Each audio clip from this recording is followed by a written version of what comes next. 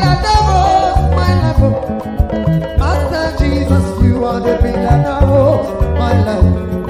Lily of the valley, you are the pillar that holds my life.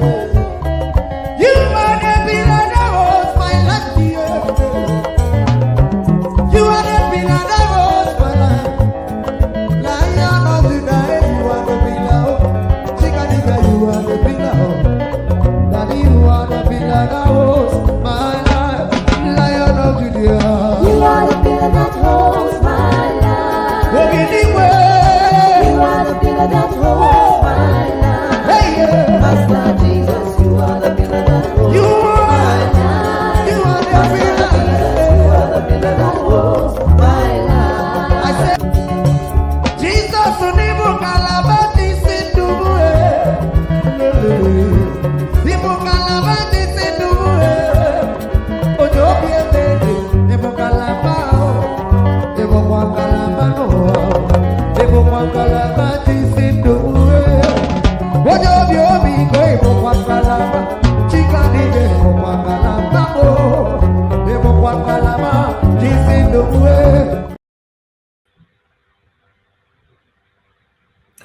Yes, good evening to every one of you right there. Thank you very much for joining us. Good morning, good afternoon, good evening to every one of you, depending on your own region. We're back here again. Yes. I apologize that we came out late, and I believe this might continue to happen, especially Monday to Friday now, because of the petition, the tribunal, the time they are giving to us. You know, we are already. I just left a Twitter space. We're already complaining about it because they actually gave us 3 p.m. today, 3 p.m. and they finish at almost 6 o'clock. So you know what that means. And tomorrow again, they have adjourned the case to 2 p.m. tomorrow. So we're already raising alarm for that, they should return us back to the morning because PDP is currently in the morning. I don't know if it's a rotational schedule or I don't know what they're doing, but hopefully from Monday we'll be returning back to the morning again. Then we can keep to our 6 p.m. But for tomorrow, as you all know, the adjournment is on 2 p.m. tomorrow. It's going to stretch, and the APC representative, the lawyers today actually stretched the whole thing. In fact, the APC lawyers today, for a reason I don't know, they consume so much time. The first respondent, second respondent, third respondent, including the fourth respondent, they consume so much time in taking and being repetitive. So these are one of the things that I think that is keeping us far. You cannot just expect me to come on air and I don't have anything to say. So that's why I was following up, being on Twitter space and following up what is currently going on. But meanwhile, don't worry, we are here. Everybody's still going to have their time. We're going to talk about this. We're going to take it step by step. But the beautiful thing about it today is that our wonderful principal carry big television follow body. Now saying since I don't create things, now saying there, right? Listen, this will be the last time anybody, absolutely, it doesn't matter if it's a government or anybody in Nigeria, will ask someone like Mr. Peter Gregory Obi to go to court. This is the last time. This will never, ever happen again. Never. It's stressful for them. They are already regretting. They will never say, go to court, never. Because it's stressful. They've never seen this kind of thing before. So for me, like I've said before, it's looking good. It's looking good for every one of us. Let's continue to keep our fingers crossed. Let's continue to believe. Let's continue to keep that faith. Let's continue to follow up. Nigeria is on a standstill right now, all because of this court case. It doesn't mean that Nigerians don't know what to do. They don't know how to react and all that. The only reason why you can see Nigerians are on standstill, we don't want to run more than our shadows. That's why. Thank you very much, my people. Good morning, good afternoon, good evening to every one of you. We're going to be taking it one by one. Now, INEC have been called out to apologize to Nigerians, for their satanic act and activities during the time of presidential election 2023. They've been called out to apologize, because everything is getting too obvious. They don't even know what to say anymore. So we're going to be taking all that together.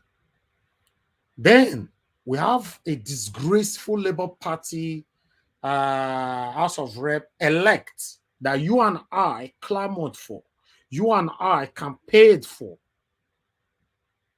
who is still, as we speak, under Labour Party, but is a House of Rep elect, raining praises on Bola Ahmed Tinubu. We're going to be taking on that. Then we're going to take on the full transcript of what happened today. Thank you very much, my people. I appreciate you all. Thanks for your patience with us. Please, please, please, I'm not a perfect person. Always be patient with us and let's do this together. You know, I'm not playing, even though I'm not on air, I'm not playing. Guess what, guys? Most of the time you see me finish a broadcast around 1 a.m. in the morning. You guys, the thing say I don't go sleep. No, I start a research straight away. I want to know what happened and all that. So I don't really want to, you know, talk about my activities outside the broadcast. So I'm a very, very, very hardworking person. You know, that's why I can never come here to lie to nobody. I say it how it is. I will talk I'll show you. I will talk I'll show you. That's what we're doing here. Thank you very much, my people. Continue to press on the like button and help us to share this broadcast. But I might not be able to acknowledge everyone. But once we are listening to the video that I'm going to be projecting right now, then I'll showcase some of the comments right there on the screen. But I cannot forget to quickly acknowledge Mother of all, Mommy Diaspora. Thanks for joining us. I appreciate you, Mommy. Thank you very much for all you're doing for us. Tony South, Precious Asen, Sarah Daddy, Mother Patricia, Nana Roland. Thank you very much, my people. Mokis, Instant Destination. God bless you all, my people. Abajolo. Thank you, my good people. Instant Destination, thank you very much. You're already giving us a super chat already. God bless you. I don't like watch my brother. Saw your super chat as well. God bless you. Discussion Channel TV and Miracle B. So don't worry, guys. I will just showcase the rest because we need to quickly meet up with time. But don't worry, we're still going to have enough time to talk about everything we're going to be projecting to you guys today. For those of you expecting us to post a link, now don't worry, go and make your rice, make your goosey soup and pounded yam. Well, I'm not posting out a link yet because I need to project 1 or 2 videos for you. Then I'll come back to project, to post out a link. So no things I want your poster now. I will always carry everybody along. We only have 9 spots. It's 10 in total. I've taken one of them, 9 to go. Thank you very much, my people. I appreciate you all. Now, God bless you. Now, I really do appreciate this. This is a collective effort. I appreciate you all that is praying for us, that is encouraging us daily. What I want you guys to know is a collective effort. I can never do this alone. Yes, I have my team that is working back to back with me, bomber to bomber with me outside the broadcast for this to happen daily. So it's a collective effort. And you guys that is coming here, what about my panelists? I have some panelists that are dedicated, consecrated to my channel. They are here every day like me. You understand? Sometimes when they are not on the screen, they are on the comment section. So I know some of these people. Then we have also on and off panelists. So every effort is a collective effort. Thank you. Now God bless every one of you. So I would like of what we have for you today. Currently, we have 1,450 watching us, and we only have 329 likes. The like is not encouraging at all. If you can hear my voice, if you can watch what I'm projecting or presenting to you right now, showcasing to you, please press on the like button. You know, we should be staggering at least a minimum of 700 at this particular time, you know, according to the people that is watching us. You know, please continue to press on the like button, my people. Press on the like button. It's currently on 360. Just continue to do that. May God bless you. On sharing, we only have 42 shares. You know, we can take that to at least a minimum of 300 shares. If you can, please do that for us. Our voices needs to go far. We cannot continue to talk and, you know, leave it in one particular spot. Let it go far. Let all Nigerians be carried along to know what we are facing from these satanic people. But I'd like us to quickly go to Arise and see what they have to say on this particular issue as well. Thank you. Try. Well, all right. Well, good morning to you, viewers. Let's begin what's trending. There have been mixed reactions trailing the proposed legislation by the Speaker of the House of Assembly, Mudashiru Obasa, which will make laws in the areas of property and the economy to protect indigents of the state. On Tuesday, Obasa was unanimously re-elected as Speaker of the House after the proclamation of the state's 10th Assembly by the Lagos State Governor Babajide Sanwo-Olu, making the third consecutive time that Obasa will occupy the position. In his acceptance speech, the Speaker said, "Lagos is Yoruba land."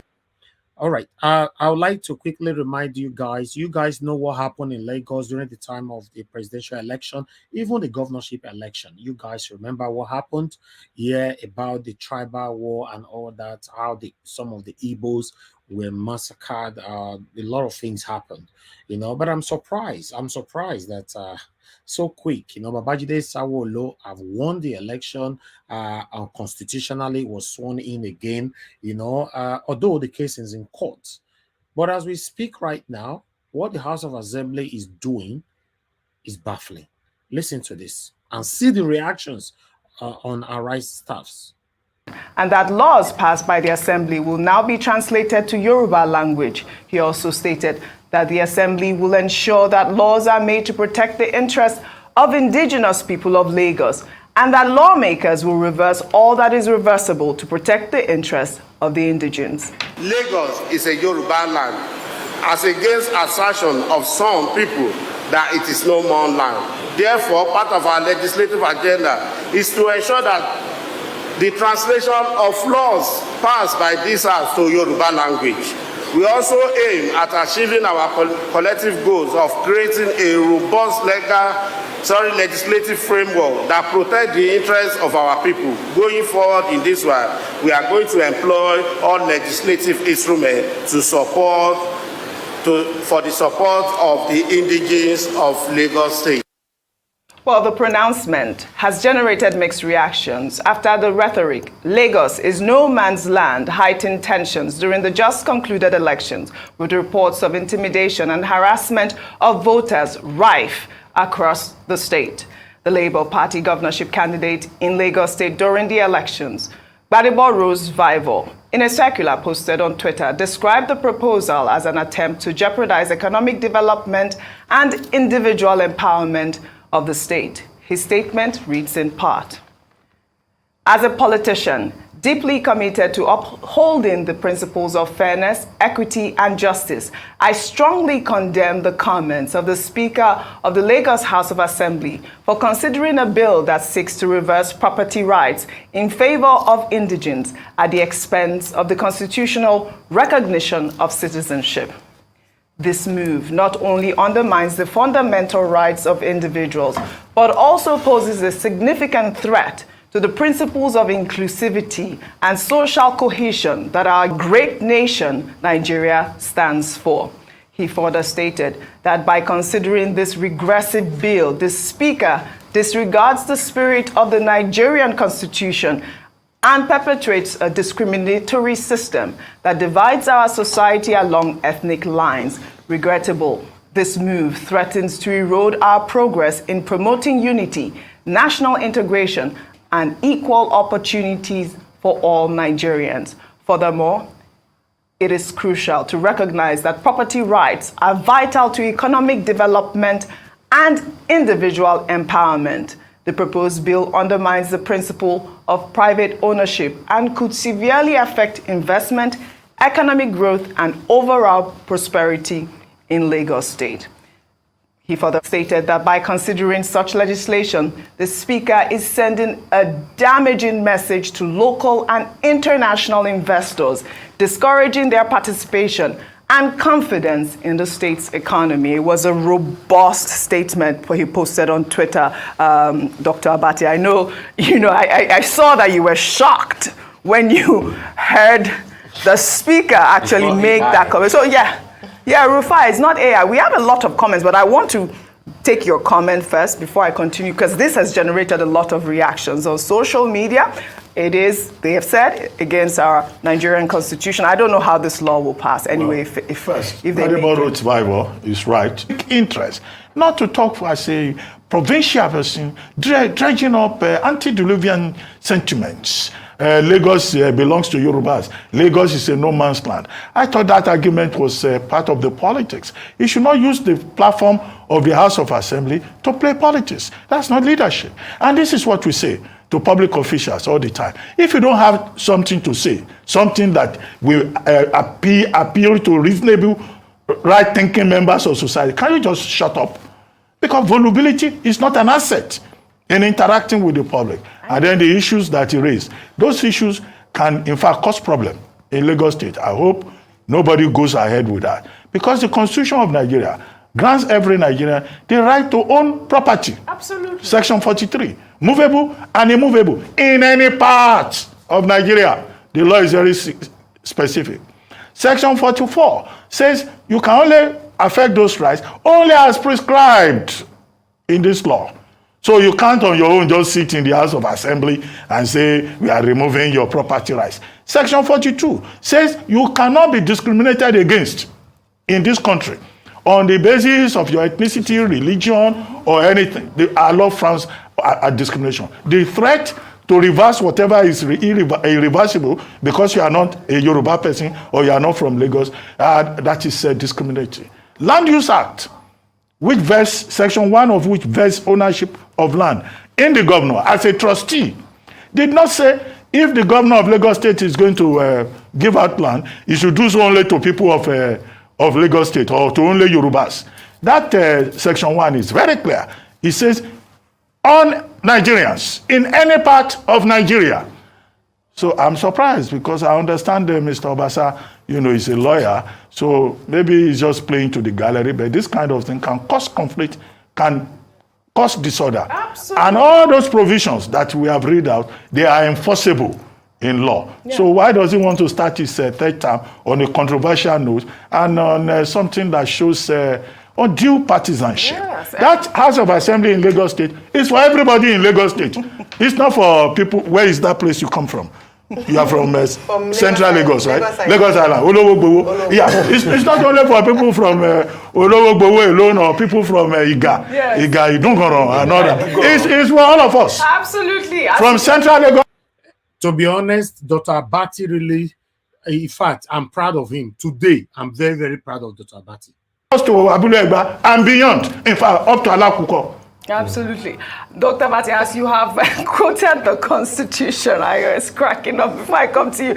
You're not the only one. People are even quoting the Constitution on Twitter. Let me take a tweet from Eric, who wrote, while the Lagos State House of Assembly, led by Obasa, has the power to make laws, such laws must be in line with the Constitution. The law will be declared unconstitutional before a court of competent jurisdiction as it violates relevant provisions of the Nigerian Constitution. Well, Sadiq wrote, they want to make tribal bigotry a law in Lagos. It will be against the Constitution and is another ploy to build a very tall fence between Yorubas and the people of any other tribe, instead of the Nigerian government to always preach and promote unity with intertribal marriages and more. They divide us more. I mean, this is what we are seeing here. I mean, I believe I even heard you earlier this morning, even praising the president, Bola Ahmed Tinubu, with all of his speeches of unity and all of that. And we get to see this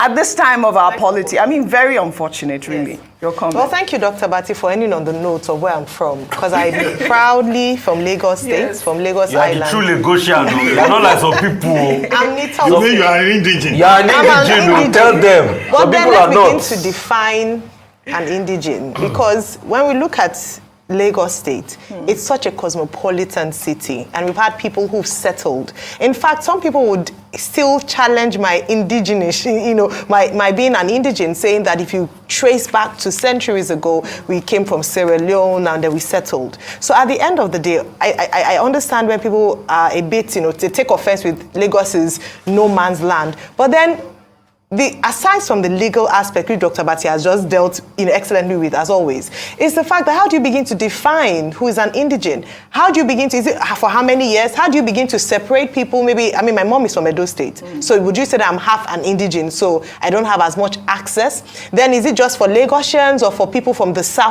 western part of Nigeria? Because if you look in the house, you would see that it's spread across different people who've come into Lagos to settle. And then very importantly, like people have said, is the fact that we are on the path to healing and restoration. What we saw or witnessed in Lagos during the March elections is what we should never see again, is what politicians should never play to again. What we should be looking at is how to bring people together. One of the things about Lagos State as a center of excellence is the fact that people from around the world can come here and thrive and excel, and they contribute to the prosperity of Lagos State. Yes, Lagos is a no man's land, but the excellence and who built Lagos is not just indigenes. The people who've come around from around different parts of Nigeria have come in and they've invested in Lagos State to make it what it is. We must be truthful about that. All right. Rufai, I know you've made some comments on this, just really quickly so we can move on. I want to tell a story. Okay. And with this story, I'd like to pay tribute to Chief Shubomi Balogun. That is, I think he's been buried around this weekend. In the thick of the Civil War, a certain young Igbo architect who happens to be the first PhD holder in architecture in Nigeria had a home close to Shubomi Balogun's home. And when the war started, the Igbos had to go back. And Shubomi Balogun saw that squatters were coming into the home of this architect. And he chased away the squatters and he renovated the home. And he put somebody in there and he was collecting rent from her and keeping it for the person. He could have taken over the property because, as at that point in time, there was a war and the Igbos were being denigrated. But he kept the home.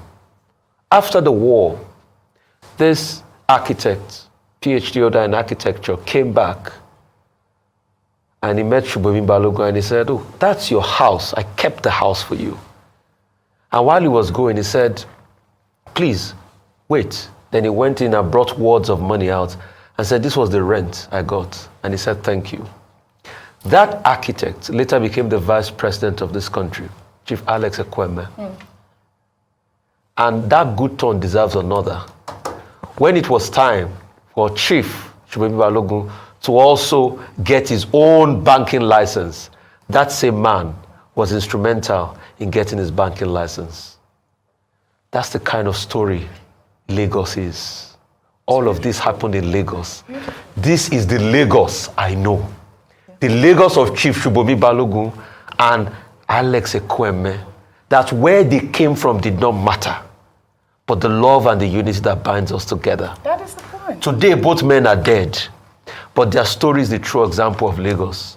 This Mudashiru Obasa's Lagos that he's talking about here, I don't know it.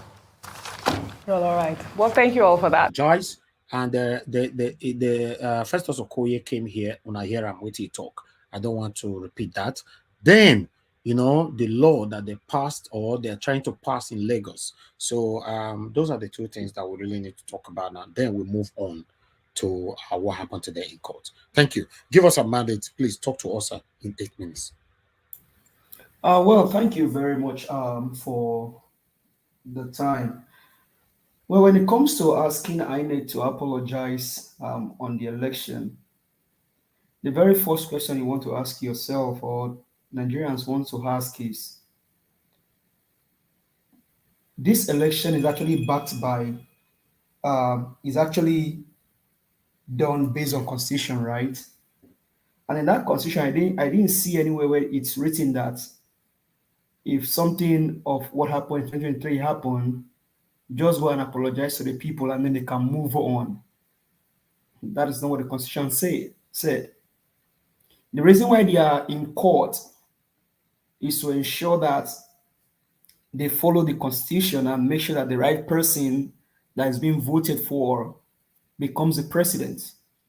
So I don't see anywhere in the constitution where they say, oh, if Mahmoud Yakub rigged the election or they did all of the shenanigans like they did in this past one, just go after somebody is being selected as the president, just go and beg the other Nigerians, don't be offended for what happened, even though the election was stolen, or even though Mahmoud Yakub foolishly declared somebody as a president, please don't be offended, let's just move on. No. Now that brings to the question of the fact that over 88 people were deleted in the election. Will you go ahead and beg their family and say, hey, don't be offended, though, I mean, it was just because of the election that all of this thing happened? And if you're saying, come, go and beg Nigerians, are you going to beg them and then get the mandate back from the one that you selected and give it back to the person that really won the election? Or you're just going to beg Nigerians and then Nigerians just keep moving on until we get to a point where people are held accountable and held responsible for their actions? The nation is not going anywhere. And somebody had to be, should be used as that scapegoat. And Mahmoud Yakub deserve to be that scapegoat. Mahmoud Yakub, Festus Okoye, and whoever is part of those people that actually got involved in doing this evil that they perpetrated against Nigerians. Because you can easily say, go and apologize to Nigerians. So after you apologize, then what next? Does that give back the mandate to Peter Obi, or okay, we apologize and then stop tribunal and then nothing, or what? Because I mean, there's no sense in that. There's no sense in whatever they say, go and apologize. Like, would that solve the problem? Would that put the rightful owner of the election in the office? So to me, I think that's a way to just say to Nigeria, you know what, we've done it again. We've shown the world that Nigeria is truly a 419 nation. So don't be offended. Let's just go ahead and move on. That's what we are known for. No, this one, Nigerians are bigger than that. The right thing must be done. And that is what is happening in court. The rightful owner of the mandate must be declared. Once it's declared, then we can now decide on what we need to do to get people like Mahmoud Yakub, Festus Okoye, the guy in Agbaje, and the likes of them, even Wike in Black Maria, and then decide where to take them to. Because what they did against the people is evil of the highest order. Now going to civil society, and my like when that woman was saying what she was saying, even though she spoke the minds of some Nigerians, like I really don't understand why she's giving that report. Because to me, that report, as it is now that they are in tribunal, to me, that report, I don't think it's of any essence now. Keep the report. Let's deal with the tribunal. So are you saying that you're going to give the report and then Nigerians are going to move on and then even tribunal is going to shut down, or what? No. And even ourselves sitting down there with Okoye, and Okoye saying what he said, I mean, that just tells you the level of irresponsibility and the level of impunity that operates in society. That Festus can still come out today and then still talk like as if nothing happened during the election. And you ask yourself, does this guy really know what he's doing? Does he really care of all of the evil that was done and he just want to move on? He should be in jail. He should be in jail. And it's still, even after the whole thing said and done, it's still like have the effrontery to crack a joke when you are dealing with people's emotion, you are dealing with people's destiny.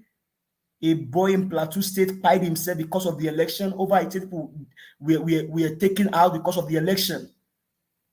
And you just sat down there with impunity and then you are laughing, making jest. Come on. And so you see what happened there again. Civil society and then Okoye working for INEC. It's like they are intertwined. So why not separate even civil society from INEC? Why should INEC have to be part of civil society? To me, I see no sense in that, because even with that, they can easily be compromised. Then going to Lagos, I think Rufai's video about Balogun Shomi and then the past Vice President Ekweme, I mean, just tells the fact that there are some elements, and you have them in each of the tribes in Nigeria, that are out there for their own selfish gain. And once they achieve their gain, they don't care about what others go what others encounter or experience. And as you can liken that to what happened in Kaduna State. So you have those elements all over the places, and what they are trying to do is just trying to bring the tribes down, trying to cast some kind of evil on tribes, and including religion. Because the Constitution says you can buy property anywhere in the country. And so why would that guy come and say, okay, they want to enact a law that says it's for citizens alone? When Chinese are even buying land in Lagos, they own property in Lagos. That's foreigners. Most of us live in the Western world. Properties that we have property there. They won't tell you you cannot buy property. And someone sat somewhere and making a law because of his own selfish gain. It just tells you how decayed the society is, because that guy that was saying that, even though he's the Speaker of the House in Lagos, as soon as he made that statement, the police should have been waiting for him outside, get him arrested, and take him to either Kirikiri or Kuje prison. But it would not happen because you have their godfather that stole someone's mandate and they still have the guts to walk around. That is how bad this whole thing is. So they even go in tribes and then divide people and then just go away. But, we just keep fighting. Thank you. Thank you. Thank you very much. Give us a mandate. Thanks for your submission. Okay, let me go to Nigeria, the second person on the panel today. Talk to us. 8 minutes. Okay, looks like you're not there. Okay. I'm here. Okay. Go ahead. Yeah, greetings, Nigeria Watch, and greetings to everyone on the panel, the chat, and to the viewers. For me, this Obasa one reminds me of what El-Rufai is done in the north, and what happened during the election period. There are leaders that are just out there hell-bent on just causing chaos in the country. That's what they're just doing.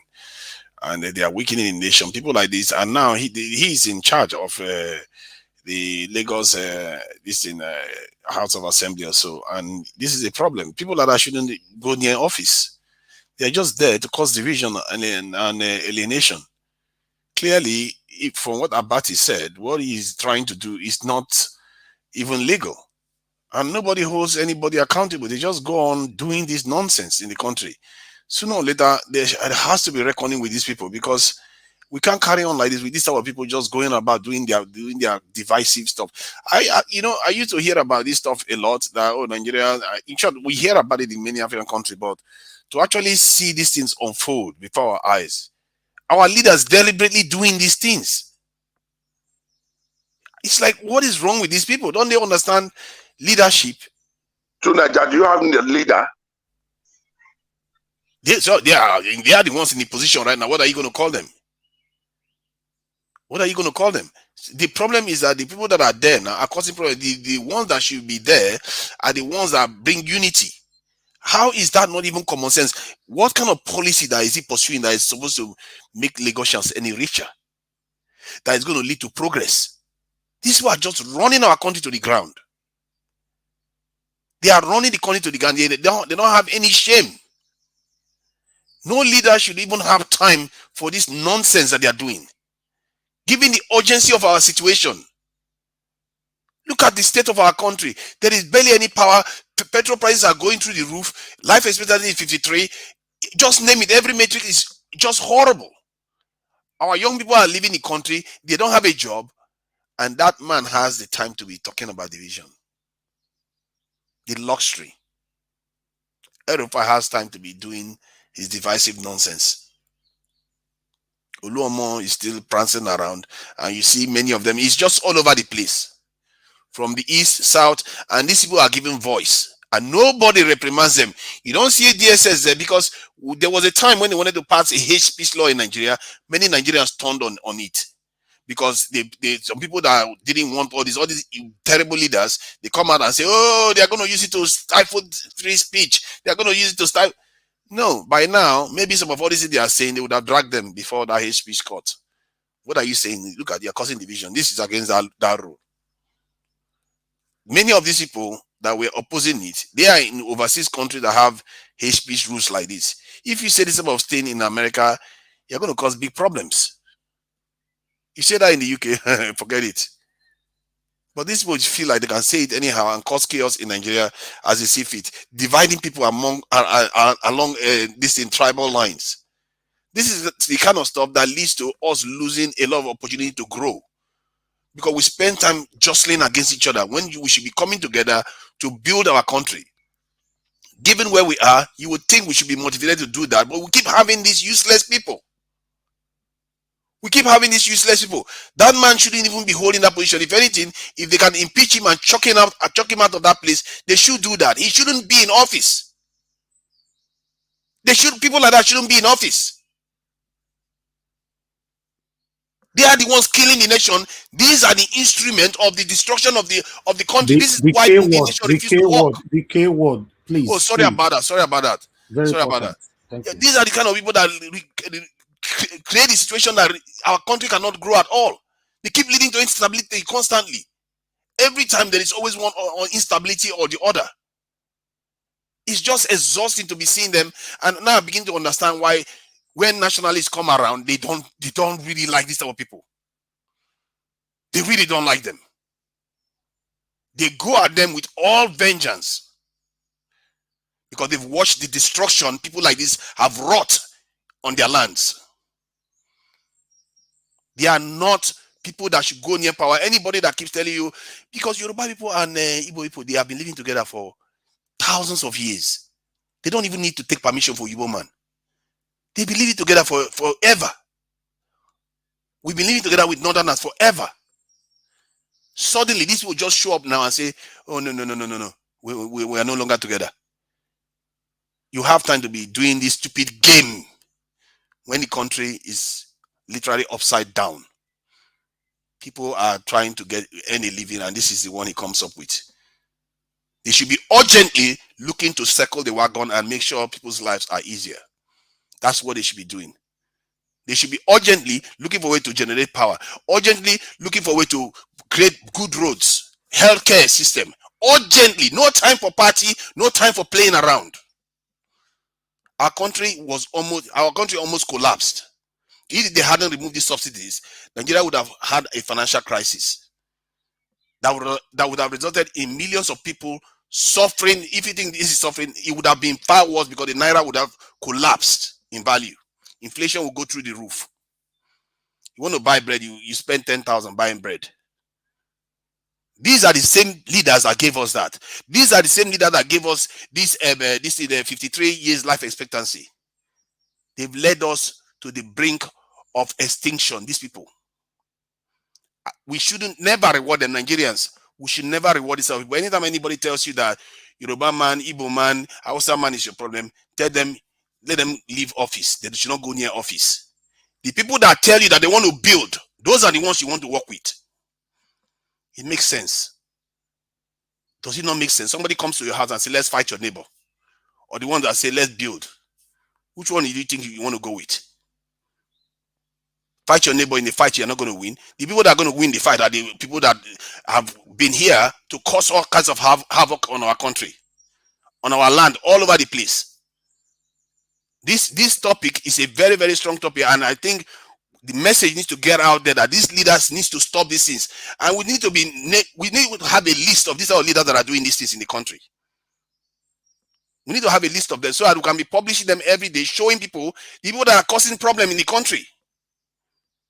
These people need to be done away with from the corridors of power, because they are not going to do anything. Even when they are silent, they are still causing division. They are silently making people alienated. If they meet an Igbo man, they will make an Igbo man's life hell. If they meet an Edo man, they will make an Edo man's life hell. Behind the scenes, making the country not function. This is why Rwanda decided to outlaw this nonsense. Nigerians have been living together. Lagosians get on with I was in Lagos. We didn't even care where you came from in Lagos. But now look at what these people are doing.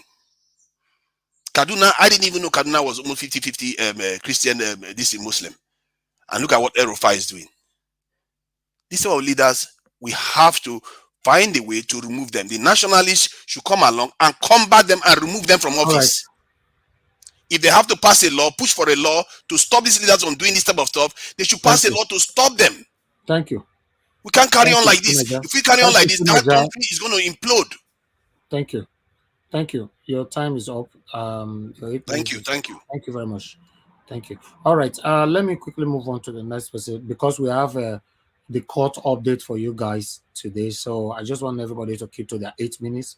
Thank you. God bless you all. Madam Nena, it's your turn right now. If you are there with us, please talk to us in 8 minutes. Good evening to you once again. Yeah, good afternoon, good evening, everybody. God bless you. God bless the people that spoke already.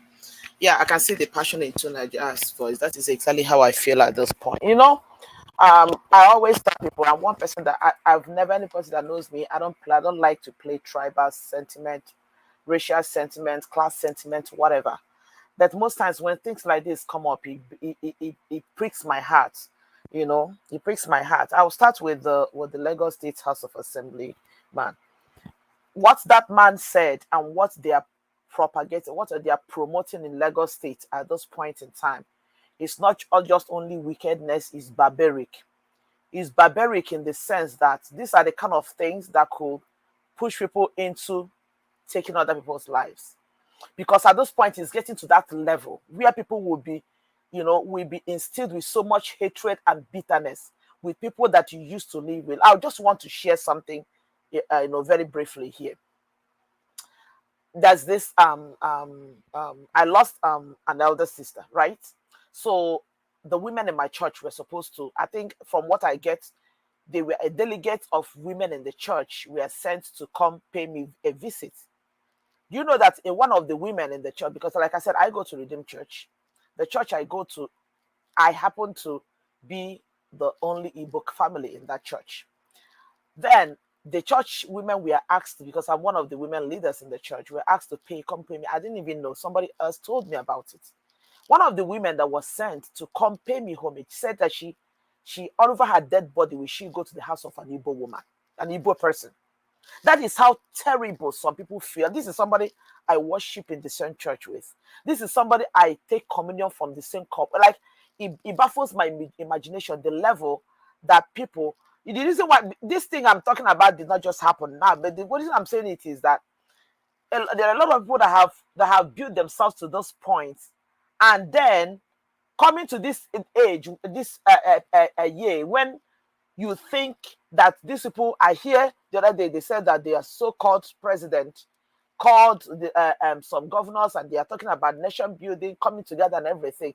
And you still see a house speaker sitting somewhere promoting this kind of bill, saying something like this in this 2023, in this year and age, in this century. It does now where we everybody we are saying that the world is becoming a global village where everybody is gradually coming to the point where nobody cares about the color of your skin. This is taking Nigeria back 1,000 years behind. Madam Nena, that your story is very touchy though. In same church, Jesus. In the same church that I go to. Wow. In the same church that I go to, it was very painful. In fact, the person that revealed the thing to me is one of the church members who is supposed to be a Benin woman. The woman, in fact, the woman was fighting them in the church. I didn't even know until she came to tell me. She came to my house and she was so bitter. And I asked myself, how can people feel this way about their fellow human beings? I always say it, when you cut each and every one of us open, you see nothing but red blood come out. We are like egg. When you break us, you see nothing but yolk and white. Where did we get this idea of this? I don't even understand. Somebody who is promoting this kind of a thing in 2023, and to tell me that person is educated, is a lawyer. When you come to a place like this is when I heard this thing this morning.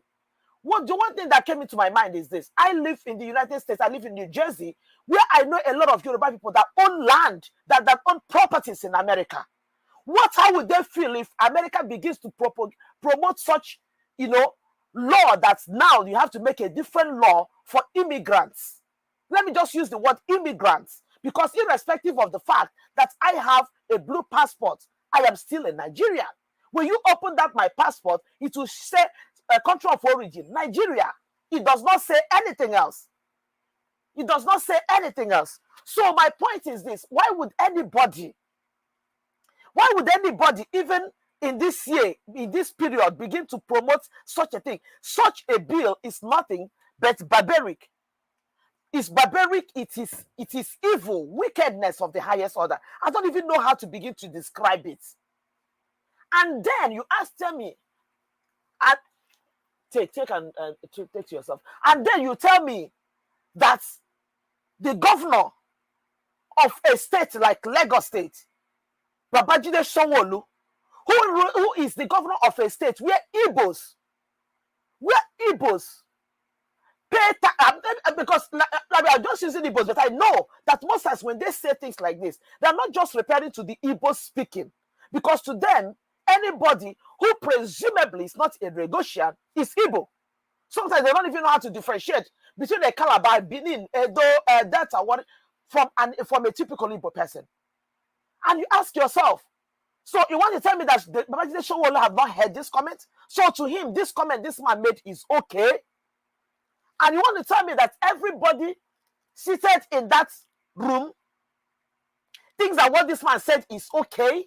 Like Juna just said. So you want to tell me that this individual will be allowed to run his term and run it, play in that run and collect payments, allowances, salary from the taxpayers' money, and the taxpayers are and the Igbos are part of the taxpayers, where this man will be paid from? It is very painful. It is very, very painful that we are allowing such a thing to happen. Their president select, or whatever they call him, who is calling for a national unity and everything. You want to tell me that he has not heard that somebody made this kind of comment? Like Tunaja also said, this is just, when I heard this thing, it also brought me back to what Erufai said. This is a country where we are. And such people, be careful, and such people are allowed to hold a position of office, a position of authority. Whether we like it or not, these are people who are at the helm of affairs at this point in time. In a civilized country, in a society where where the leaders are sane, where the leaders are normal. I'm trying to mind the words that I use. Are normal. This kind of person is not supposed to stay beyond 10 minutes in office. Once you make this kind of comment, you are out. You are out, except Sanwo-Olu and everybody else, including their president-select, is in support of what this man said. Because this person has no business being in power. This person has no business being in power. Do you know what this person is doing? This thing is building bitterness. Go to Twitter and see what people are saying. This kind of thing is building bitterness, hatred. Is building a lot of very gigantic wall between people. And I want to ask again, how exactly are these people sure? How exactly are they so convinced that if eventually Igbos leave Lagos, that Lagos will succeed the way Lagos is now? How are they very sure that if Igbos happens to leave Lagos today, that Lagos will still remain this Lagos they are bragging about? Because these people fail to understand. Sorry, madam.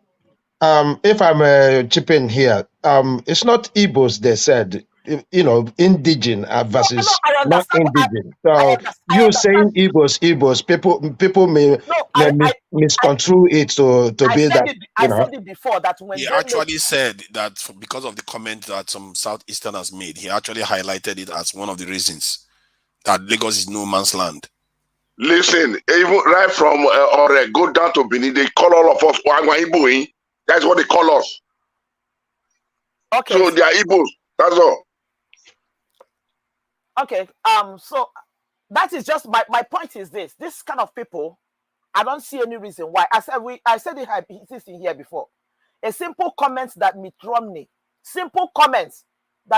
made against the blacks in the US cost him his political career. And people are sitting. And I will not be surprised if somebody like Erufai, I'm sorry I'm bringing him because his comments on what this man said is somehow you can marry them. You'll be surprised that this kind of people tomorrow will be given a place will be given a ministerial position or something in this so-called kangaroo war nonsense government that they put in.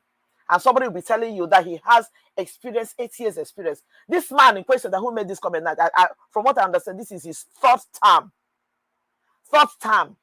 in office. And Showolu shook hands with this man, and he made this kind of comment. Showolu left. It is very sad. It is so unfortunate.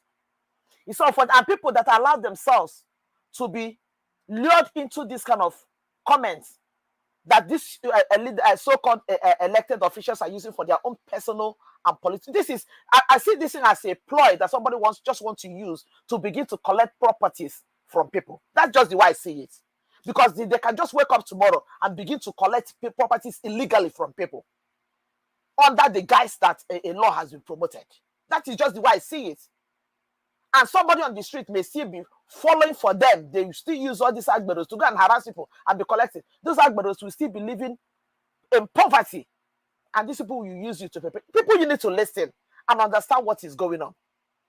Then, because of time, I'll just quickly go to Festus Okoye. I'm sorry, I'm going to speak my language here.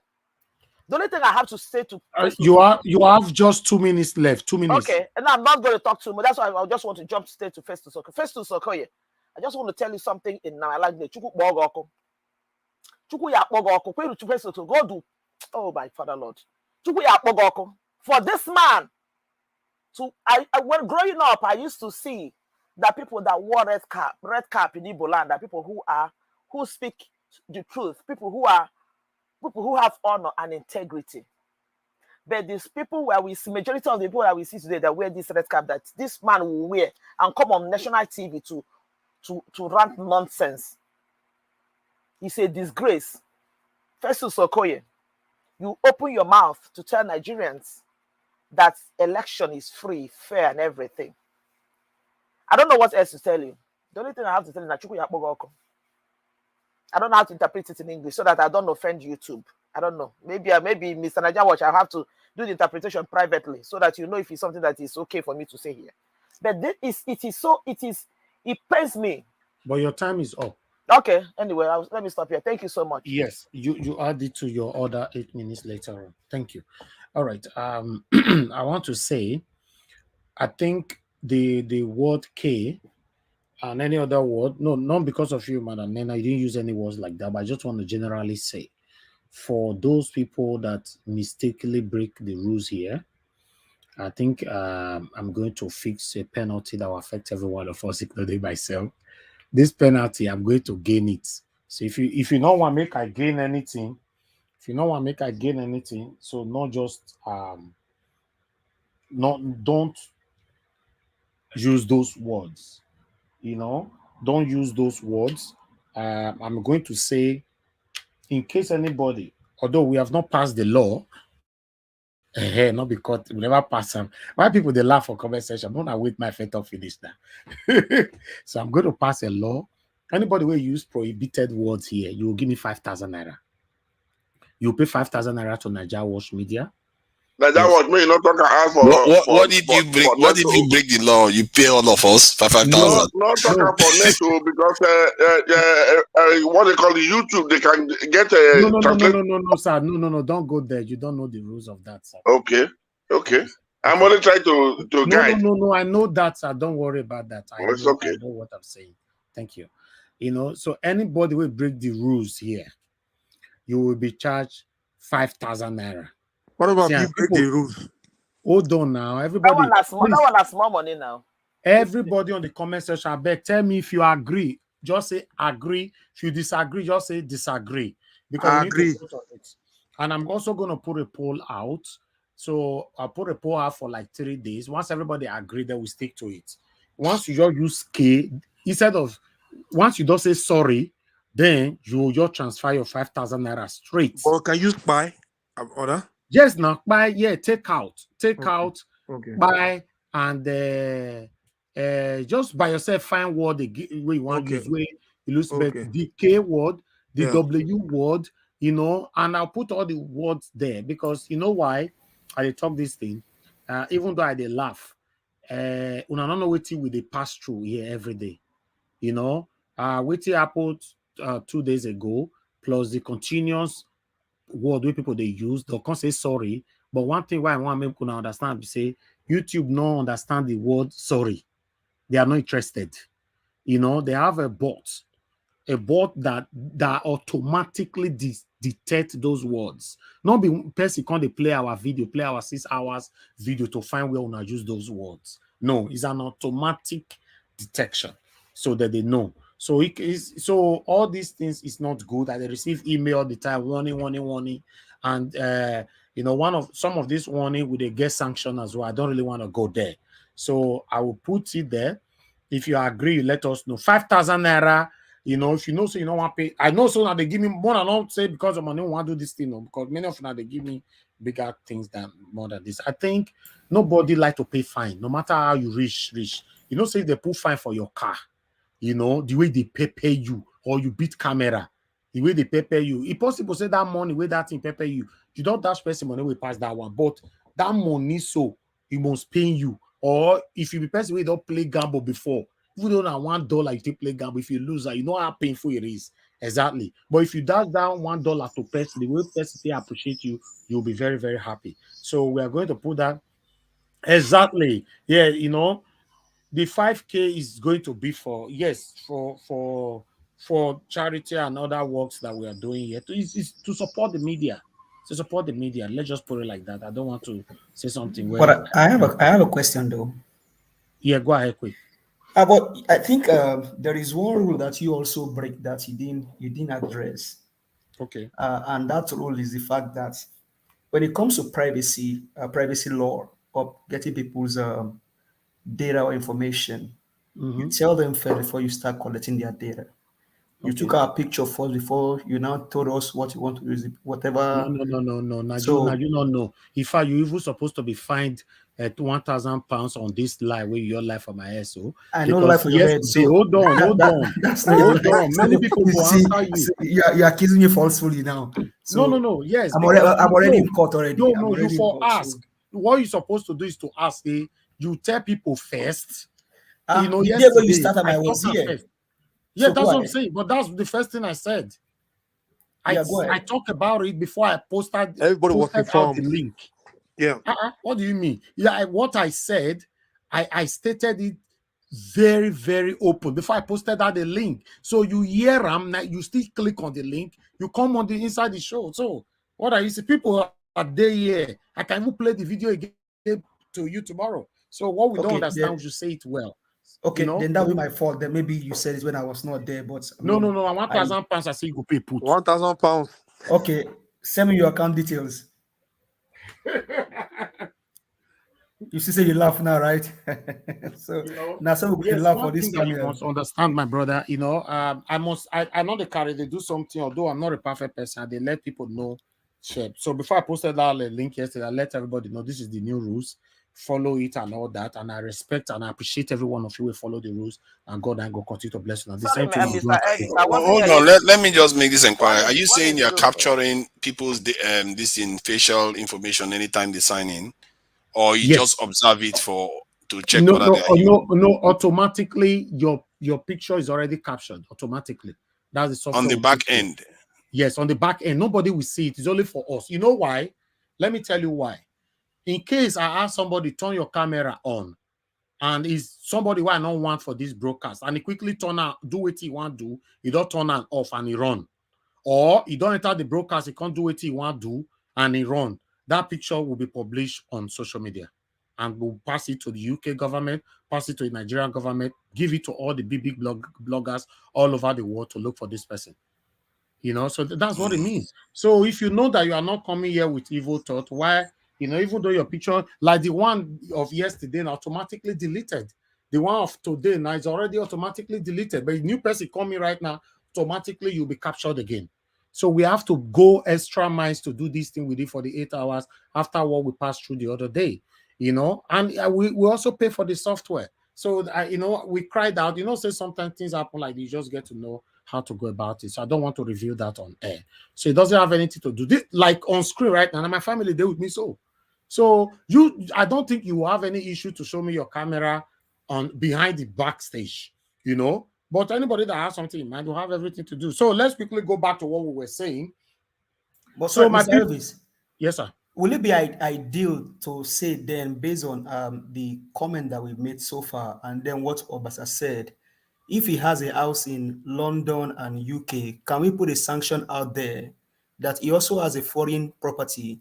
Can we ask the government of those countries to sanction his property Of and then course, take it from but him? that kind of sanction we need, I think, a minimum of 60,000, 100,000 people to sign it. Yeah, I mean, if we can get Nigerian, so that he also will feel the heat before he starts, of course. before he think about that nonsense way of If laws. if we put them out, we showcase it all the time here. Everybody share them. Now the 100,000 people signature do already complete.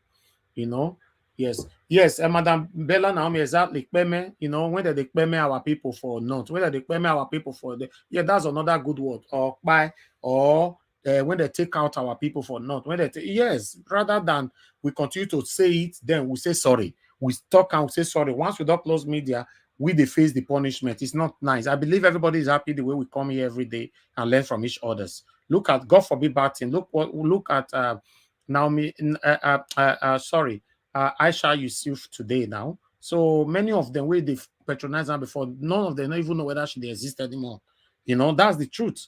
I talked to her. Some people don't even call her anymore for updates. They just move on, go to another platform. So it's not nice. It's not nice. The same thing with losing of life. That's why you need to look after yourself. God forbid, say you fall down, say you die today. And many people, you'll move on after 2 days, 3 days. That's life for you. So it's your duty to set the rules. Set the rules and let people follow it. Because may not come for trouble, then everybody move on. So yes. So my people, I just wanted to highlight this. I believe the money go pay you, so you not go want to make the mistake. Some people treat say 5,000 not be money, or if the people still say I could put down for 1,000 naira, I don't mind. But some you must pay put for the mistake. So because of that, maybe if you don't pay 1,000 or 5,000 naira 50 times in a month, you're not going to want to pay them again. Because not be say now your heart you take use that money to bless person and mistake where you make. So I think on the comment section, I beg say this platform will they carry each other, they go. Now you carry it or they make me decision. Everybody must come on it. I'll post out what is it called? A poll, we'll vote on it. Then on the panel, we'll talk on it. So we'll look at the majority, then we'll move on from there. Thank you very much. Yes, kick bucket is also there. They give you an idea what you're going to talk now. So kick where they kick bucket. I don't know how they'll use that bucket, Osha. Where they kick bucket for that one will be us again. But Beme or buy or take out. Be like Alex now, Mr. Alex now, don't they use the word take out? When they take out our people, that was a good word. Sometimes you can say on our life somebody. Pardon? On our life. What does that mean? On alive somebody. When you say you're on alive, let me write it. On alive. Yes. Sometimes we use that, even though it's not really like English, but you use it because of YouTube. I don't know that this is now English because these people are extremely strict now. Extremely, like they talk. That one is they use it a lot in YouTube. Okay. Yes, if you know how to use that, I'll check it out. Write it on the private chat, please. Yeah, that's what I'm putting it in. Yeah, so that I can check it. So like I said, not everything I'll come here and call the teller because the same people where they cause us pains. I want to make you know so that they wash us. Now make me know. You see now they talk and reach place. I'll stop. I'll talk and I think the issue could be that one, people that are new that come in will not be aware, and some of these rules might depress this thing. And from what I gather on YouTube is when you are encouraging dangerous behavior, the term, the K-word term is even used on TV. Is when you are using it in a way like some people say, oh, do it to the north, or do this to the south, or do this to somebody. That's when but when you are using it as a way of describing something, that was necessarily you are talking about the policy of 4 or 5 years ago. Just 24 hours ago here, I received, we got a new amended policy again. Not be we, YouTube. So they are now amending all the time. They're not the post on to us private, they post on they go even on their Twitter, everywhere. You must follow. You don't have choice, because they are detecting this thing now, and it's becoming a big headache for me when I receive email like this. Once I don't see YouTube name on top of an, my mind will just fly until I read them. The ones you are receiving, if you check it, is because somebody is saying they should do it to somebody or some parts of the listing. I was on a stream where somebody was advocating wiping out some parts of Africa. No. Somebody, that wiping out now bad word. I swear, I beg. You want to use the word wiping and don't include human being. Yeah, exactly. This thing is a very extreme bad word. They indicate and join the word that we must never use. Listen, these people they talk to you twice. They'll take decision on your head. So please, when I say let's do this thing, I beg. I want me to understand with me. Say I'm not trying to be rude. I'm not trying to let say at the form or I'm causing my platform. Now the way to the same I follow. Now the pastor. Now please just let everybody follow it. It's just for me introducing 5,000 naira. I know so want to pay 5,000 naira 200 times in a month, so like them. So at the end of the day, to me, if you ask me, I really want everyone to be here with me, but I would prefer you just come if you don't feel follow the rules. That is, if you don't feel talk for complete 6 hours with us here, say you not use that word. I go prefer just come, because if me can say because me love you now, you must once you say sorry, I'll say okay, move on. But it's already there. The word is there. So that's the thing. So I want everybody to use to it. It's a discipline, though. It's also a discipline. Thank you very much. Let's move on. Because we don't use time to talk this thing now. Should we? Okay, what will happen? Let me present. I know people will never talk, so I'll just give you 16 minutes. I don't know whether this one go well. I want to present what happened today in court. Should I present it now? People will don't fair talk. If you want to talk on it, you have your 8 minutes, but people will never talk. Do it. 8 minutes. Right? Yeah. That's one. Should I go or we'll finish this session? Pull you one from court. No, you don't already talk. I think you should. No. No, I think we should just finish this. I think you finish it because it will be. Yeah, we finished this. Okay. Alex cried out yesterday. Okay, all right then. That's fine. All right, let me move on, Mr. Schultz, to be with you. Talk to us in 8 minutes. God bless you. Yeah, good evening once again, Mr. Niger. Good evening, fellow panelists. It's if you get the, I don't know how to put it, but it's not nice, because what they're telling us right now is they say that there is no government, nobody is checkmating anybody, and that is where the problem comes from. We might say whatever we like, or blame whoever we like. As long as these people is there, our hands are tied. Because all we can do is shout as we are doing now. There's nothing, any one of us, and let us not make mistake about laws. It's not about law. It's not about law. The law that will take care of these human beings are there. But what? Nobody is touching them. Are we saying there's no law that can deal with El-Rufai? The law that dealt with that Igbo man who is called himself King of Igbo in Lagos, that is still in prison till date. Why has that law not dealt with El-Rufai? I'm not saying that man, what he said is right. But if it is, in fact, I don't know how to put it, because this is the exact thing that we are suffering.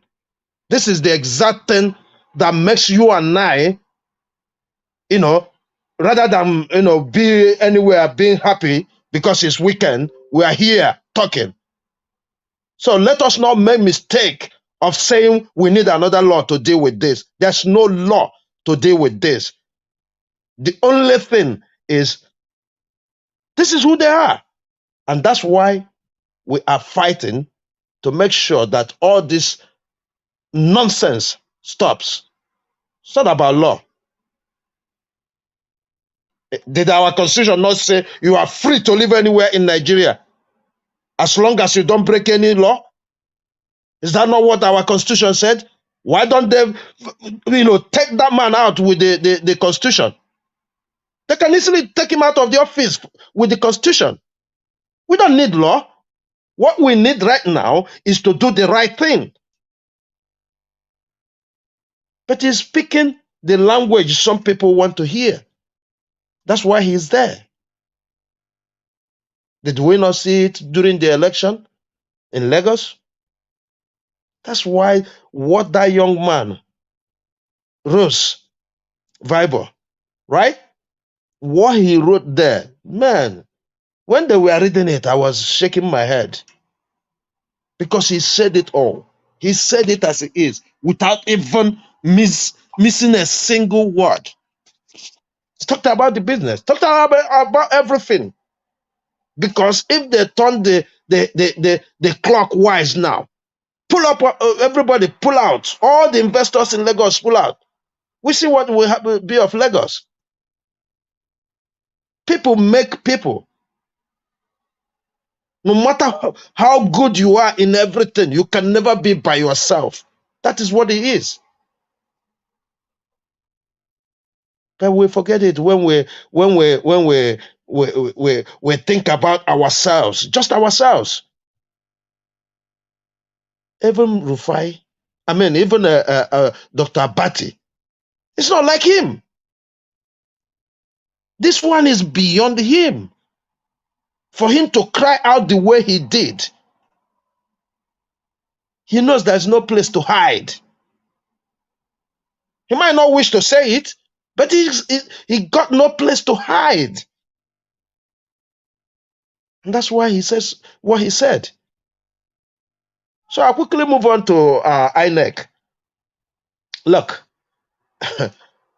Mr. Koye, Mr. Koye, I didn't know Mr. Koye can talk boldly.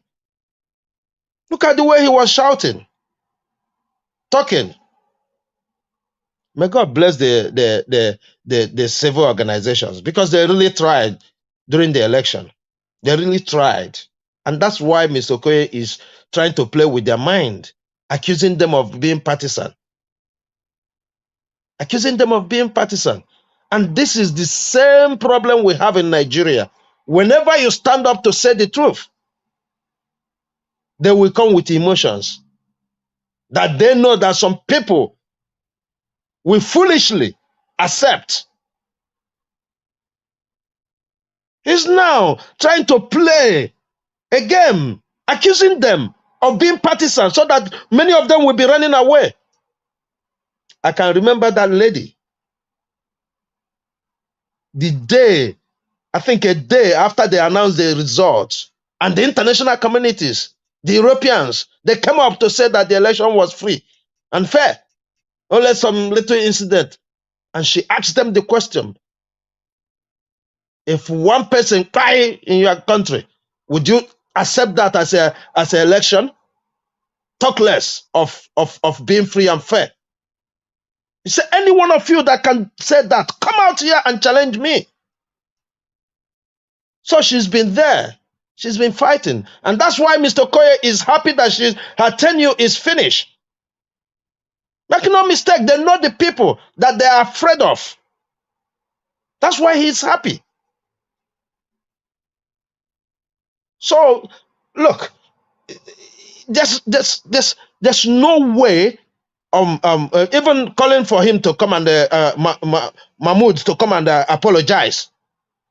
I can say it's an insult to Nigerians. Apologize for what? Apologize for what? He should be in jail, not apology. We don't need his apology. He should be in jail as we speak. And that is why we are saying it. There's so many things going wrong. In the same country, it is not me and you that we are supposed to be saying this. The security agencies should put every one of them in prison. And that's why when we come and we argue, well, why we should have done this, done that, that's not, our hands are tied. We are just fighting. Because when we identify those who are the cause of our problem, our security agencies should move forward and arrest them or interrogate them or do whatever that is necessary. But yet, they will leave them to walk the street, and then some people will blame you and I. Or thinking, if you do this, some foreigners will come and take our country. Are we enjoying the country now? We're not enjoying the country. So if I'm not enjoying something and you ask me to worry about somebody coming to take that thing that I'm not enjoying, no, I wouldn't worry about that. Because if you call people who are at home, I spoke to so many people today in Lagos, they're very angry, very, very angry. Because such thing cannot be said about you, and you think about Nigeria as your country. It's not the first time. They've been saying it, but to threaten people up to an extent that you're going to take whatever properties they have there. Thank you. Thank you, Mr. Elvis. Thank you, Mr. Chuksubiboze. God bless you, sir. Thank you. All right. I would like us to move on to the next person quickly, which is Madam Rita. Thank you very much for your patience. Please talk to us 8 minutes. Yeah, thank you, Mr. Niger Watch. Good afternoon again. And good afternoon to everyone, Mommy Diaspora and everyone in the panel, and those watching from home. Okay, I wanted to ask, the session that they had with the lady from the civil society groups and Professor Sokoye, was it a question and answer session? Because I think by the time I started watching was when she was talking like halfway, and before I think the guy from the civil society started speaking. So maybe I lost, some of the information, but... no, it wasn't a question and answer. Oh, it was just like a press conference. It was a press conference, yes. Well, anyway, maybe because they're supposed to have questions. Because the reason why I'm saying so is, I think like what I think Givers Armando was saying in the beginning, like what was the purpose of this press conference? It seems to me like it's somebody just giving in to the fact that they've accepted the fraud, so somebody has noise in the background.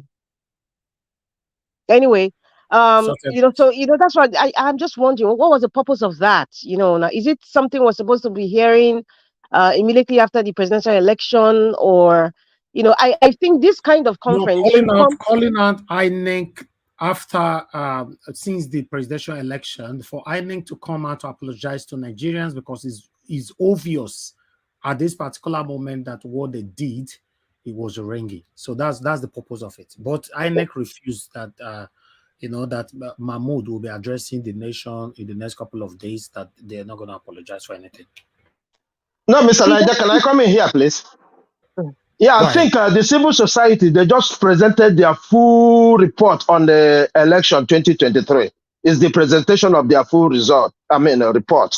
They gathered everything that happened and everything they see, whatever they did, and, because they work together with INEC and the government. So that's what they did.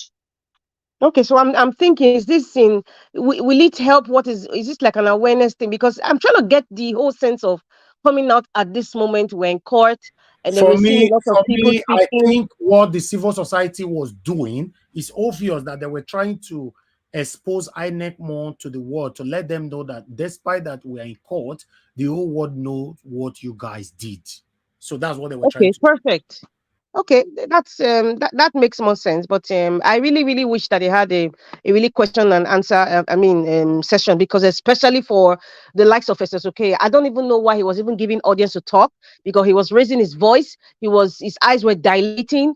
He's a bloody liar, of course. And I really don't think I don't understand why he was even allowed to speak. In fact, that man should be in jail. He shouldn't even be speaking at all.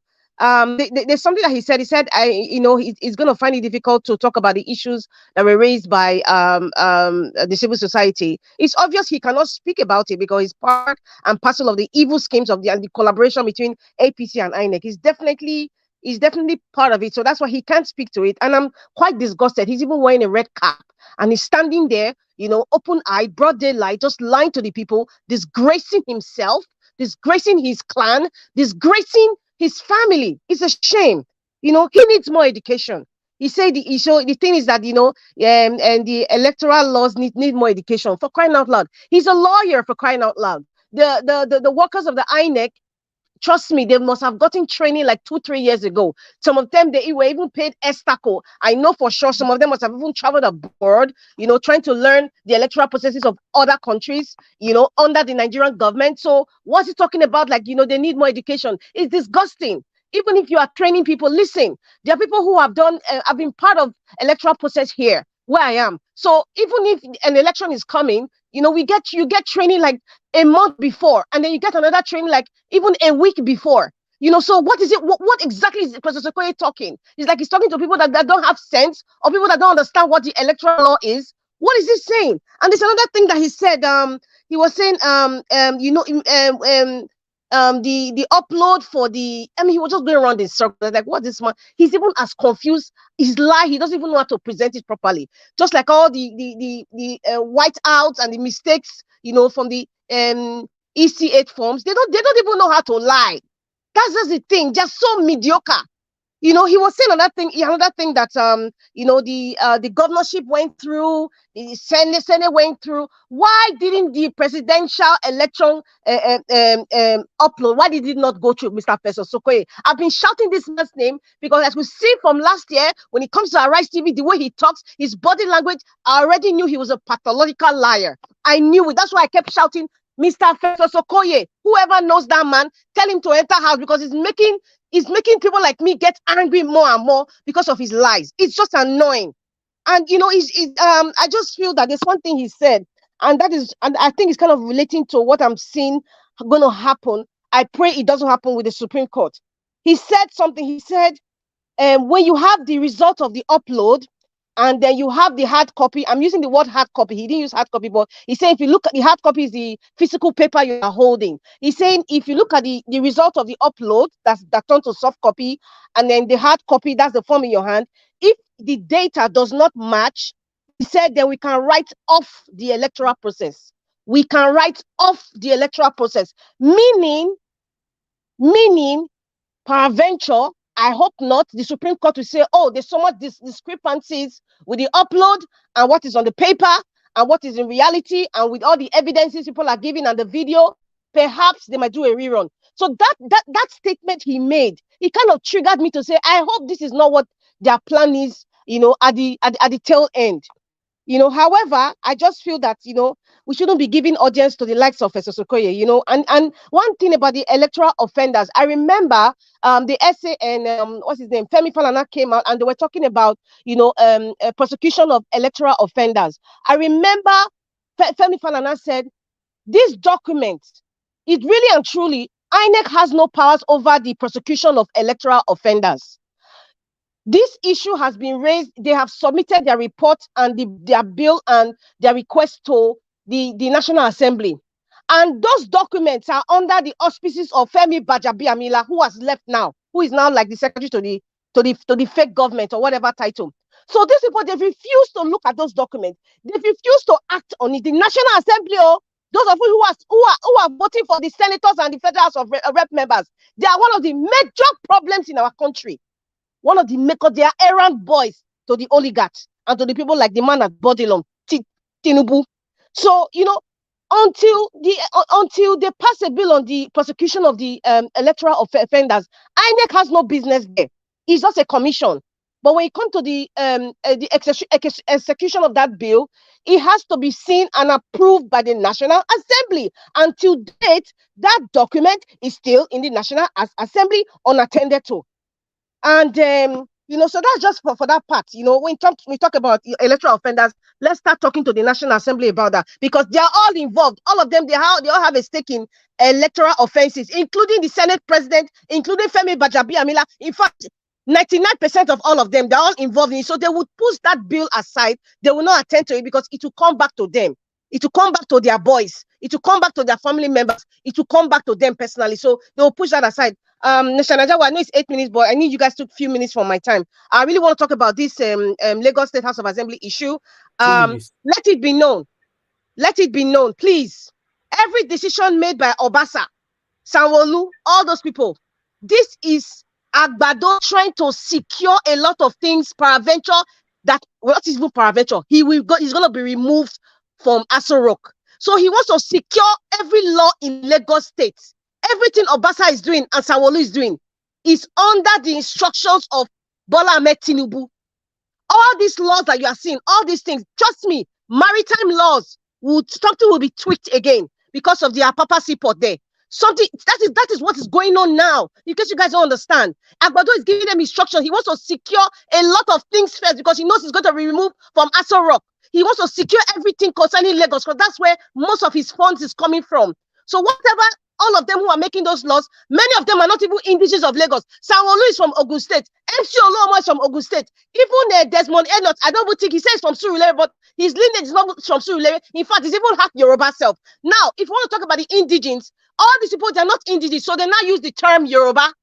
If they say the indigenous people of Lagos State now, if they want to pass that law, they are not indigenous people. Look at all of them. If you check their lineage, all of them, many of them, they're not indigenous people of Lagos State. So they're not twisted it, just like Agbado. Agbado is only from Lagos State. Remi Tinubu is not from Lagos State, but they tweak everything to say it's a Yoruba. You see what they're doing? So that is the scheme that they're doing.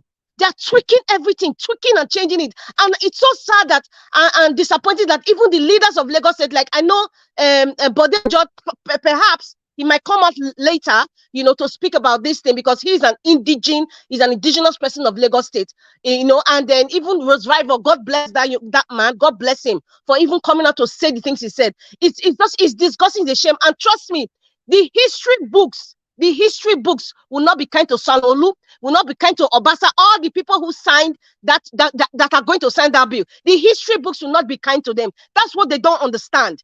That's what a lot of them don't understand. They're doing it and they think they're winning. The history books will not be kind to them. It will be a shame. Their family, some of them might even change their last name because of them. With the likes of Obasa, just because they're doing the bidding of a wicked entity in Bodilon Avenue.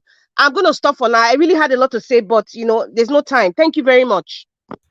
Thank you very much, Madam Rita. To be honest, I'll not be one to stop, but because of time. But don't worry, in the second segment, we'll have enough time. Sorry, Mr. Naija, sorry, there's something that you said before when you were saying that if I'm sorry, everyone, if my president gets sworn in, there's one thing which I agree with you. I will not be happy.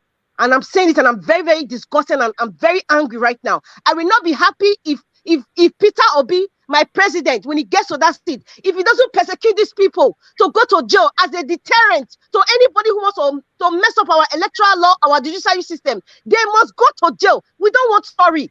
You were going to face the law. There's no sorry. America didn't develop because of sorry. The United Kingdom did not develop because of sorry. Europe did not develop because of sorry. Rwanda did not develop well because of sorry. They must face the law. The likes of Festus Okoye must go to jail. He must go to jail. Yakubu must go to jail. If there's nothing like sorry, there's nothing like sorry. Thank you. Thank you. Thank you very much. Thank you. All right. Yes, sir. Yeah, sorry. Can I just interject for a minute? Quiet. Well said, Madam Rita. And I think, like you said, Obasa, whatever he's doing now, is against the conscience of many Yorubas like myself, and then like we have Mr. Alaba on this call. So our prayer is that God Almighty will judge them and their lineage. And also, if you watch what Mike Pence said about Donald Trump, he said Trump asked him, will you do my bidding or you will do the bidding of the Constitution? And Mike Pence said, I will uphold the Constitution of America. Mike Pence said, I will uphold the Constitution of America. Chief Justice did not uphold the Constitution. He did the bidding of Tinubu and the likes of them. History will not forgive them. Thank you, sir. Thank you. Thank you very much. All right. To be honest, yes, I agree with what Madam Rita just said. We cannot just move on, say, okay, let's forget the past and move on. Move on where? Do you know what these people have cost you and I? Do you know what they have cost our brothers and sisters that have lost their lives in the past? Do you know what these people have cost our forefathers that have died and left the country, left this world? Do you know what these people have cost to you that is still hearing my voice right now, or what they are doing to you? So we cannot move on. But meanwhile, let our principal get there first. Let me call on the next person. I see you say, Pius Moye say woman's power. I give her 10 minutes. No, not like that. Not behind there. God forbid. We use 2 minutes for inside that minutes they talk. That's why they don't with anybody. If you target, if na me target them, if na another people you target them, But she was making good points. Everybody was enjoying what she was talking. So they should yes, leave it aside. and apart from that, yes, if I wanted to give her more minutes, I never really wanted to even stop her, to be honest. But yeah, we need to work with time. Okay, let me go on now to Oga Felix. Oga Felix, if you're there, please talk to us. You have your 8 ministers now. Good evening, my beloved people. I greet all the panelists. Let me start from the Lagos House of Assembly. That man there, what he said, is not that York came out to say it.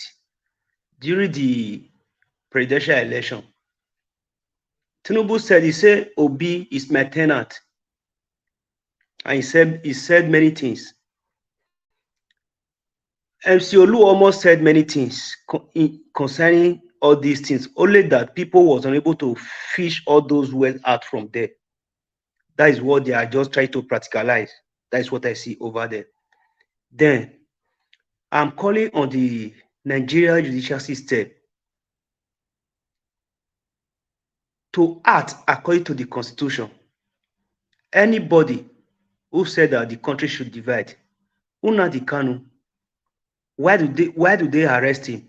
That they are still detaining him till today, although the court set him free. They said he is advocating for division.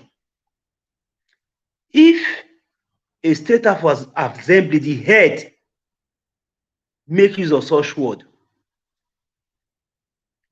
they should call him to book with immediate effect and dismiss him from that seat, from that House of Rep seat, and dismiss with immediate effect. If they really know we have a constitution in that country, they should dismiss him with immediate effect. That is all I have. The only message I'm sending to the judicial system in Nigeria.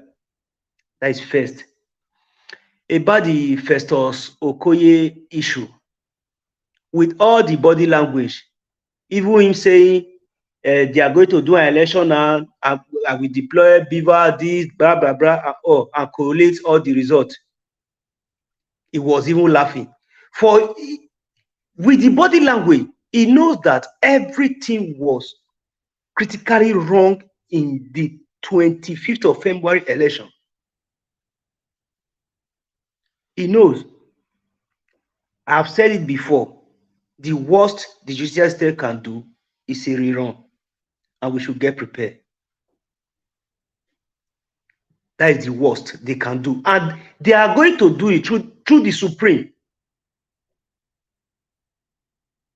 They are going to do it through the Supreme Court because they don't want to be held responsible, because allegedly many of them have already been compromised, of which many of us know. They are all trying to buy a little time and push it to the Supreme, since it's the supernatural power we have in the country, let's say so. Although most of their judgment, none of them, of all these political stakeholders, respect their judgment, like all those El-Rufai and other people around the country. We should not keep on watching. All these things, the shenanigans they are doing with divide and rule now, they are just trying to set a record that we go after them after our principal get there. They say no peace for the you say W, what me they know use us. No peace for bad people. They will never get peace. Their prison, not be 5-star, it will be. All we have to do is to claim our mandate.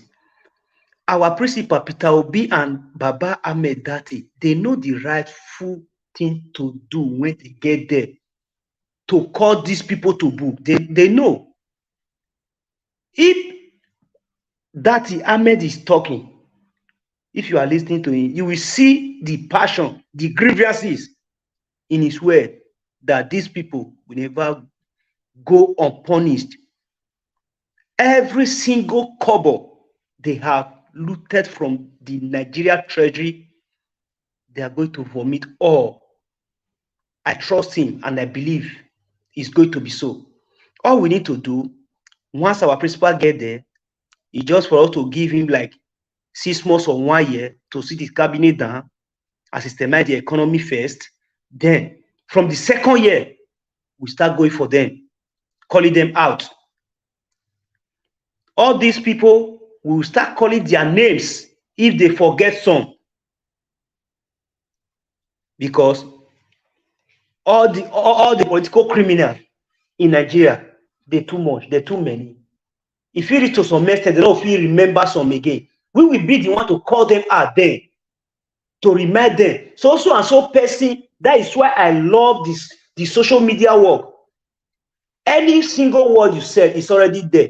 Even 100 years to come, we are going to fish each and every word the way you said it out and present it to the world and present it to our principal, and any council is said out there to go after them, to prove them for everything every single bad thing they have done in the country, in the state, in the local government, the villages. No one will go scot-free. I promise all obedient, all well-meaningful Nigeria out there, I promise them, none of them is going to be set aside. This one and my paddy. Even though anybody, because I can see some people have started decamping to Labour Party now because of political interest. Good. Even though it is a Labour Party member that might have destroyed the country or steal from the country treasury before, those are the first people our principal is going to use as an example, because there's an adage we make in our Benin language that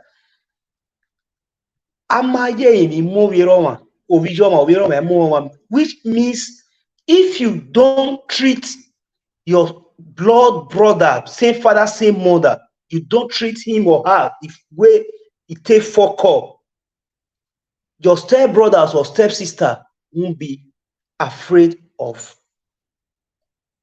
you. I guess our principal know the right thing to do. We should keep on pushing, encouraging him one way or the other. When time comes to call them out, for them to do the needful and send those criminals to prison, we are there to do that, to remind them what they have to do. I guess that is all I have to say for now. Thank you. Thank you, Mr. Felix. Thanks for saying it, Iris. Yeah, this is part of the things I talk about all the time.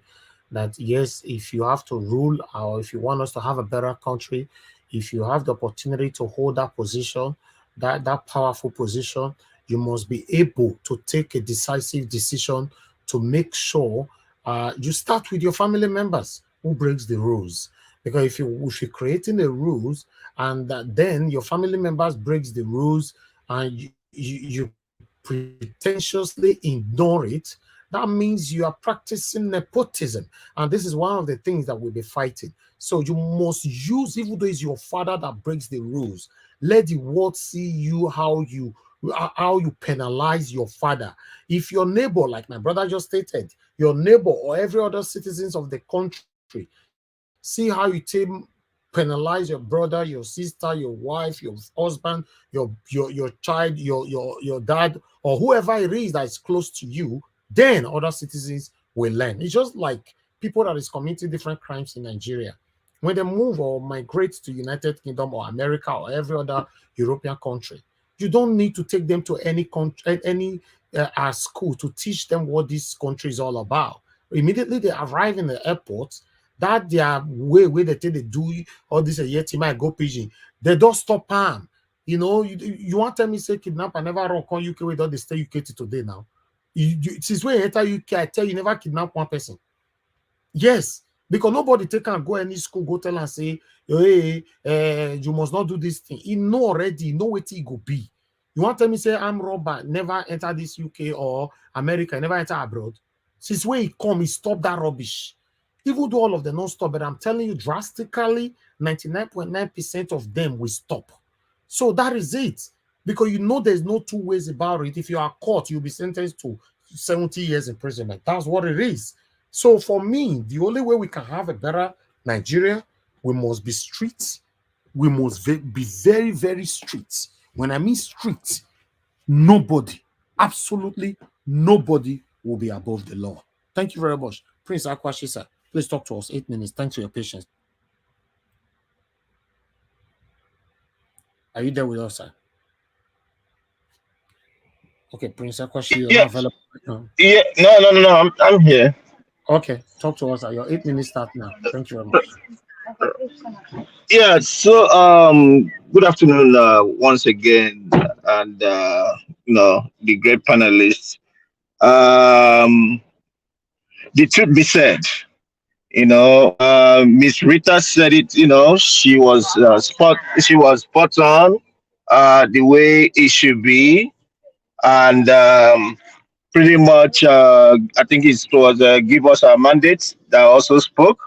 But the greatest part I took is that of my big sister Nena. My big sister Nena, you never said anything wrong when you said Chukwu Bogoku. In English it is may Chukwu Okike fire you. That's not a bad word, So that right there, I am 120% in support of. As a matter of fact, I'm 1,000 in support of you on that. What am I saying? It's kind of like very obvious that it looks like, in as much as I don't want to generalize this, but it looks like the greatest liars that we have in Nigeria are lawyers, or without, let me put it this way. It becomes the most lawless people that we have in Nigeria happen to be those people who are even lawyers. And it's a shame, that Mr. Peter Okoye, or whatever his name is called, I think he comes from the side of Mr. Chimaroke Namani. So pretty much, I believe that his clan will be known as liars. To be on national TV and talk about, that because the presidential election was not transmitted, but then that the other ones were transmitted, then that means that they need a pat on the back. If he has to be if he's my uncle, I would have loved to call him and I would tell him to his face that he ceases to be my uncle and he's a shameless human being. Pretty much, Mrs. Ene, she said, the lady, she said it. However, I am not in support of that apology. Apology. Who are they apologizing to? Then after apology, what happens? And then we go home and just forget about the whole thing and move on. That's a lie. Somebody must be held accountable for all those things. The other man trying to counter her, I don't know where he's coming from. Is it that he's saying that he doesn't need the apology, or is it that he's saying that he's on the side of the INEC? And ever since I watched it, I've been trying to figure out what exactly is that man, SMY, whatever they call him. It's on what side he's on. Moving on, that's having said that, I'm also in support of the fact that, our principal must do something about the prosecution of these guys later on. But I wouldn't want it to be forefront right now. The basic thing is get him in, let him get the economy, keep moving, and then we will, as a matter of fact, as soon as he gets in, my choice for Attorney General should be Dele Farotimi, and he knows how to go about all these things from there. Having said that, move on to Obasa. it's a shame that in Nigeria they don't even have something called recall. Because I don't know, most of you on the panel or most of you on the comment section, wherever you are, there is something called recall, and that is the constituents recalling that particular person. They don't even need the governor. It's just somebody, coming up with some signatures, and he will be recalled. Period.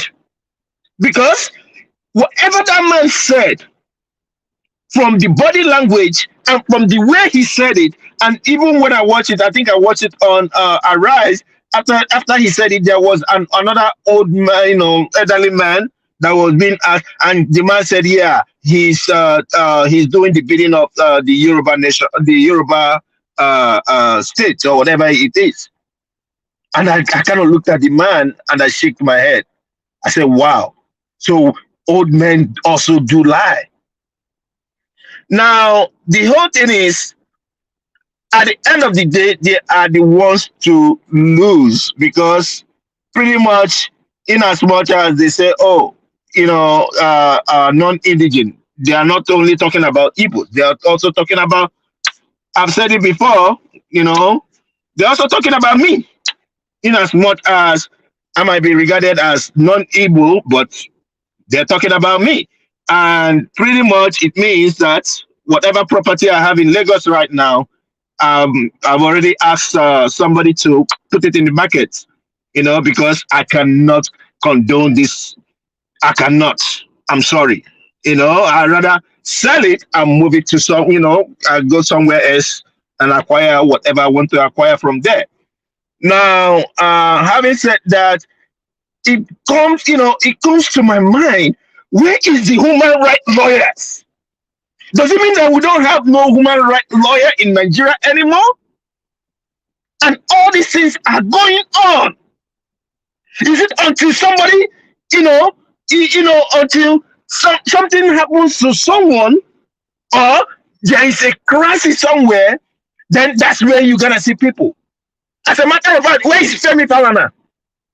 He should be talking, because he's also among the people, among the persons that also lend a kind of like support for all these people.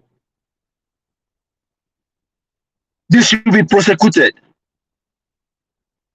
He should be stripped of that speakership, because at the end of the day, he had just mentioned his agenda. His agenda is to go, for a divisive and a very I'm trying to figure out a particular word that I want to use. In as much as I don't want to use a bigot is even too small for that. His agenda is evil, and he should be stopped. I yield for now. Thank you. Thank you very much, Prince Akwashi. God bless you for your submission. Mr. Edwin, thank you very much for your patience. So we have just 2 to go so that we can give you guys the update what happened today in court. Yes, Mr. Edwin, talk to us in 8 minutes. Thank you, sir.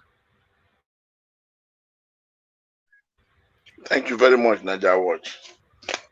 You said you will now go back to what happened in court. So let me leave that side. I had wanted to start because I have played through most of them today, but let me go back to. You wanted to what, sir? I said I thought I was going to start off, but you said what happened because you played that one. So let me leave that one aside. Now you shouldn't even talk about that. Talk about what we have presented, sir.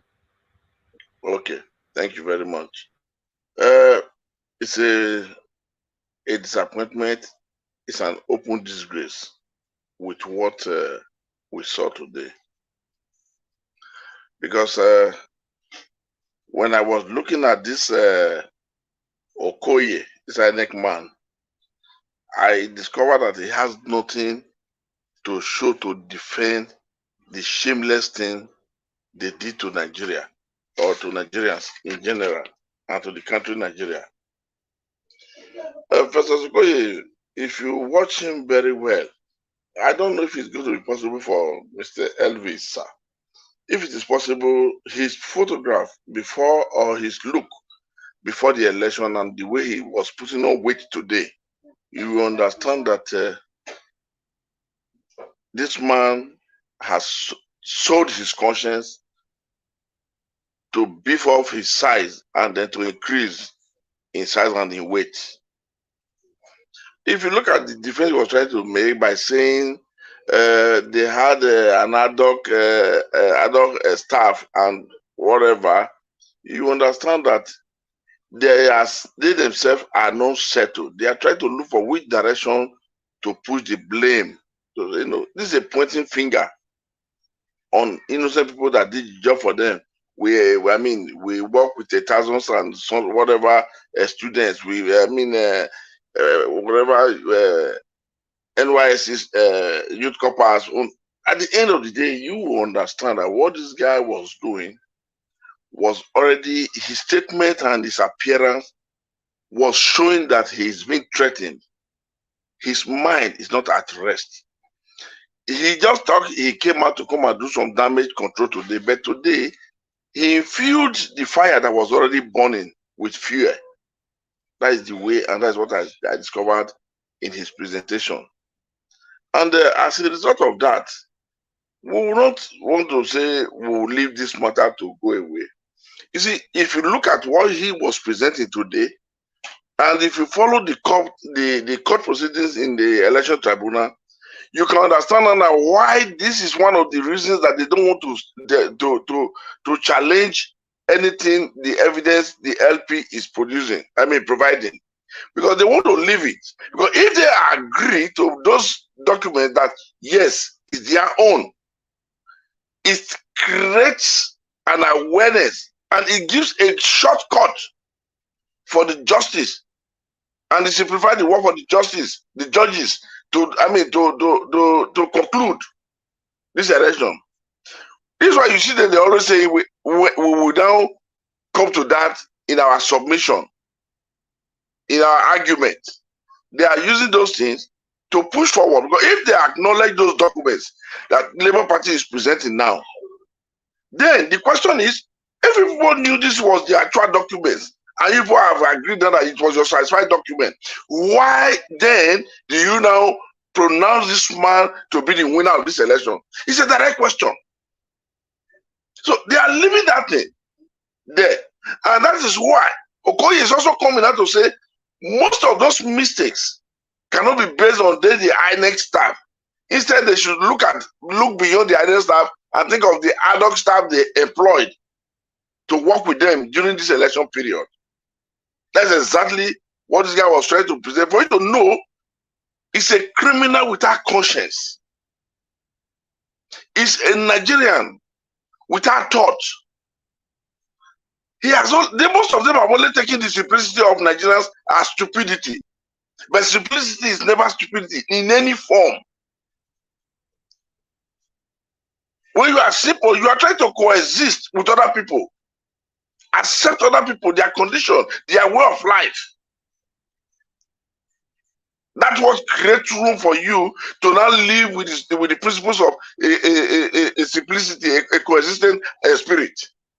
But what they are doing now, you will understand that these people, they don't want to take that blame.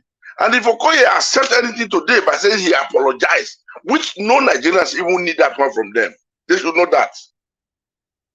Then it's like upsetting the public that what they did was a mess up. Then why are they in court? That's another question. And I'm not saying people should do what I am going to say now. But in my own view, if you are going to probe most of these people, deal with them squarely and accordingly, as we are saying this thing, it will make most of these people to rally around to make sure this matter don't get to us. It's a common sense. It's a common sense. Let us take it home, sleep about it. The more we are saying this, but they are all listening, the more they are threatened. The more they ask themselves, can we open our eyes and relinquish this power? We should think about that also. This is why there are societies I don't want to mention here. I will find it difficult to make some statement. There are some sentences I would say I'll pull it back. Because this same thing was what denied Abiola his presidency. He said, no matter who you are, no matter that general, no matter where they are going to face J terms and they will be prosecuted squarely. This is exactly what denied that. It's why the military boys, they team up and they denied him. So now we know we want our principal to do. We know we have it in mind. But let us reserve it now. Let us not go too forward, because these people, they are Satan and devil incarnate.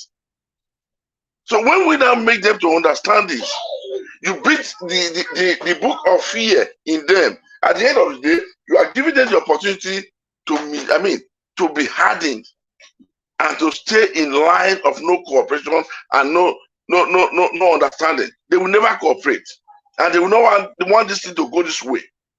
They can even tell the judges, you people are not going to be free in this saga if this man comes in. So please, at times, let us just pretend as if we don't know where we are heading to. Those things will definitely come normally. But from today, I don't want to start hearing that thing. If anybody that sees this, what I'm saying now makes sense, you people should also reason along. So we try to now put the idea of deal with them. We are going to no. They are listening. They are listening. The ones that are not listening, they have their voice listening. Then another one again, like most people in this Niger watch has been saying, that people should be very, very careful. Even Elvis has been saying it. He has stopped saying it now for just about 3 weeks to this time. Is when they keep on saying those who are trying to come out in the name of obedient and Labour Party, who are not having that spirit and who are not honest with themselves, who are not sincere, down to earth with themselves, that want to come in, they think I cannot control that Labour Party or through obedience because it's going well for them. At the end of the day, we don't want them. Gentlemen, if you look at what happened today, Thank you. Your time is up. You are not looking at the screen. Your time is up. Okay. Thank you very much. And I thank everybody listening. Thank you, sir. God bless you. Yeah, thank you. Let me come back to Mr. Henry. You are the last of the panel, so we can take update of the court. Maybe next time we'll take the court first. Good evening to you, my brother, once again. Please talk to us 8 minutes. Yeah, Mr. Elvis. Good evening once again. Let me go on the Okoye. You see, if you listen to Okoye, he's a confused man. He's totally confused. It's like you caught somebody red-handed. When inside pot, you put hand inside the pot, you start to take some meat. They caught him red-handed. That's how it is. So you don't know what to do. If they come out not to apologize to Nigerians, then they will say, okay, they did something wrong. They try to play that safe game. And we Nigerians, we don't even need the apology. We don't need the apology. People like Okoye and Mahmoud, INEC chairman, they should be in jail. They'll be there for life, for a long time, without labor. They take Nigerians for a ride. Nigerians are so quiet people, looking forward for better tomorrow. They're taking us for a ride for a very long time. They were expecting it's going to be like this time. They don't even know it's going to be like this. They don't even know. I wish they knew they could have not ring the election. It was so obvious to see the proof that is coming out. The INEC himself in court, their lawyers, they are shocked when they see evidence coming out. They are shocked. They have no choice. Because most of the lawyers there too was helping them, those so-called sound. They want to get their cash out. They knew everything is not on their side. They just want to get their own money. That's it. But these are people's father, grandfather, and husband. Those so-called sound supporting, defending INEC, Tinubu, Shetima, all this stuff. These are somebody's father, grandfather, husband. And these are people who say they want better Nigeria. And whereas you know the truth that these people didn't win, this man didn't win selection.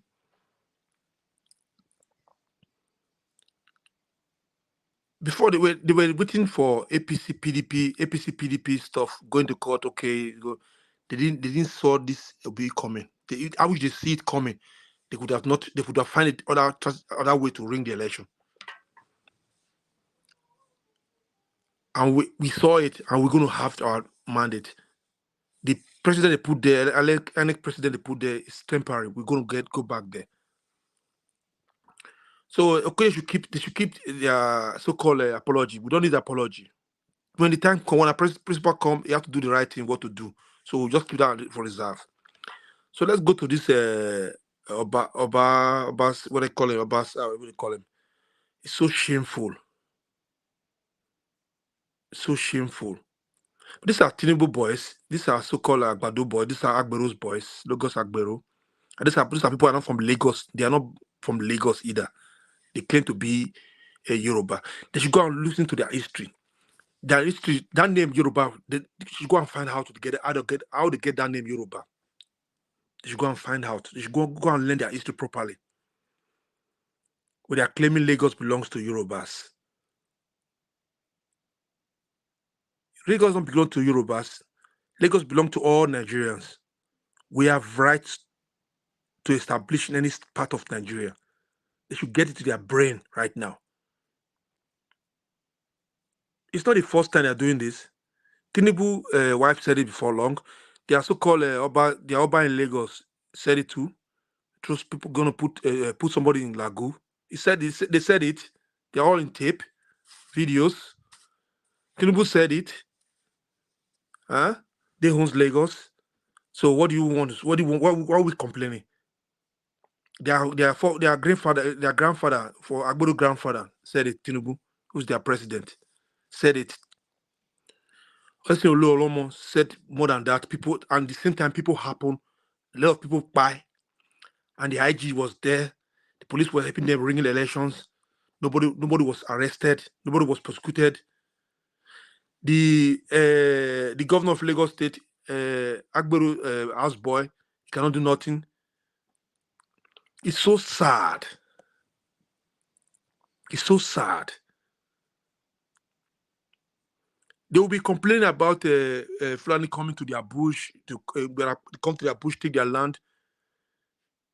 If they were so brave and strong, why they don't defend themselves there? They come out to say they put on law. If every state do the same thing, what they are going to start to do now, it's going to be disaster in that country. And the Agbado president said they should unite themselves. How are they going to unite it? This is already planned. This is the agenda they were looking for. To control everything. It's already planned. They want to do it fast, sharp, before the bell ring, because they knew they didn't win the election. They knew this. They know what is coming up. Like me now, I was born in Lagos, University of Lagos Teaching Hospital. That's where my dad was working before. If I want to claim Lagos, I'll claim Lagos too. I don't want to claim Lagos. Lagos belongs to everybody. It's so shameful, and some people will be defending this ugly words that came out from this man. And these are the lawmakers who want to make laws in that state. People like this should be arrested immediately. People like this should be arrested. And nobody came out to debunk this thing, those so-called lawmakers or the elders from that regions to come out and debunk this statement from this man. This man, we don't need him. We don't need him here. We have to start to impeach him out from this place.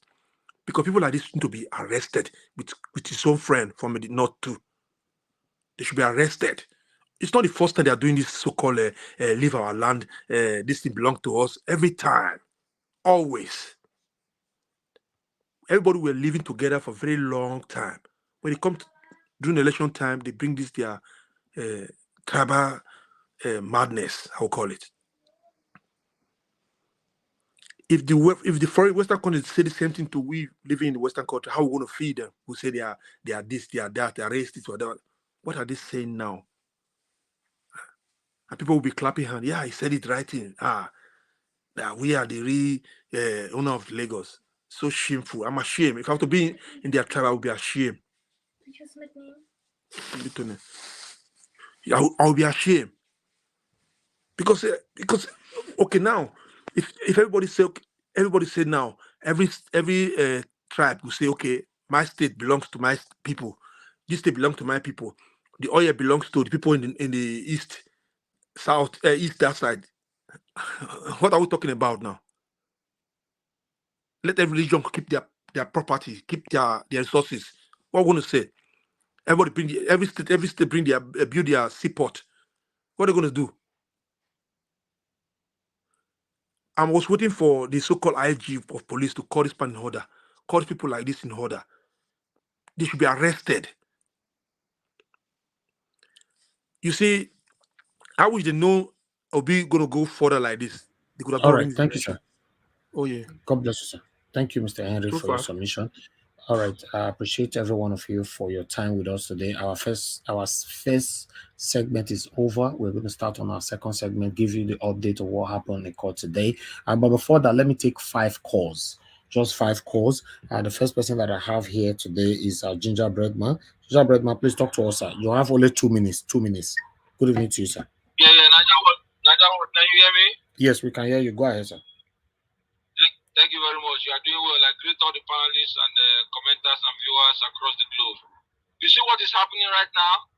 Can you remember Naija Watch? And if you can, I would, recommend that please you play back the audio of Shetima, the purported audio of Shetima talking to one-time governor from the West about how they were going to kick and send the Easterners away from Lagos. So what you are seeing playing out is a script which the inventor of that script is the illegitimate administration of Bola Tinubu. Tinubu himself and Shetima are aware of that bill that is being proposed right now in Lagos. So that is what is happening. I want to bring your mind back to that recording. Because by the time you listen to that, let me help you. The interview by No, sir. Please. Go ahead. Go ahead, sir. When you put that recording together, and look at what is playing out right now, you see that this is an orchestration. It's a planned attempt to completely remove the people of the southeast from the west, from Lagos, and claim their property. It is a plan to grab property and completely relegate the people of the southeast out of Lagos. So please, Mr. Naija Watch, I want to beg you, it mustn't be today, but if you can play that audio recording so that people can begin to tie all these things together. That's the way I see it. Thank you. Thank you. I've played this so many times, so we'll look for it again. Thank you, sir. Thank you. All right. We have Omoyes Conan here. Good evening to you. Thanks for calling in. Please talk to us. 2 minutes. Good evening. Thank you very much, Mr. Elvis. I just want to don't increase time for people when they call in. You reach my turn now, you don't increase it 2 minutes. No, not be your turn. Now, person fair talk before you. Now, 2 minutes will give up. Your own are still 2 minutes. Okay, no wahala na agree. Anyway, so the marker, the reason why me call gong now because of that this thing, that petition when they bring come and say me no need this come up for Lagos. I me think I'm different too. I don't know. I think I felt verse before. I know lie. I felt verse. I said, what's the meaning of that rubbish nonsense? But I can't think again. You know what? Maybe this one will expedite some things when some of us don't think about. May everybody answer Papa. You understand? May we see how well, because it's good. May they hold on to their land when they say they get. May all of us go back. May people when they get the property, may they start to sell them off. May everybody go back, because other areas need to develop anyway. You understand? So yes, I'm in support. It's okay. May they pass that law. May all of us go back house. We will go to answer our Papa name, so that we will see chance to develop. We get water. Not only Lagos get water. We get water for our side. River, what do you call it? Port Harcourt did that side. Calabar get water. which other place? We get like 3 water when surround us like that, or maybe 4. I don't remember exactly now. May we go develop our side. May they carry go. We they wait them, we they look. You understand? We need get water. I can't talk. Thank you very much. Thank you, yes, Connor. Thank you. Please, sir, please, Mr. Edwin, please don't correct anybody when they are talking, except they ask a question. Please, it's an interjection that many people are not happy about. Don't, even though you know the answer, if they ask, that's a different thing. Don't just turn on your mic and start talking. It's not nice, sir. Please, thank you. Let me quickly pick another call. Thank you very much, Madam Joy. Thanks for calling in. Good evening to you. Please talk to us. Hello, everybody. Thank you very much. You have 2 minutes. Thank you. Obedient Nation. Thank you, everybody. Thank you, everybody that has made submission today. I just want to go straight to Mr. Festus Okoye.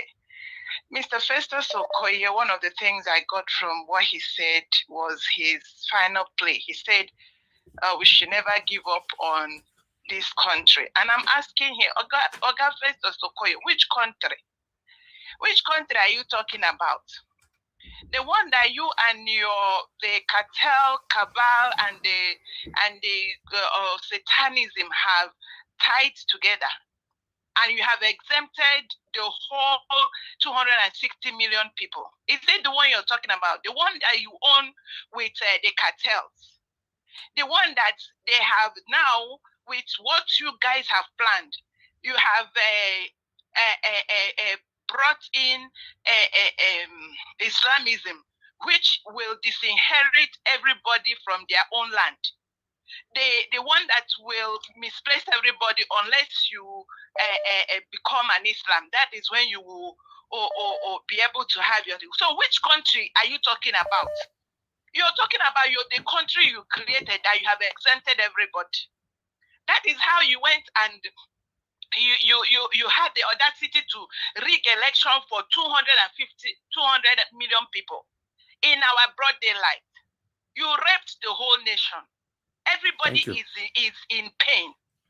Thank you. Oga Festus Okoye, it is not what you're saying is not what we are saying. Thank you, madam. Keep to your time, please. Thank you. God bless Thank you. Yes. Let me just 2 more calls to go. Thank you very much, sir, for calling in. Please talk to us. Good evening to you. You have 2 minutes, sir. 2 minutes. Then I'm sorry we lost you there. I need to pick another call. I don't know what happened. I'm sorry. Only 2 calls I'm picking. We need to move on. Everybody, please keep to your 2 minutes. Hello, good evening to you, sir. Please talk to us. You have only 2 minutes. Go ahead, sir. Good evening to you. Yes, sir. Nigerian Watch at the panel. I greet everybody. Thank you, sir. Please, Go ahead. before I go into today's thing, I want to talk about just one thing, and I want to beg everybody. If you have people in Nigeria, please tell them. You see, the Islamization you are looking at just based on conversation is not it. They have their people already in your various villages. It's a jihad they want to carry out. And they are waiting for the announcement. The moment they settle themselves to hear the announcement, God will not let it happen. Now, going to the man you call Obasa. Hey, Obasa, so man bo mi ma bo Igbo ni mi. Wọ́n dẹ̀ bí mi sẹ́kọ̀ọ́. Mi ò rò pé ó ti di èèyàn kí wọ́n tó bí mi síbẹ̀ yẹn. O ò lè sọ pé o jẹ́ ìkójú èmi lọ. So I'm not telling Obasa. Obasa is not anything greater than myself in Lagos. I was born in Lagos. I grew up there. I have properties in Lagos. Now for the what do you call him? Face. I don't know if all of them call face foolish. Face too soon. Okoye. Lanya ige is who omegi. Iwo nyohi. You people are shameless. You are shameless. Listen to you. You are running your mouth. Telling the lady just to make a joke to close up. You tell her, now that her tenure is over, you will use beaver to do election for them. Is that not stupid? You people are not ashamed. Thank you. My brother, I won't talk too much, but please, I just give you the word. Tell them They are already paid for jihad. Thank you. That Thank you. is the my own is. Your 2 minutes All is the up. things, what do you call him in Thank you, Kaduna sir. Thank you, was sir. Thank running you. his Thank mouth. you. Thank You you. know Thank what they you. are Thank you. Good evening to you. Thank you, God's Power, for calling in. Please talk to us. 2 minutes you have. Thank you. Go ahead. Yeah. Good evening, Mr. Evans. And Thank you, sir. I want to thank everybody in the panel session and the comment section. You know, a quick one. You know, it's unfortunate that a lot of people have subjected themselves to something where they call legal tender, selling their conscience for the purpose of money that will die and live one day without a good replication of a good character. That what we really, that's why the Bible says, it say a righteous man leave wealth for his children, but the wicked vandalize it and furnish it. You know, like this tribal bigotry that they are claiming. Mr. Elvis, I want you to know that most of these people that they are doing this tribal bigotry, they are not a real Lagosian. A real Lagosian will not want Lagos, because I grew up in Lagos. I stay in Lagos all through before I travel out. And Lagos is always, you know, is filled with love. There's no tribal bigotry. It is when this evil politician will come during their campaign and election, you'll be seeing all these things. After everything, you see that Yoruba will be mingling with Igbo, as in people mingle together and play together. So what I want to tell Nigerians, that they should not buy this thing that they are bringing. This thing will bring division, and it's going to cost people a lot. And to be honest, it's people that come from other states that are doing a lot of good things, that are making Lagos to be developed. I want Lagosians to know this, that they should not buy what this evil politician are trying to sell among them. Okay. Lagos is very, you know, commercial and a very good place to trade business. But I want to say something again. No. You don't have the time. You don't have the time. Sorry. Call back later. Hello. Thank you very much, Mother Patricia, for calling in. Please talk to us. You have only 2 minutes. Good evening. Thank you. Go ahead. Thank you, madam. You have 2 minutes. Again. Thank you. Good evening, Mr. Evans. Thank you very much. Sorry, it's like I'm having noise on my background. But Sorry about that. go ahead. But it's 2 minutes you talk for, madam. Okay, thank you. Good evening to everyone. Yes, I just wanted to comment as well. I cannot agree less with the man that called before this, before the one before me. That is jihad that they are trying to carry out, because there is every sign, you know, pointing to that direction. I mentioned this, I think it was 2 days ago, when I said, how come people just fold their hands or had the blind eyes to see young men being shipped from up north to invade your land, invade your cities, your towns, your villages, you know, and you are looking at them in the guise of saying, there is Boko Haram that is driving them from their place. But these people, they are young, vibrant, looking, strong youth. You know, these are not old men. They are not the weak. You can see them that these people, they came for war. So I'm sorry. Oh my God. They came for, oh my goodness. They came for, to do these things. So Nigerians need to wake up, especially people from the south and the southeast. Because the reason why I'm doing that, why I'm saying that, is that because the southwest, they have been compromised. You know, many of them have been compromised. Honestly, we know that we still have many that are speaking, but majority also they have been compromised. Thank you, Madam Patricia. Thank you. Please, you must work on your words. Every day you miss words. You always use the forbidden words. Please work on it. Thank you very much. I'm going to work on it. Thank you. God bless you. Thank you. Hello, Mr. F.A., thanks for calling in. Good evening to you. Talk to us. You have 2 minutes. Hello. Go ahead, sir. Good evening to you. You have 2 minutes. Go ahead. Good evening, Nigerian. What I have to contribute now is say, you see this issue of Lagosians, EDG or no EDGs. Guess what? You see what they plan for ground. So this tribalism issue, they go so far. Could you believe? Is it not 3 months ago for you? And they thought to one girl for Facebook. You know what this girl tell me? This girl now he go get. He tell me, say, if I be Yoruba or Hausa or Fulani, me, I just delete myself. Now I come later and say, no, you not quick believe me. So what am I saying is that Nigeria was waiting Yoruba Lagosians, the real digi, waiting they call themselves, waiting that they plan so my brother, time go come they go regret waiting that they plan so.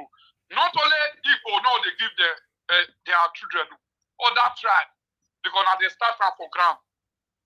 May they not say word every day with the word they civilize every day. But they don't want civilized, they go stop around time coming. Thank you, my brother. You understand me, so my brother. Thank you. That is all my contribution. Thank you, bro. Mr. God bless you. God bless you. Thank you very much. Thank you. All right. Mr. Victor, please talk to us. You have 2 minutes. Good evening to you, sir. Yeah, Mr. Nigeria Watch. I think one, people they put fear into the hearts of Nigerians, and people are afraid that they are going to take what belongs to them and now take it all Islamatization. There's no Islamatization. Play the tape of Shetima with the Ogun State governor and link it with what the Game of Thrones was said yesterday on Twitter. Then link it with what the Speaker of the House is saying. You cannot do this and you now attach it to Islamization. It's not, it can't go together because it's going to lead to civil unrest and probably a W word. So we people should think very well and stop being afraid. Stop putting fear into people's mind. They are going to do this, do that. Stop it, please. Read the meaning of what they are doing. It's a game. It's a game. Thank you. Thank you very much. Thank you, Black Panther. God bless you, sir. Okay. The last caller. I'm taking here. Bright Asemuta. Thank you very much, my brother, for calling in. Please talk to us. 2 minutes. Thank you very much. Can you hear me? Can you hear me? Hello. Hello. Yes, Mr. Bright Asemota, thanks for calling in. Please talk to us. 2 minutes, sir.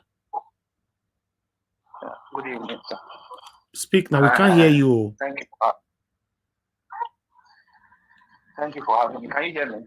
Your voice is far away. It looks like you are sleeping. We can't hear you. Can you hear me now? Yeah, we can hear you now. Can you Go hear ahead. me now? Yes, go ahead. Thank you for having me. I've been listening to you since I saw your videos. You have 2 minutes. Everything. 2 minutes. 2 minutes. Yeah. I just want to say that Nigeria is a very difficult place. So it's a very difficult place because I listened to what the INEC spokesman was saying. You know, I said this thing earlier before the election that it would have been better after the presidential election. We should have just decided to say the election will not even allow it to go further. We should just leave those gubernatorial election and the Senate and House of Rep that they did, and I said they should just annul everything. Now you see that he's now pressing on that and saying that since those ones could go ahead, we cannot decide to say the presidential election is void. I told you these things, and you remember I told you earlier. Because they will now hold their ground on that, that you cannot accept this and say this one is not valid. So it's difficult. Even I saw a video where a Labour representative went to Aso Rock and he came out and was saying that he's very happy with our president. He's already, there's a lot of things going on in the Nigerian space.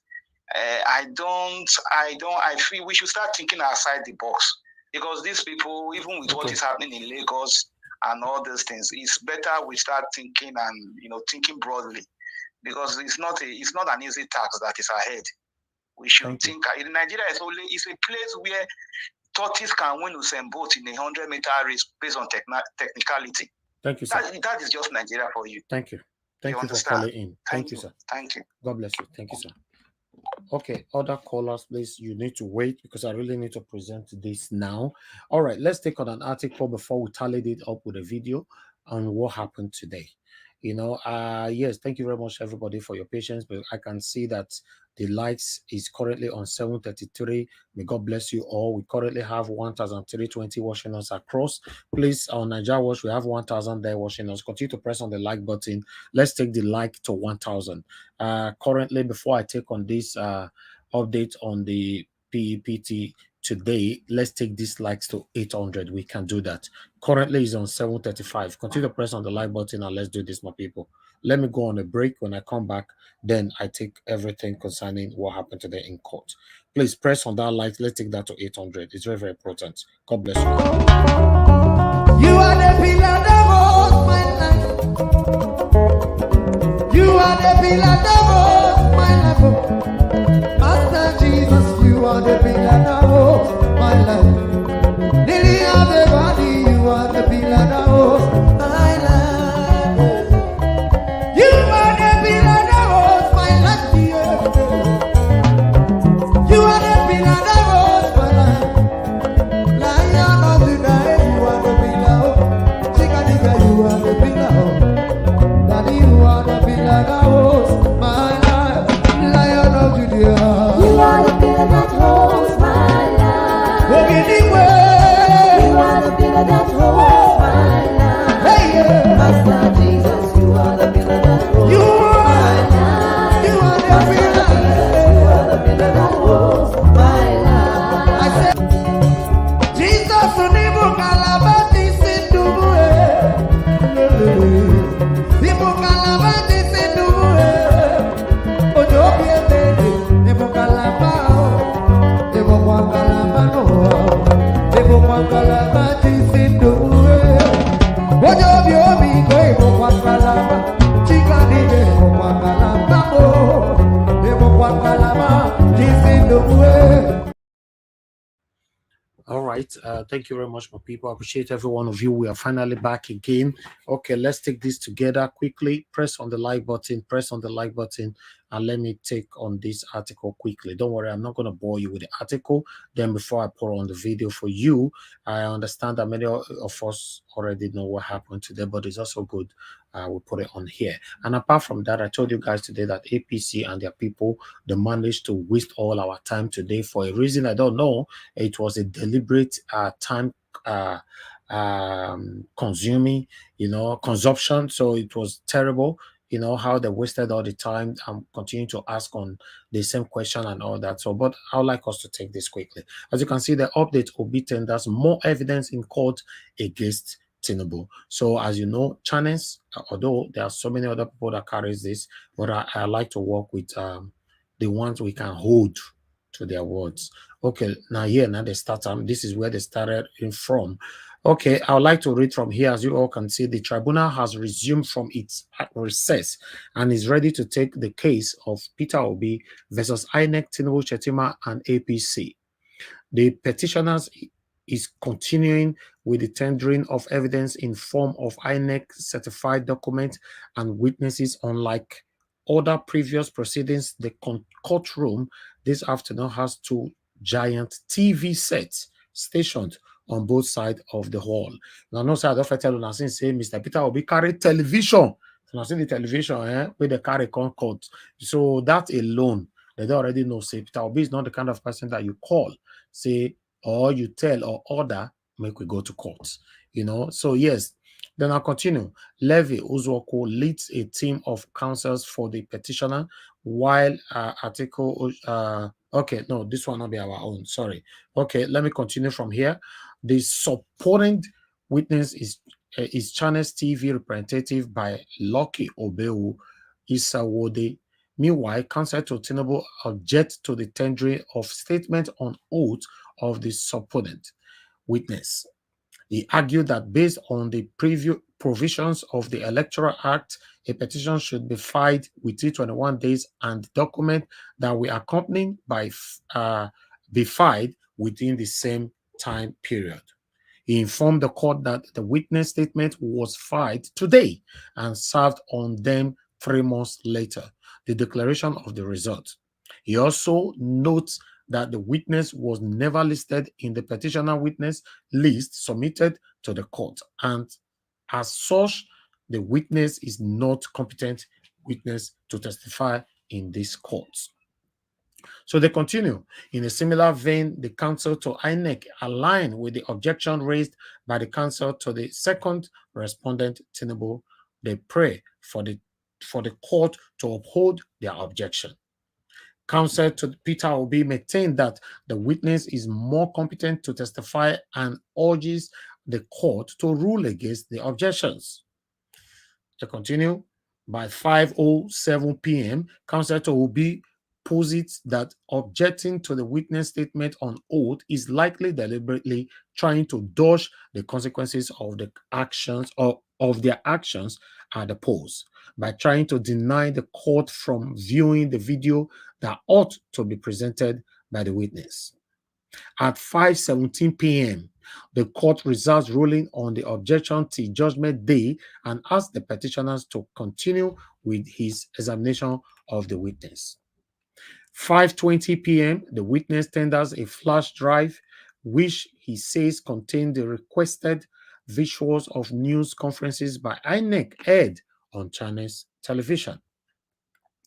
Then we move on now to 5:23 p.m. Whatever you have to do, power is not served like that. They know, the lawyers, they know that Tinubu is a bad market. But everything still comes down to the fact that judiciary, if Peter Obi is already winning in tribunal. And so I don't see any reason why Supreme Court will not be able to upheld or uphold the victory of Peter Obi when it comes to Supreme Court. Because 25% of Abuja is enough to decide it. Even bringing a TV for me, wonderful idea, wonderful idea there. But 25% of Abuja is enough to end this whole thing, because even INEC, APC, and PDP lawyers, they stood like Moabite and the Amorites, and they fought against themselves, and they said, did Tinubu win 25%? No. Did Atiku win 25%? No. So why should we declare Tinubu president and then declare Atiku? And because the two of them did not have it, then Obi becomes the president. Peter Obi is the president of Nigeria. He's the president in waiting for the court to decide for him, and then he'll be sworn in legitimately, not like the one that you have there now. Oh man, like Paiduin said, there are some words that, because of the space that we have, we'll not be able to use. And and the tribunal, why in the first place wouldn't they allow this to be televised to the whole world and then show the world the good work you are doing? Because this is a good work they are doing. After Oputa panel, this will be another panel that is doing this, but they decide they won't show it to the world. That is where they have their own issues. What are they hiding? What is APC trying to do? Wickedness to humanity, wickedness to constitution, wickedness to the largest black race on earth. But I mean, I'm glad this whole thing is playing out. And Peter Obi, I mean, you know, like those guys that used to crack the comedians. They tell Peter Obi, say, may go court. If they don't forget, say Peter Obi, court na house. Peter Obi tell them, say, don't declare me winner. Just follow the due process. Just follow due process. I want to see the process of this election. Don't declare me winner. But let's go. Peter Obi knows that when you follow the process, he's the president. Because the one that called himself Excellency, how can...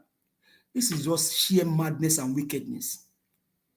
At that age, you sit on the throne of power in a country where you know you don't win the election, and then you are parading yourself as the president. Very delusional human being. Very wicked man. And I keep asking, what good can Tinubu do? What good? What good? Rather, he has made his surrogate to now bring evil to a tribe that we cherish and adore. Wicked human beings. Evil people, frustrating people's efforts. Because all of this should have been concluded on that day when you and I were watching here. You showed it live. We all saw it at 4 a.m. I was up. You were up. We didn't get no sleep. Once I saw that Peter Obi won to that of Abuja, Honestly, in my church, I was telling one of my Southeast brothers, after all said and done, now we will have an Igbo president. And these evil men, Mahmoud Yakub, Festus Okoye, wicked human beings, they rubbish your process. Wicked people. Wicked human beings. They rubbish your process. You and I were here on that day, rejoicing. We saw they were counting votes in Edo State. Saw they were counting votes in Abuja. And it's written there in the constitution, black and white. No 25% of Abuja, no declaring of presidents. And I will cite the word of Mike Pence again. Mike Pence said, Trump told me, will you stand for me or you will uphold the constitution?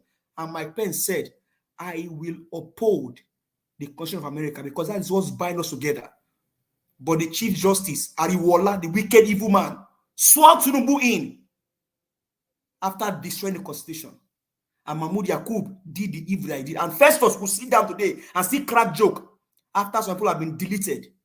Posterity will not forgive you guys for making Peter Obi to go through this stress after he has gone through stress during the campaign. Posterity will not forgive you guys. Thank you. Wicked human beings. Wow. Thank you very much, my brother. Give us a mandate. You are right. You are very, very right. We were here together. Remember, we were here till in the morning. You know, we continue with the next day. You know, so it was terrible to know that at 3:34 at 3:45, 4 a.m. in the morning, they managed to issue that certificate. That's why we all are here now. To be honest, me no saying as I'll continue with this. Because when I started since April last year till now, you know, every blessed day I'm here. I didn't know. I thought maybe by now what we're supposed to be talking about now is to be checkmating what Mr. Peter Obi is giving to us. None of us will be here, but there's a reason for everything. We always smile at the end of the day. Thank you. Mother Patricia, please turn on your camera, please. I know you're on the backstage. Turn your camera on. Okay, that's fine. You can turn it off now. Thank you very much. All right. Let me go to the next person here, which is Tunaja. Tunaja, thank you very much for your patience. Talk to us 8 minutes. Yeah, thank you. Regarding the election matter, isn't it? Yeah, the court case seems to be going as expected, and P2B is clearly providing all the evidence that the court needs to see. And sooner or later, we'll start actually getting the details of these submissions and whether the court is accepting it as evidence. And the question is whether the other side can provide counter evidence to what Obi is providing. So the process is going on as expected. And as you can see, this is the thing about court cases in Nigeria. You see how the APC lawyers are trying to create confusion by objecting and they're trying to throw the case off. That is the whole point. They know if they don't have any case and they know the judge cannot necessarily do their dirty work for them, they will have to look for technicalities. And that's something I've observed in Nigerian cases. Many cases have failed due to technicalities I can't even count. Many of the cases you hear that have gone very badly in Nigeria, it tends to have to do with technicalities, not necessarily the judgments themselves.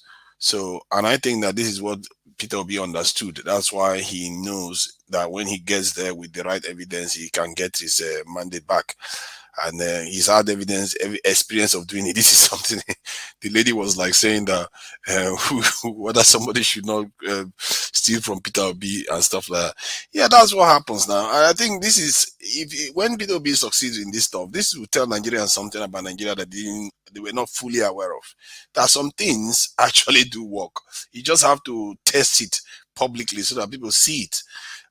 This is why Peter Obi is going there. If that judge sees all the evidence and by their own standard they've set with Adeleke case and all the other cases, say that this is evidence that is acceptable and it's incontrovertible and substantial, like as even the INEC law says, there's nothing they can do than just reverse the result. I'm not even sure they would even bother calling for a second election. They will just have to reverse the result. So that is the direction that the case is taking, and we'll betide anybody that will try to get in the way of that process. That said, all this is happening based on the fact that Tinubu is doing what he's doing in the background right now. We don't know what could come when the case starts getting really, really hot, evidence starts coming out, they could decide that, you know what, we want to throw judges out or do whatever they want to do. Even if Aisha has informed us that they can't move these judges, Tinubu has always been a first. He can do things that have never happened before. So if they fear that they cannot leave office, the question some time ago was about whether Tinubu was going to step down if they found against him. If they know they would not want to step down, the best place to sabotage the case is through the courts or through the Labour Party or through Peter Obi himself. And this is why Peter Obi's protection is also very important, because those are the few ways they can sabotage the process, not necessarily the judgment of the court itself. That is going to be very hard for them to do, because the court will always judge with the evidence they have. They cannot wiggle their way out of that one. So yeah, that's what I see in that end of the case. From my point of view, I just feel like the achievement of the Obi movement has been very, very significant, and they should not, and to be fair, they haven't fallen for all the nonsense and distraction that's been going on. They could have, ended up on the street. They could have, been very, very angry and causing problems, insulting them. No. By and large, they've been well behaved. Look at all the stuff Obasa and El Rufai is doing. How many Obi officials are doing that? How many Southeastern officials are doing that? These people, they are the ones that are supposed to be in charge. They are APCO. They are the ones doing all these things, dividing the country, causing havoc. These are the people causing the real problem, and the obedience have been doing what they do best: follow the leader, follow the processes. Sometimes some of them get a little bit hot and bothered and all the rest of it. But by and large, the movement is staying intact and disciplined, and which is what is required. And if they succeed, and I think that's something that Nigeria will learn from, it will be a big lesson for Africa itself, maybe even globally. So you see, out of every dark episode, you'll be surprised what can come out of it if the right things happen. This episode could put Nigeria on the map in such a way that people will be like, oh my God, a president was removed from office. He got into office and he was removed. Nigeria might be able to pull that off. And guess who? Peter Obi may be the one to pull that kind of stuff off. It tells you when people are meant to be what they are meant to be, nothing can stop it. This is the impact and the power of what is happening at this moment. And I said it before. The day when Peter Obi is being sworn in, there will be a lot of tears. There will be a lot of jubilation in so many corners of the country and so many parts of the world. Not what we saw on the 29th. Not what we saw. And that's the reason why I supported him in the first place. I knew his election was going to make a big difference to the country on so many levels. So this is what I see as the process, and I think it's going as it's meant to go.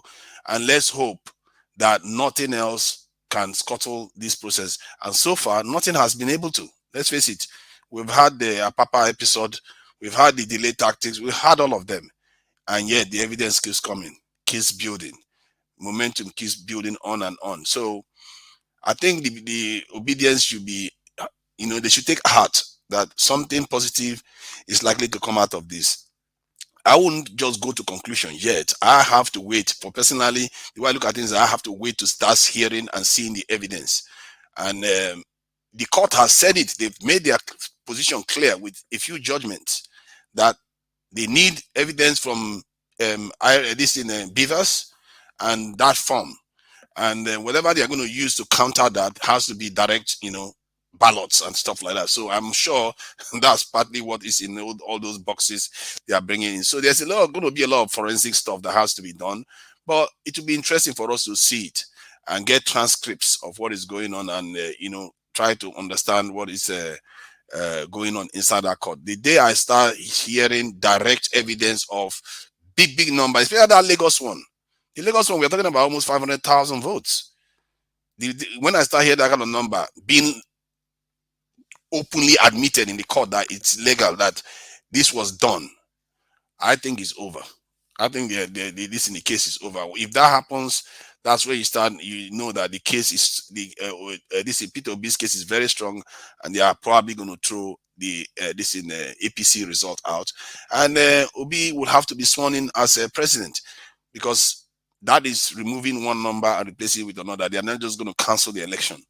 If you cancel the election, you are basically trying to steal vote from this in one party and rewarding the person that has just cheated. If anything, they should be looking at prosecuting the people that have just cheated. So, in conclusion, I would say the obedience should take heart and should remain disciplined. Sometimes they get hot, but there's no need. Clearly, you can see that the court case is proceeding as we should expect. Thank you very much. Thank you very much, Tunaija. If I have to add to what you just said, I think the way I supported everything you said, and if I'm adding to it, I think all Mr. Peter Obi need now is protection. Protection. Because these people, they have tried everything, everything against this man. What Mr. Peter Obi needs now is protection, because what we are seeing, the way he did the Dayside court and all that, I hope that court is extremely protected. Strangers can't walk in and all that. So protection is very, very important. He's too loose, so he's too loose. He really needs to get himself properly protected, because God forbid anything happens to him, just for other people's sake, it's going to be total anarchy. And then to give these people exactly what they want, because these people don't care. Because look at how divisive they are being, even without the case hasn't even gone. Look at how divisive they are being. Nobody even had to prompt them, not to mention when they want to remove their president from office. Exactly. Thank you. Thank you very much. And on the comment section, I'd like to quickly respond to Anamu Plati. Yes, you said, according to your comment there, Elvis, I heard that no African leaders attended the inauguration of Tinubu. Is that true? I thought this guy, the former president of Kenya, was there. I don't know. I'm not sure. I think George Ware was there. Yeah, George was there. George Ware. George Ware was there. That's the only one I'm sure. Now I know some of them sent representatives, but for George But Ware, what about the former president of Kenya? I think he came for a lecture or something. He came 2 days before. Yeah, 2 days. But I don't think he was at the inauguration proper. Oh, right, okay. I stand to be corrected though, but I don't think he was at the inauguration proper. Same here. For me, I'm not too sure. So yeah, but I heard that lots of them was not there, but I don't know. I believe at least 1 or 2 was there. Yeah, because they know he didn't win the election. They know he didn't win the election. So anyway, I just thought I should respond to that since you tagged me on it. All right, let me call on the next person, which is Madanena. Madanena, please give us your 8 minutes. Thank you. Yeah, good afternoon, good evening from here. Thank you so much. Once again, thank you so much, everybody. Once again, yeah, I totally agree with the submission of Tunaija. At this point, there is every reason for us to be positive but optimistic that something good is coming out. And again, that aspect of P2B's protection is what I've always clamored. In fact, the other day, my husband was looking at it and also said, why is it that this man just walk around like this? This man doesn't even understand how important his life is to Nigerians at those points. Why is he walking? I'll tell him, as I said, only God knows what they give about this man morale. I don't know what it is, because not just the court case, he goes from the court case, he goes to this program, he goes to this other program. Before you know what is happening, he will attend like 3-4 programs in a day. And just he walks on by himself. You have to see. So that his protection is really very important. We don't know how it's happening. It's not just in the courtroom, because these people are desperate. These people, you want to tell me that the likes of what is it called? Wicked them that are sneaking in and out of sort of looking for appointment. That if by any chance they have the claim that something is about to happen to what they are planning to get, that they all will keep quiet, So his protection is really very important. But then, with everything that's happening in court right now, I like the way the direction the whole thing is going. With this accepting, they can crack all the jokes they like. But with everything that P2B is doing, everybody would know that in fact they didn't see it coming. That man is prepared. When I saw the big giant TV, they said they brought it. I'm like, wait, this man cannot stop amazing me. Nobody else expected. That's why these people are confused. Like, okay, what are they going to show us? Why didn't they show us the thing before? Blah blah blah blah blah. You know, they are confused because every angle that Peter is coming from, they're not expecting, they don't know the angle he's going to come from to the next day. He's not going to go. That's why they keep doing all this objection. That's the only thing they know how to do. And again, I don't know if it's just me. I see that there is this kind of marriage relationship between the INEC legal team and that of APC. You know, and they're making it so obvious in court. It's like anytime this one talks, this one will always talk. And it's like they just agreeing both left, right, and center with each other. You know, and they're making it obvious that they have something. Both of them together have something against P2B. But whichever way it is, like what we are seeing, P2B, it came. The man said it. He said, "I won this election and I will prove it," and he is proving it. He's bringing it every single day, giving us reason to believe that he knows what he said when he said, "I won this election and I will prove it." He took his time to have all the evidence, have all the what is it called, the best legal team, have all the witnesses that are coming. We are going to see more come. Let them keep objecting, let them keep doing what they're doing, because if they think they are predicting what is going to happen the next minute with P2B, they have not seen anything yet. The man is prepared. The team is prepared. So it's important for Nigerians to be optimistic, keep fingers crossed, just like Tuna just said. Me, that is the angle I'm looking at it. At those points, I'm not going to get overexcited, but at least every single step, I say yes, the whole thing is moving in the right direction. That is just the way I say it. So I strongly believe that something good is going to come out of this with the way everything is going. These people don't understand that what they did was to rob Nigerians. You robbed Nigerians in broad daylight. Like Koro, you robbed Nigerians. We always, Mr. CM, you always say it here, that these people, it's not just that you cancel the election or you rig the election, but you literally told everybody that came out to vote that you people don't matter. You people are not, your opinion don't matter. We don't care about you. That's exactly what you said. Well, you can rig election and do what you did. That's exactly what they did, what they said to Nigerians. And all those people who took out their time, suffered the pains, insult, everything, under the rain, under the sun, to come out and vote for this man. It's important for everybody to keep hope alive, keep this movement alive, give P2B all the support, and above all, give him all the prayer that we can get. At those points, it is very, very important. So far, so good. That's what I can say. Let the likes of Festus Okoye and the rest of them, let them keep disgracing themselves. When time comes, they'll find themselves where they need to find themselves. That at this point in time, that is just what I have to say. I don't know how many minutes I have, but I don't have much to say. But at this point in time, that's just where we are. Me, I'm excited the way the whole thing is going. I am so proud, super proud of P2B. I'm super proud of the business, how they've look at Rafai that made the comment about this thing. He's an APC man.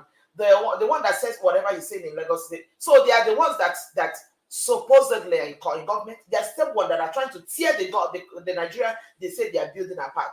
You know, everything is on them, but at the end of the day, they will be the ones that regret every single step that they take. Because as for the grace, as for that, the fact when the whole thing happens, it's not the youth that will do the japa and then go start to look for a way to do the japa. The time is coming. There is something that God has set out to do in this 2020 with this 2023 election, and our eyes will see. That is just what I have to do. I raise my case for now. Thank you so much, everyone. God bless you. All right. Thank you very much, Madam Nena. Thanks for your time. Mr. Chisobibweze, please use your 8 minutes, sir. Thank you. Yeah, thank you once again, Mr. Niger Watch. Yeah, everybody has spoken well. You know, it's you know, when you say something that is going the way it should, there will be no argument. You know, so far so good. We know that we're doing well, and you know, this is an opportunity for we Nigerians to even see the decadence in our country. You know, Nigeria is 200 years backwards. I'm sorry. That is exactly what it is. Look at our court.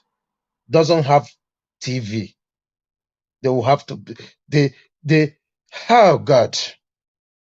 I was, you know, it's something to celebrate because that is to show that our principal can go to any length legally to show that he is on the right path. You know, because for him to bring his own TV, our judicial system needs complete overhauling. They need complete overhauling. And it shows that thing they're saying. The judges, they don't have computer, they don't have laptops, to do their job, to make their job easy. They are still in 200 years back. You go to court wherever we're living in abroad. All they got to do is open curtain. It's like a cinema. You see it. Wide open. Projector. Oh God. This is shameful. And this is why none of us is relenting. This is the reason. Because we know we could have done, things could have been done in a different way. There's no way we belong to wherever we are today. No. But because of the idea or mentality of few individuals,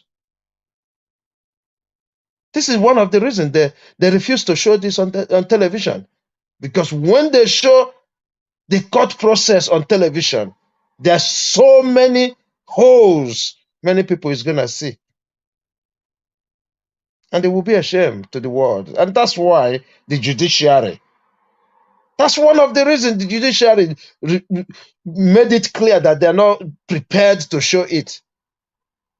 Because you can't come on and the witness is, somebody who brings the case to the court is bringing his own television to showcase the evidence he have. Come on, man. This is something, if it happens here, they only ask you which medium do you, which, oh my God. I can't even, find the word to even use. The only thing they ask you is it on hard drive? Is it on CD? Whichever format it is, so that they know which one they're gonna use and they get it ready, because it's all there. It's all there. It's so unfortunate, but the good thing is the judges, like Mr. Elvis said, when they do good, we say it as it is, and Exactly. you can, yeah. I said exactly. Yeah. When they do good, we say it. Yeah, because if you're a book writer, you can never write book one way. When you want to review a book and you're reading this book and it's saying good, good, good, or bad, bad, bad. And that's why even Buhari, as bad as we see him, there's some certain things he did right. And when you're writing about him, you can't omit those things, or else that book is a bad book. So they've done something that is right today by telling them off that they're wasting time, and even telling them that they are prepared to come on a Saturday or even Monday, which is bank holiday. So they've done good, but that not saying that we're taking our mind off the ball. Our eyes is on the ball. So let them, kudos to them today, but let them keep on the good work, because as far as they keep admitting things that is admissible, they're not running away. Like Tuna just said, the evidence is so weighty that they can't run away from it, and the judges can't do anything other than say it as it is. Technicalities, and they know Nigerians are not ready to hear anything technicalities. And that's why they've been warning these people, even though we are not there. That's why they're trying to control them, because there will come a point they continue wasting time. Nigerians will run out of patience. INEC is wasting time by not supplying the materials, and they want to waste time with objection. No, it's not going to happen. And I hope they take note. I yield here. Thank you. Thank you, Mr. Chuks Obiboze. God bless you, sir. We are going to have a final submission, final, which that will be a lesser minute on another last topic. Once everybody has finished. But let me quickly move on. So, Moderator, thanks for your patience. Please talk to us 8 minutes. Thank you. I don't think I would stay more than 8 minutes. First of all, Buhari never did anything right. Buhari never, ever did anything right. Thank All you, he Madam did was Rita. deceive us. Buhari never, ever did anything right. Thank you From very the much, time Madam he Rita. cheated to become president, when he was president, every security chiefs was from the Fulani tribe. He removed the chief justice that was supposed to be there, and he put an Islamic chief justice there. Time for election, he was telling us, "Oh, go register for Beavers." He brought a corrupt person called Yakubu, and then he now deceived people by deploying army all over Lagos as if maybe they are ready. They were never ready. He deceived us. He supported Agbado with all the evil things that he did. He supported it in total. He planned with them. He did everything. All the people who had passed on under his administration, the toll gate 2020, he covered it up with the army chiefs. He did nothing. Buhari never did nothing. He never, ever did nothing for Nigeria. He left, he sworn in a corrupt drug baron. He never did anything. I'm not even sure. In fact, I call him an apparition in Aso Rock. He never did nothing. Even in the days of Idiago, he never did anything. It was Idiago that did something. It was because of Buhari's administration in the 80s, whatever he did, and he overthrew Shagari, which was also a corrupt administration. He did that until today. Nigerians are applying for British visa. Hello, it's because of Buhari. It is because of Buhari, because of the Umaru Diko issue. So please, Buhari never did anything. I pray never in our lives at this point that we would ever say we miss Buhari, that we would ever say Buhari did anything right. He never Amen. did anything. He never Amen. did anything. He never did anything right. Buhari never did anything right. According to what the video you played, there's one thing I'm going to say, and I'm just going to make it very short. The judge said the rules of the court cannot override fair hearing.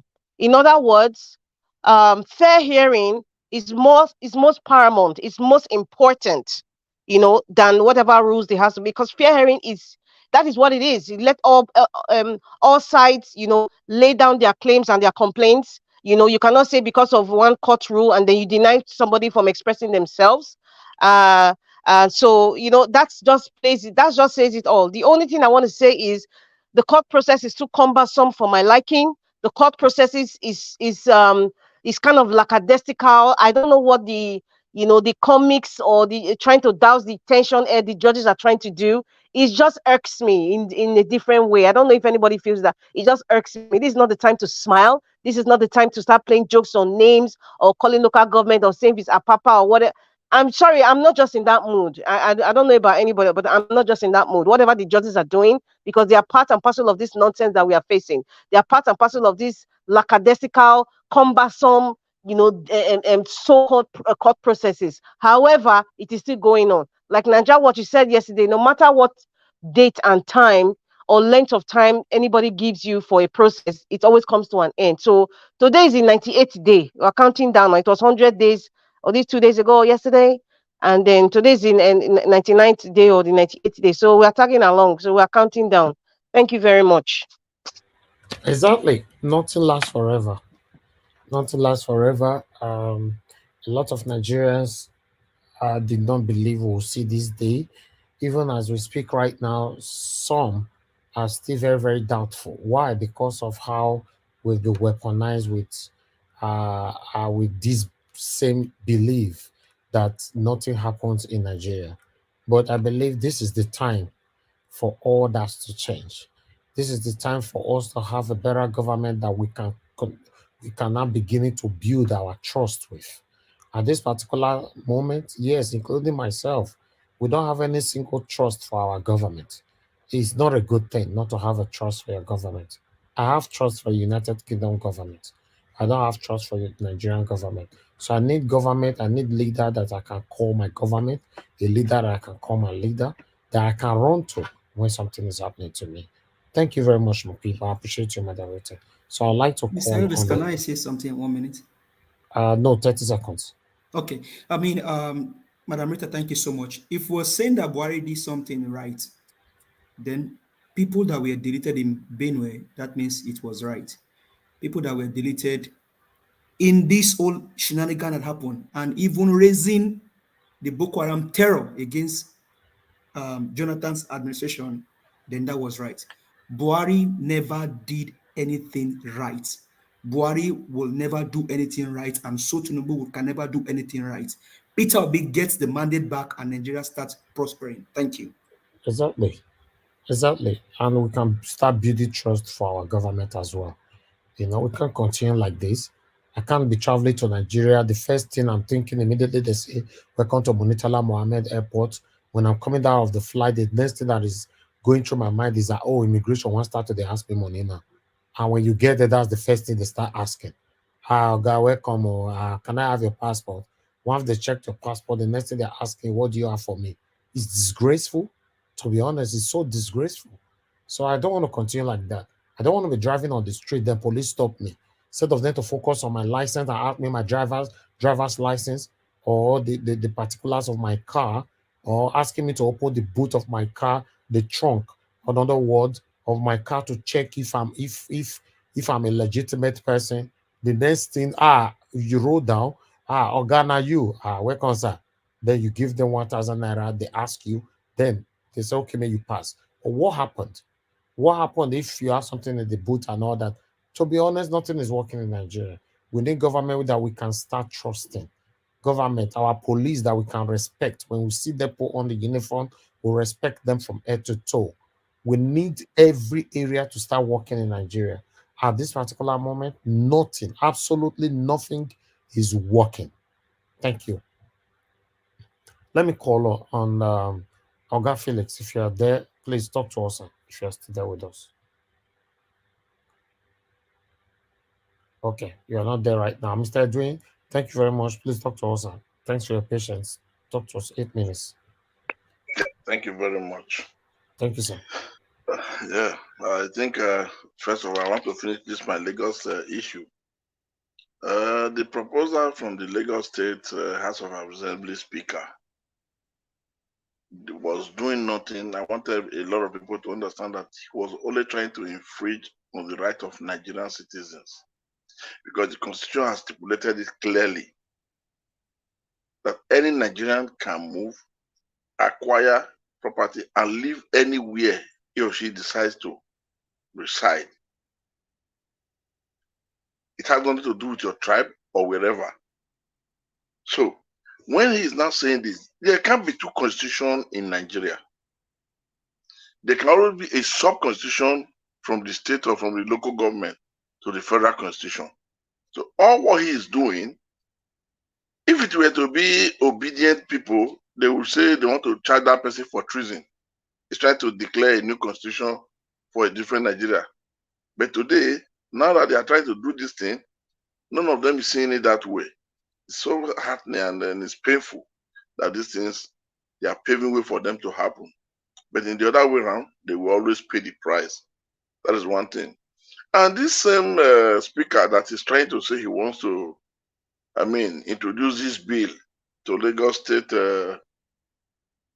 House of Assembly, can he clearly come out to show any Nigerian the grave of his forefather or the tomb of his forefather in Lagos where he was buried? The family house, maybe about 80 years, 90 years back, 50 years back, to show that he's a true Lagosian. Can he do it? Because people just jump into things, they say things at will because people are not there to give their close mark and said, let's struggle it out. Can he show Nigerians his great-grandfather's tomb or grave? Can he show Nigerians his forefather's house or the grandparents' house in Lagos that is 60, 80 years? Can he? So when most of them are doing some certain things, they don't know the implication of what they are doing. They don't know. Most of them that is claiming Lagos, they are from Ogun, in most cases. Now, because in Lagos is, it's rosy, and they are not seeing it as their land, as their state, as their city, as their village. It's painful. Before now, the biggest or the largest city in Africa or in West Africa was Ibadan. Go to Ibadan. 80 kilometers from Lagos there. The house you buy in Lagos for 160, 170. When you offer somebody 40,000, 40 million naira, it's like you've lost your money. You didn't even know how to handle the price. The same structure. Why are they not rushing down to Ibadan to say this is my own family? But everything is going up. Everything is being rosy there in Lagos, and they are not claiming to be the owner of Lagos. Who is claiming to be the owner of Ibadan? So I don't really understand why people, they don't think twice before they. So please, thank you, sir. Thank you very much, my brother. It does not really mean I'm not really after them bad. You know what I'm trying to say is that no, I get it, sir. I get it, sir. That success always have brothers and sisters. Failure have none. So that is just the problem of most of we Africans. It's our problem, and it's not so nice.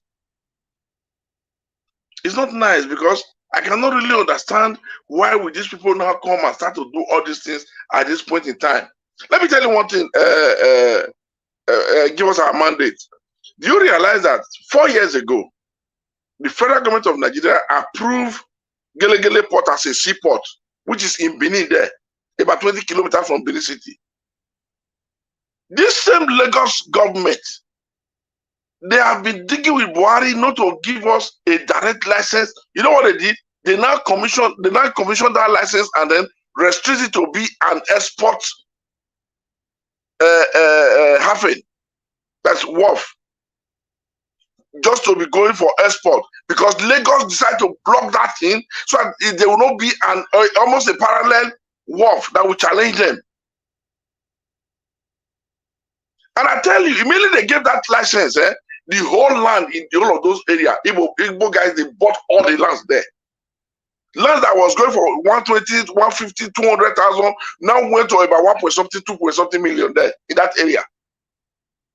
4 years ago, I'm telling you now. The Lagos government, they blocked that thing, and Buhari said whether the minister for I cannot really remember whether for import or trade, I don't know. They've decided it and they said it can only be for export. Why was that thing coming up? This is the same thing. It's like the Benin and the government and most of those Igbos that wanted, most foreign companies has even invested into the development of that port. As I'm talking to you, the development is still going on, but they refuse to allow it to be in and out. Now you are shouting, Lagos is your own, Lagos is your own. Even your great-grandfather grave or tomb for 40 years cannot even show anybody where it is. So it's very painful.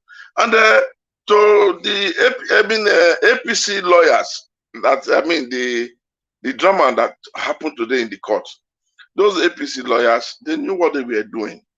They have nothing to show for. And if they don't drag like this, people will not pay these people. They have to make cause some confusion to say now they were won, they were But that Tinubu will not pay these people. Tinubu is almost having the same character with Trump. You are in US there. You see what they did to Trump today? Former American president, immediate past president. Yeah? They slapped him with about 37, what is it called? Indictment. Today. So it's like that. Countries where where you are not bigger than the law, no matter whom you are, you'll be treated accordingly. You face the wrath of the law. But in Nigeria, most especially, they don't give us that chance. They don't do it, and they don't think that way. It's painful. Then I think I have to yield here. Oga Elvis, sir. Oga Elvis. Thank you. I'll yield here, and tomorrow, me and you get something to discuss. So you don't want to tribunal, really. Me and you will discuss on our own. Okay, no problem. You don't want to tribunal, don't do like this. So no, because when I know you, when you talk, you talk. You don't know whether person they cry blood, but you don't talk to tribunal now. No verse, na rules na change. No make no verse. Thank you. No wahala. We thank God. I greet everybody. Happy weekend to everybody. out there. God bless you, sir. We really do appreciate you. You are a father to all. Thank you, sir. Thank you very much, my brother. I greet everybody. Yes, sir. All right, let's quickly move on to Black Panther just coming in. I've got Black Panther. Thanks for joining us. You have 8 minutes. Please talk to us. Good evening to you. Oh, thank you, Mr. Nigel. Can you hear me? Yes, we can. Yeah. Thank you, all the panelists. All of you have spoken well, and thank you, EPA. But one thing EPA is doing, EPA, you are opening all the secrets too much. There are some things you should keep inside. You are opening it too much. You know, when you open things too much, the enemy will go and re-strategize and make use of what you just said. There are some things we don't need to open up.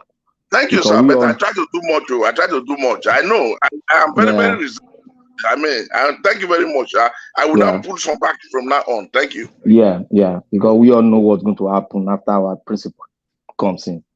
So, and thank you so much. Thank you, Mr. Niger Watch, for what you've done and giving us platform to do all this. And thanks all the panelists and those on the backstage, writing, giving comments of their own. Everybody have a right to their own opinion, and every right should be respected. I just want to say something before I move. You can see what happened between EPA and my brother from Texas. You can see, immediately you mentioned Ibadan. You see, it's something prompt up.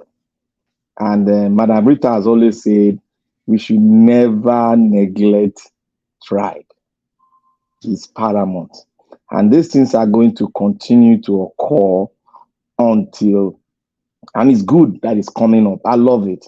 You see, we're all moving to one point.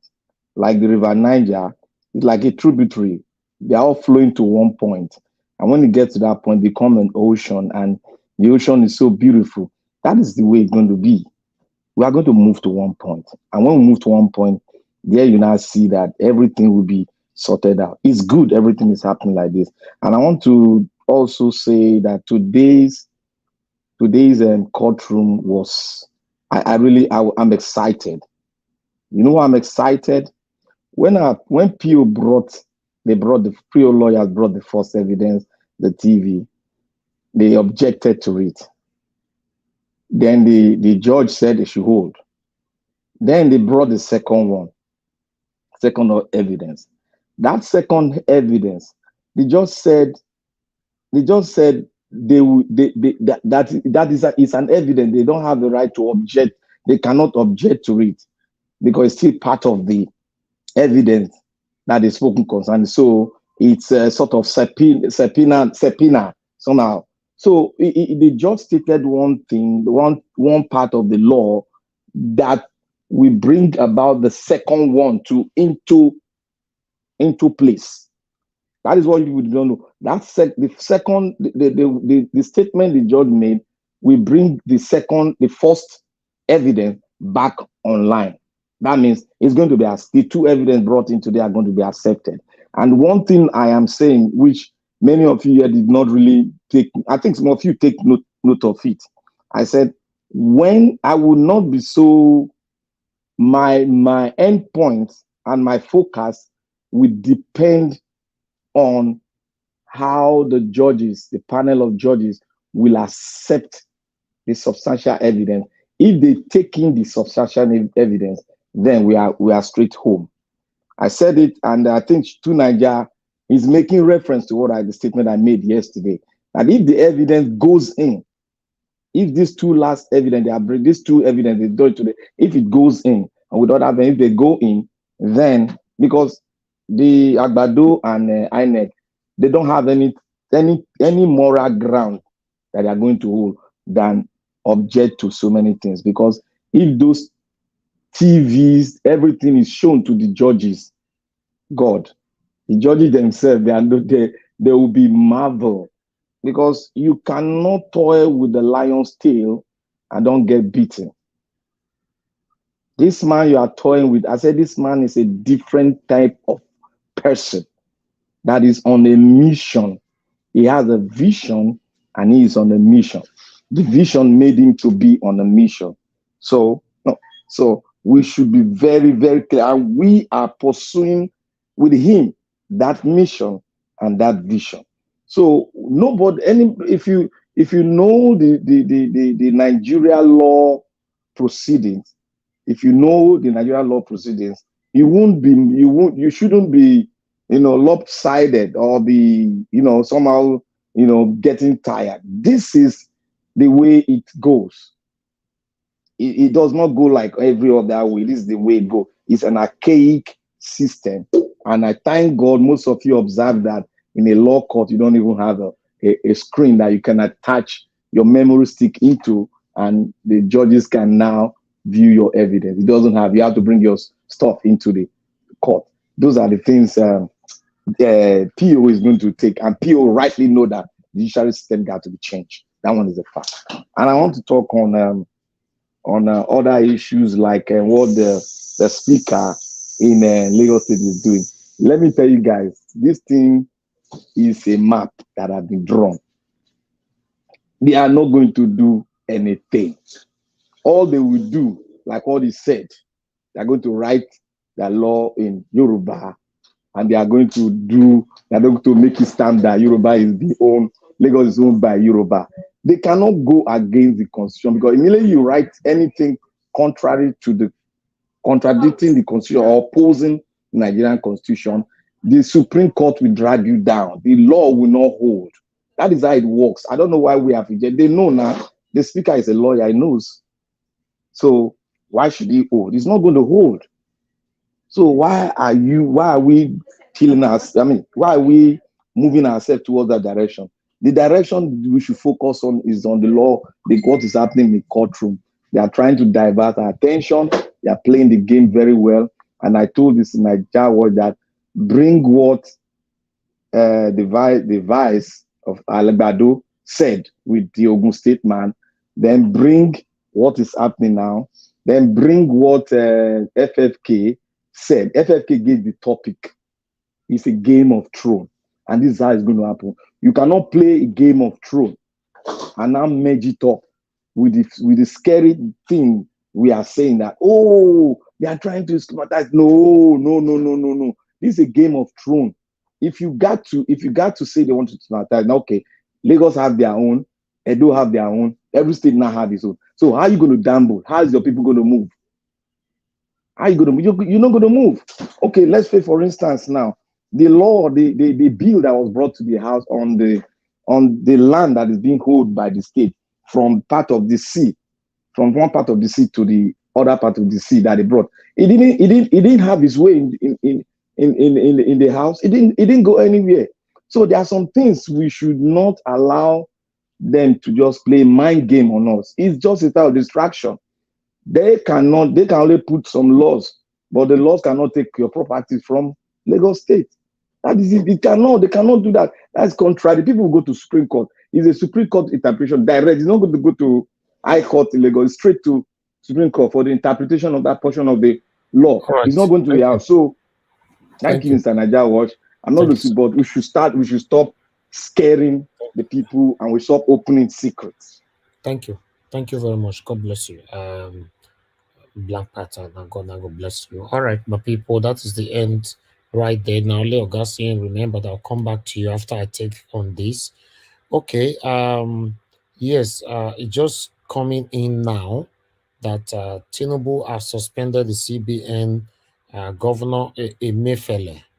Emefiele have been suspended. As you all know, the pain where Emefiele take everybody pass through during the time of the Naira redesign.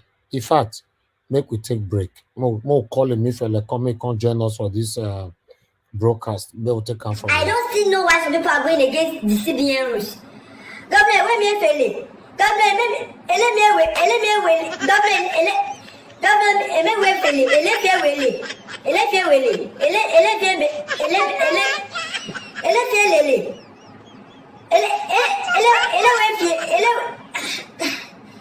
CBN governor give us the rules that we should go with, that we should abide with. Governor even said,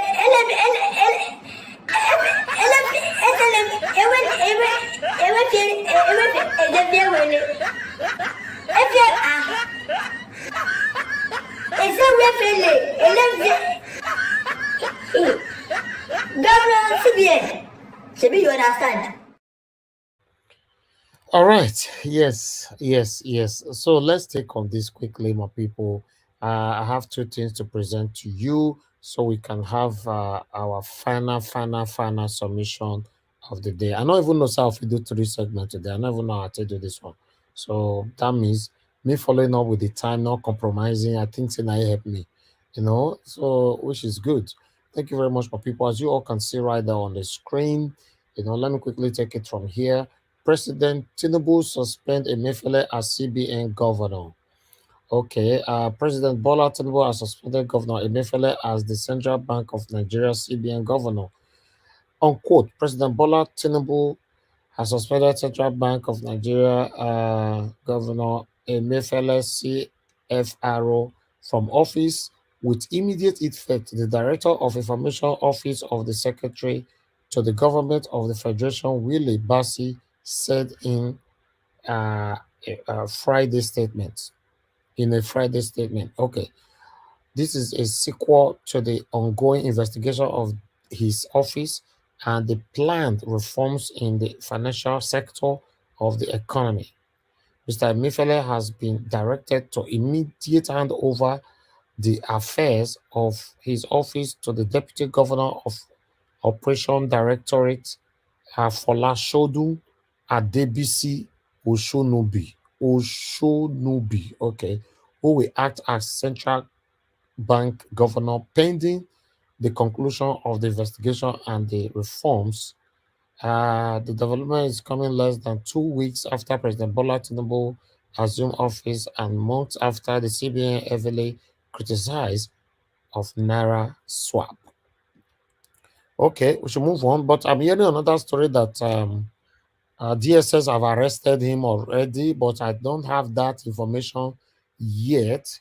But when I have it, I'll update you people. Okay, let us quickly move on to another topic that I would like us to talk about today. As you all know that I talk about a Labour Party House of Representative elect, who they talk anyhow. They say Tinubu that. So hold on, guys. Let me put this on the screen so that we can take this together. This is the guy. Now, his face now, I want to see so. I have a video to tally it up, but let me take this article quickly. Then, this is somebody that everybody clamored for and make sure say he win to represent us. He's still what is it called? House of Rep elect. A lawmaker elect. Let me say in now. He don't enter the office or something like that. Okay. I never knew Tinubu was intelligent, prepared. Labour Party House of Reps elect. See face for there. Naibo man. Yes, see I'm there. I'll tell my name just now. In Abia State, I guess. But let me take on the article. According to what the article is saying, the House of Representatives member elect on the platform of the Labour Party, Godwin Amobi Oga, has expressed his surprise at the intelligence and preparedness of the President Bola Tinubu after his encounter with him. Amobi, who was elected to represent the Isio Kwato Umuaneshi Federal Constituency of Abia State at the House of Representatives, said he did not know Tinubu was intelligent and prepared to serve Nigeria. The LP politician made this known after a meeting Tinubu had with the opposing federal lawmaker elect to resolve the National Assembly leaders also on Thursday. Vanguard report that a meeting was attended by opposition senators elect and House of Representatives member elect from the People Democratic Party (PDP), the Labour Party (LP), and the New Nigeria People Party (NNPP), amongst other opposition parties at the State House in Abuja. Speaking with the journalists after the meeting, Amobi said, "Well, I can tell you that today is my best day. Today, I am so happy that I am an elected member seeing my president talking. In fact, I never knew that this man is so intelligent. I never knew that this man is so prepared to serve this country. He continues, unquote, I saw the love, I saw the character, I saw the charisma, the belief that Nigeria can be a better nation. So I am so glad that meeting we have today is going to take us a little bit to more stabilized house. Now, even without talking to us again, we have agreed that we are going towards the government decision, not minding of Labour Party. As at now, the party is not issue. We are talking about building the nation. We are talking about the unity of the nation. When I see this goat, right? Nayeram, right? Okay. See, now the goat, this the goat. So meanwhile, I would like you guys to listen to him on a video. It's very sad. It's very, very sad. But let's listen to him here. Day. Today is my best day. Today, I'm so happy that I'm an elected member. Seeing my president talking. In fact, I have never knew that this man is so intelligent. I have never knew that this man is so prepared to serve this country. I saw the love, I saw the character, I saw the charisma, the belief that Nigeria can be a better nation. So I am so glad that what we are. All right. Okay. Thank you very much, my people. That is all I have for you on our final submission today.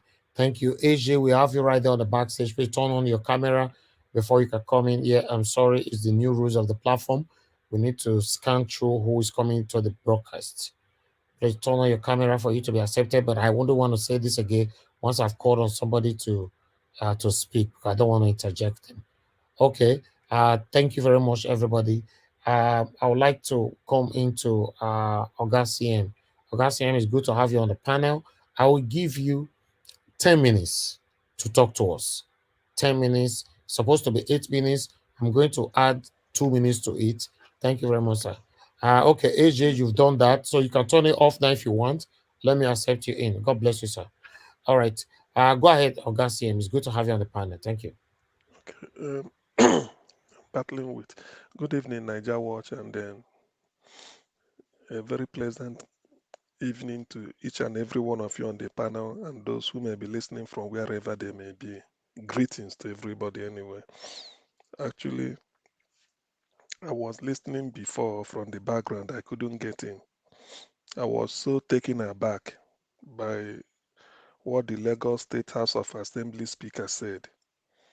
You see, this is why we say when I want to discuss Nigeria, I start from the Constitution. The fact that a Constitution might be badly written or it may just be contradictory, but it does not in any way negate its significance or importance. The fact that our Constitution is not good, it means, it's not me, it's not written by us. It's not really a we the people Constitution.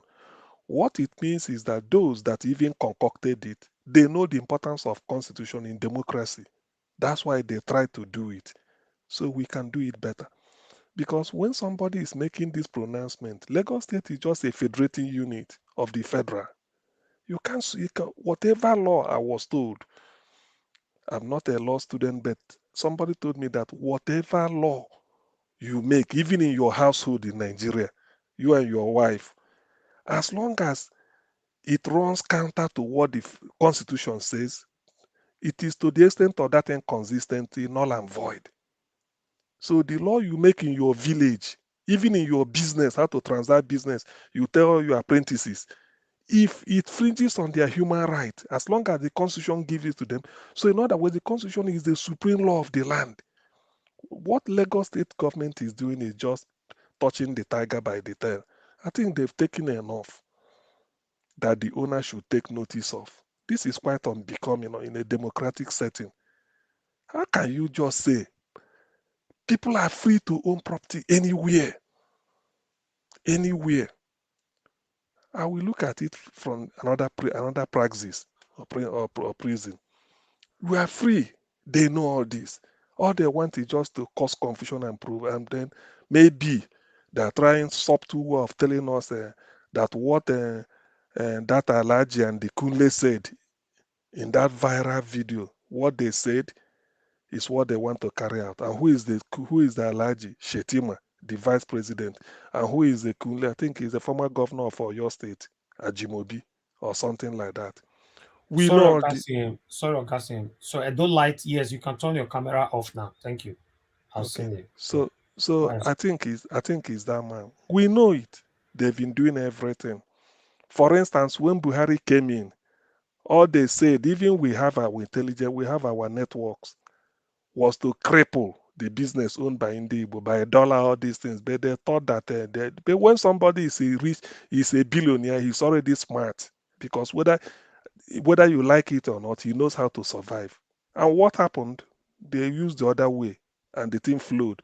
So what Obasa is trying to play out, he should be careful. All these things they are doing, I don't see why there is need for all this type of pro-law where you can translate the law you make in Yoruba. I mean, it's good. So if you translate it into Yoruba, publish it in Hansard in Yoruba, nearly everybody living in Lagos can speak Yoruba language. So that is for everybody. But when you start to make law to revert, to recover this, recover that, man, now, the next thing I want to think is this, because I've said it, this like somebody will like to, listen to me. Now, let me be a little bit, put it in context the other way.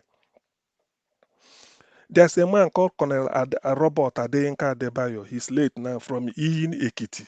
He was the man that took over from Francis Adekunle Fajuyi when he was murdered with Irunsi on 29 July 1966. Before this Adeyinka Adebayo died, he was the governor of Western Region then, so which is the 6 Southwest states. He wrote an open letter to Tinubu. I think that was in 2018 when Tinubu was still, cavorting with Buhari, and they are planning all those evil things. He told him, he said the Yorubas have only known Awolowo as the leader that they so much love because of what he did to them. It's called a lot of face. I may not like Awolowo, but I have to state the truth. All the infrastructure, I mean, he gave his people Western education, free education since 1952. Even if whatever quality it is, I mean, it's a landmark, it's a milestone. He did all this, he highlighted all this. He said, but today, you are removing president, you are installing president, helping to remove Jonathan through the lies they told everywhere, then installing president by promising Buhari, I will make you president, but I will take over after you. So the man sort of said it. Now today he was telling Tinubu, you can make president, you can make presidents. He said, but the West, the Southwest are lagging behind. He said the Southeast fought a bitter civil war, and they came back to overtook them. In that letter, he said there are all the industries in the whole of Southwest cannot equal the one in Nnewi, Onitsha, and Diaba. He meant specifically, even in education, he said a lot of things. I can make people read the letter. But there's one thing that is very important. I'm not interested in all those. One thing he made that is very important. He said today, if Igbo businesses stop paying tax in Lagos and relocate, the IGR of Lagos, 70% will be gone. He said about 70%. He said about 70% of private investors in Lagos and Igbo, 70. Then if they stop paying tax, 60% is gone. And this is where I want to dwell on. Because sometimes I even blame Igbo for certain things that are happening to them, because for every misfortune that happens to you, yes, somebody else might be responsible, but to a large extent or to some small extent, there must be something you contributed. Sometimes my people in Igbo do not listen. There's an oil company called Ajib. It's operating in Bayelsa, according to Edwin Clark, whose biography I'm trying to get hold of because I've read a little bit or somewhere. He said they made a meeting that they should relocate to their head office in Yenagoa. Chevron should be in Warri, and others that will be in Port Harcourt and this thing, so that they can pay tax to the government of those places. Sorry, sir. Oga Olumide, please off your camera. Thank you, sir. Okay. So he said they should pay tax to those places so that they can use it to develop the Niger Delta area. They refused. Tinubu cornered it and threatened Buhari they can't try it. Because part of what they told when Jonathan came in, he said they can. That is what of the offenses. Now, their Chevron has a estate in Bagada, Lagos. These are people paying tax in Lagos. Can you imagine if Ajip operates this oil prospecting in Bayelsa, but the tax goes to Lagos. The same thing with Chevron. Chevron goes to Warri, does all the thing want to do, leave the mess there, and then go to Lagos and pay tax. So, in other words, what it means, according to Nigerian law, is that you can be operating in Sokoto and use Lagos as your head office and pay tax there. We've told Ndibu, use your father's. I think that if there's anything I agree with Soludo, he's a top-class economist, one of the top 20 as of 2008 in the world. He told them, say, look, use your father's compound as your head office. Operate anywhere so that you can pay tax to Anambra, and that is what the Ndibo should do. I'm not telling you to go and lift your 500 million naira mansion in Lekki because you can't lift this immovable asset. Forget about that. Those ones are what you have to forget in Lagos. Area boys can go there and be smoking Indian hemp when you leave. But make sure that you pay your tax so that let us even see that IGR of Lagos that people are boasting. That IGR of Lagos is bigger than that of some budget of African countries, which is true. But what makes up the IGR? You see, I need to point this out so that people will understand, because there's a way you will threaten people. After February, it's a shame that since this year up to June, the topical issue in Nigeria has been election. It's a shame. Election ended 4 months ago in February, but we are still saying that, talking about it because Peter Obi and Igbo man is in the lead. They have to go and then switch off the beavers.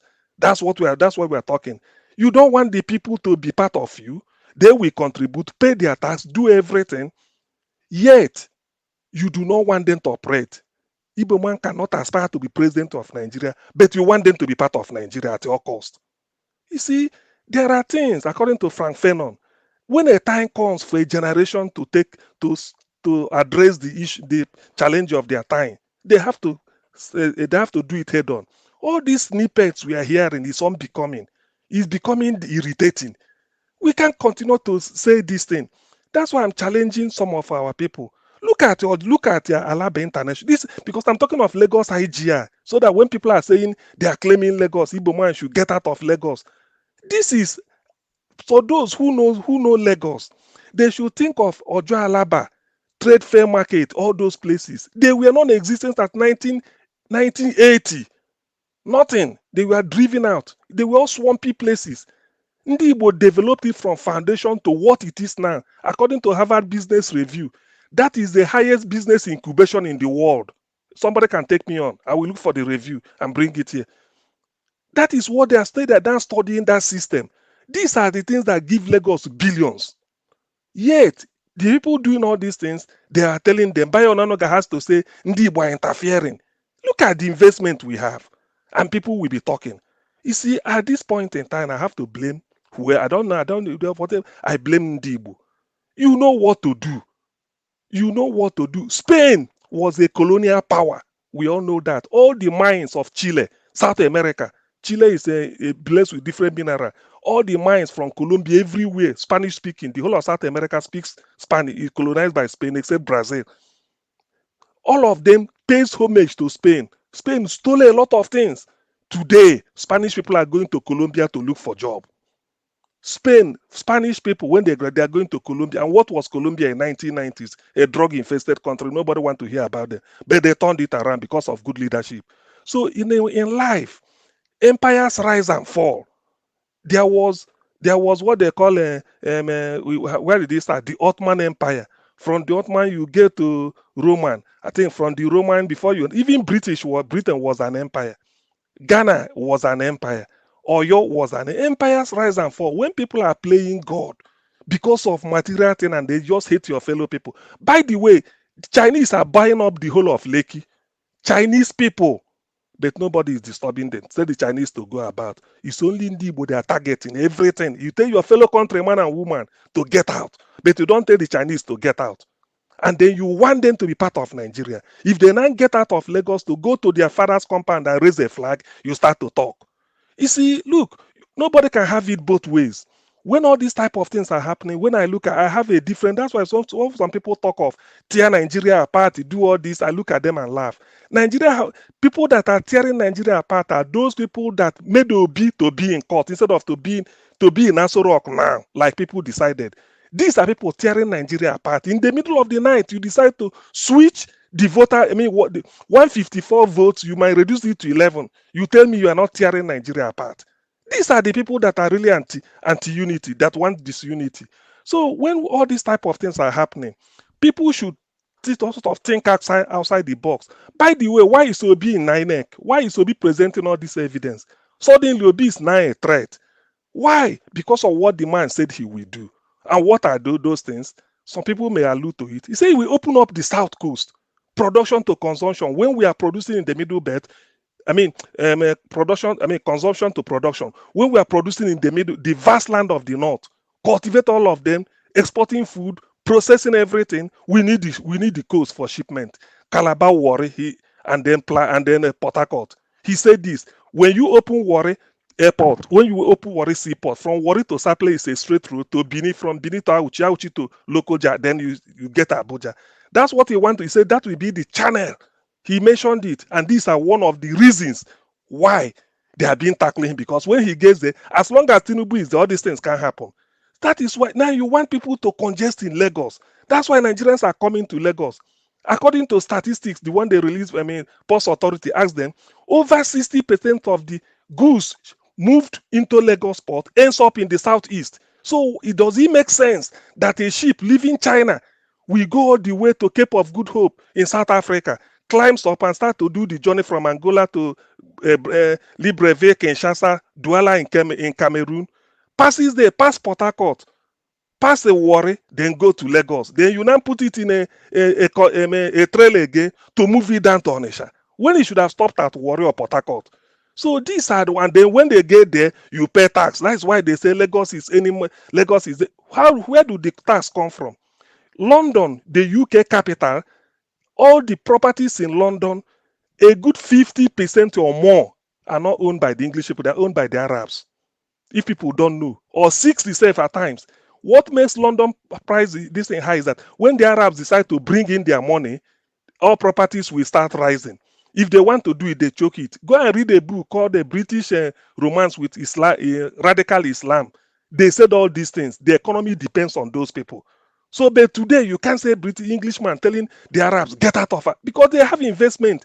The area called the Canary Wharf in London is like the cash cow of UK as a whole. What made London the financial capital of the world? If not because of all those things. Those Canary Wharf, who owns most of the things going on there, they are the Arabs. Dubai is shining today, it's a Muslim country. But people forgot that investment in Dubai are owned by most of them foreigners. And I understand that the population of Dubai, there is more foreigners than the indigenous people. But nobody is talking. But only when you get to Lagos, you keep hearing one type of crude, mundane utterances. People without a sense of history.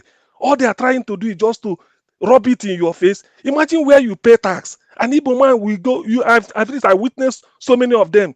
A plot of land, swampy, 75 million. Sometimes in Lake, in some places, Banana Island. You will buy it and put a mansion of more less than 300 million, 400 million. Then somebody will tell you, you leave Lagos. And yet you are paying tax on that property. Do you know how many million people pay?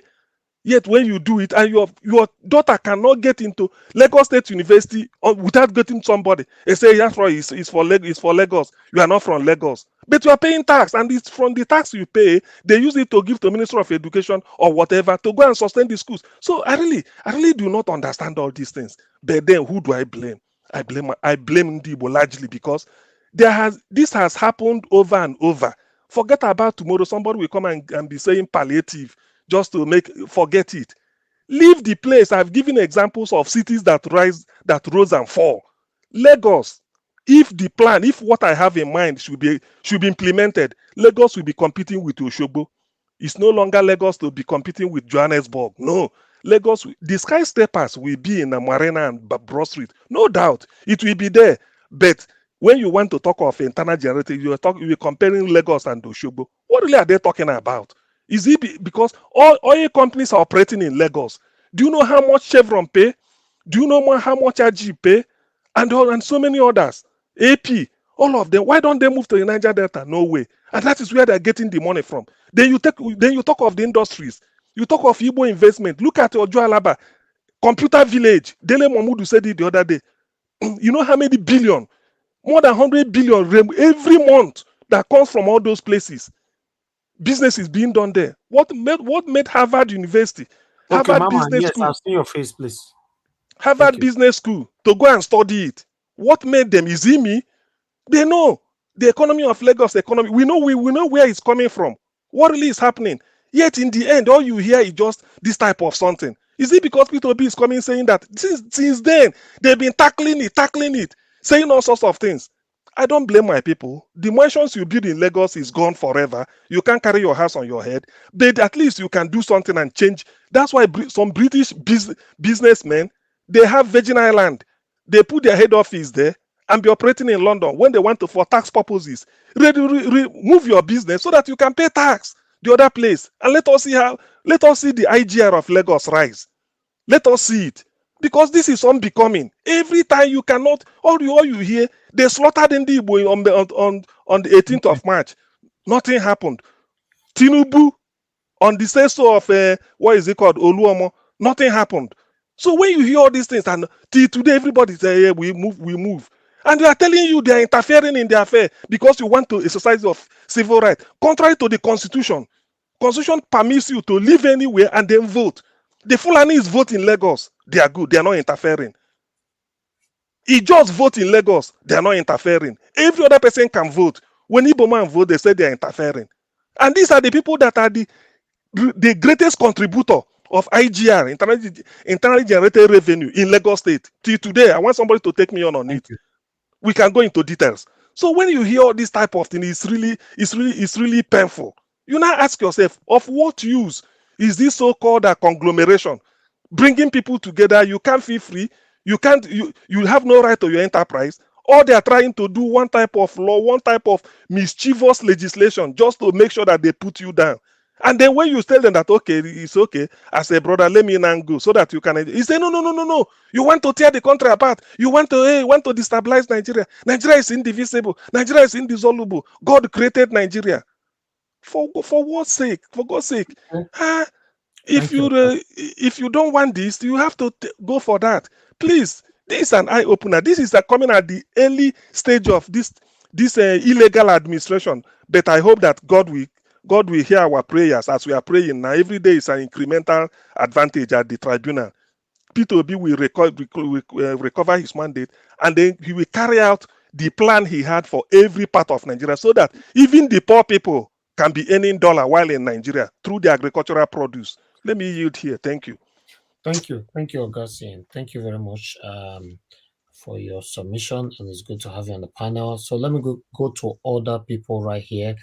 I can see we have a couple of people that just joined us right now. So I'm going to give us, anybody that's giving their submission, I want you to know that it's for 4 minutes I'm giving. For 4 minutes, unfortunately. Una will come late, una not go forget the exact minutes where I give to others, make una no verse. Although una will come late, I go make una people will fed there since for 4 minutes. Una will come late, I'll make for 5 minutes. That's it. Okay, let me go to Edo Light. Thanks for joining us, sir. Oh no, sorry, not be Edo Light. No. Okay, Edo Light, just talk to us. Not be you before, but talk to us. My brother, may you come back to me. I say we are not. Okay, no, it's there. Okay, I'll come back to you. Okay. Better not be even you are supposed to now. Mute yourself, sir. Thank you. All right, AJ, thank you very much for your patience, sir. I would like you to talk to us. Thank you very much. 5 minutes. 5 minutes, sir. Thank you very much. Thanks for having me today. Thank you, sir. Thank you, sir. And greetings to everyone on the panel and all those that have contributed throughout the day. I want to touch on two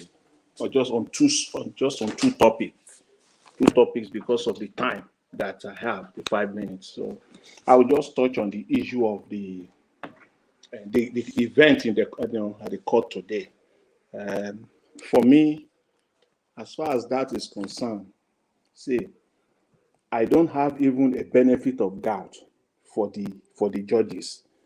People have their own opinion, but as far as I'm concerned, I don't have any benefit of that. I think they are just playing games, but we'll see. We'll see how it all plays out. All this show that they are displaying at the court today, for me, it shows exactly that they are playing games. I'm not excited. Whatever they are doing, I'm talking of the judges right now. I'm not really excited at all. And I will hope and I will implore all obedient people that are seeking for this mandate not to be carried away at all with these people. Let's keep our fingers crossed. Let's see how the process played out. And then on the issue of, you showed the last video you showed, one of the last video that you showed, I will dwell on that. I would also like to dwell on the issue of the Lagos State, the Speaker of the House, but I think that you don't have the time, sir. Just go ahead. Just go ahead, sir. Okay. On the issue of the Labour Party House Rep, talking about Tinubu, in fact, I can tell that it's not the only one. All those Labour Party reps that have been elected into the House, most of them, if care is not taken, most of them, I say it and I say it categorically, most of them at the end will be bought out, will be sold out if they are not properly followed up with close marking. And I think we obedient, we have a real work on our hands to keep these people. You will all remember that there wasn't any deep due diligence on these candidates in this past election cycle. Most of them just came in, became candidates. Focus were not really on them. Most of them were former APC, PDP, and the opportunity came and they came into Labour Party and they used that, they ride on that obedient platform on PO's, platform, and they are elected. But again, you cannot change an old man overnight. These people cannot be trusted, most of these people that are elected. And we need them because they are going to set the stage, set the example as the Nigerian political process, begins to change and to unfold, because they must do the right thing. That is the impetus. That is what we give a lot of people during the next election cycle, to increase, to come out and even vote and even elect more candidates into the National Assembly. If these people failed, if this group of Labour Party rep in the House, if they fail, then it will be a very tough, it will be a very difficult one for the upcoming obedient or Labour Party politics going forward. So we need to take this seriously and expose these people, put searchlight on each and every one of them. We don't have to be complacent at all, because they have a very big role to play.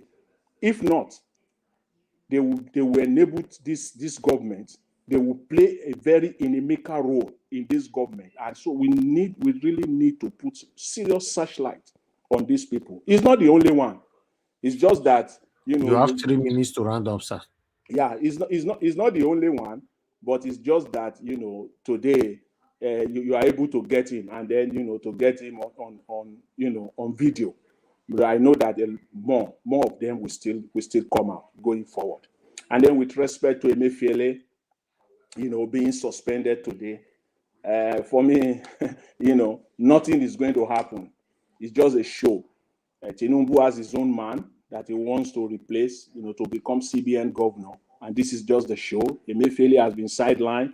At the end of the day, his main man will come in. And at the end of the day, also, nothing is going to happen to Emefiele, because you can't touch him. Emefiele is untouchable because he did not perpetrate all this atrocity, alone. No, he didn't. He didn't. He did everything. A connivance, with the system, with the executive branch of Buhari's administration. And if you want to pursue Emefiele to the end, and Emefiele decide to open his mouth, or you want to use Emefiele as a scapegoat, and Emefiele decide to open his mouth, then the country will turn upside down. So for me, nothing will happen to him. It's just a show. We've seen it before. It's just one of those soap operas. We've seen that before. They will not touch him. The whole plan is just to, of course, we know that he's going to get rid of him, putting his own person there. That's the only way he can implement his atrocity, I would say, going forward on the economy of Nigeria. So nothing is going to happen to Emefiele as far as because they don't have the capacity. They cannot touch him. He was a corrupt CBN governor, but again, it takes two to tango. Everything that happened under Emefiele wasn't. Emefiele cannot do it. Thank you. Without connivance with the executive branch of the government. So that's my take. God bless you, sir. Thank you very much. Thank you, AJ. God bless you, sir. All right, let me quickly come to Olumide. Oga Olumide, are you available to talk to us, sir? Okay, you're not available right now, so let me go top topic. Yes, I'm available. Okay, you have 5 minutes, sir. Good evening to you once again. Talk to us. Okay, good evening, Elvis, Mr. Najawat, for giving me that opportunity again on your megaphone. So I just want to address the issue of the Lagos speaker wanting to make introduce a bill to recognize and allow the indigenous people more rights over Lagos State. So this is what we've been talking about. You understand? That everything boils down to that constitution. See, we're just, I mean, we're kind of picking things and are not addressing issues right at the foundation, at the bottom. You understand? There's that constitution. I mean, I for instance don't like the fact that that constitution doesn't give other states to create their own seaports. I mean, at the end of the day, it is the federal government that will be the beneficiary when you allow them to create their own seaports and generate income, and then they pay taxes to the central. They pay taxes from whatever income they generate. You understand? They make more money when you allow them to indirectly make more money. So that is why we're saying, let us sit down and talk. There are so many issues that are fundamental and germane to us that is causing problems. And whether you like it or not, I'm a Yoruba man from Ogun State. Even though I grew up in Lagos, I was raised and brought up in Lagos before I left the country. I've never seen the Igbo man. I've lived in the same building as an Igbo person. You understand? As neighbors. I've never seen them as a threat to my existence or to the Yoruba existence. You understand? But be that as it may, there's nothing wrong in recognizing or allowing the indigenous people more rights. You understand? All we hope is that whatever bill that speaker wants to pass should be passed to protect the indigenous people of Lagos State. Should be passed in good faith. You know, who are the real indigenous people of Lagos State? That's another debate entirely. But there's nothing wrong in that.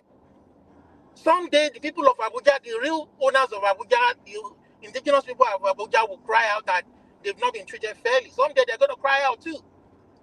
So that is what happens when you cheat people out of their resources, out of their land, and you don't allow through federal. Okay, fine, we don't want regionalism because it was too central.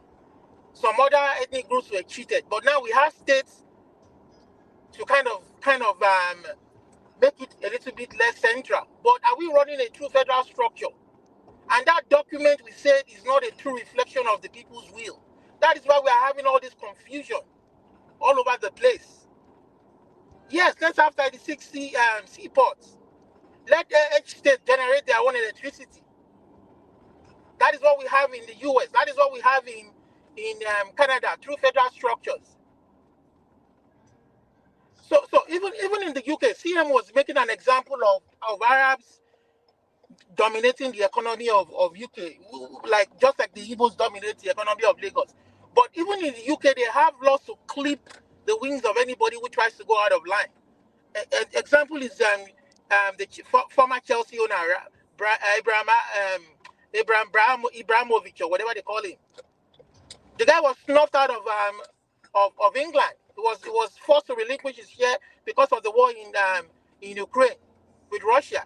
So it doesn't really matter. People, I mean, the people can make laws to protect their land and resources if they want, but you have to treat people with dignity. It doesn't stop you from treating people with dignity and respect. The Igbo people pay lots of taxes in Lagos. They've contributed immensely to development of Lagos, but I don't think they should be afraid of recognizing if truly that is what the speaker wants to do. Now the definition is, who is the real people owners of indigenous people of Lagos? Are they the ones that are going to be truly recognized and protected, or they just want to do it for selfish reasons? That is why when they try to do that bill, I mean, I don't even want to talk about what steps should be taken to counter the bill if it is found that it is not in good faith. I don't even believe in that 1999 document. It's a shitty document as far as I'm concerned. I'm sorry, pardon me for my use of word. It's a shitty document. It's just basically No, don't use it. If you know it's wrong, you are using it again. Don't use it. Okay, I mean, it's creating confusion all over the place, and all they're just doing is patch. And I have always said it. Okay, your 5 minutes is up, sir.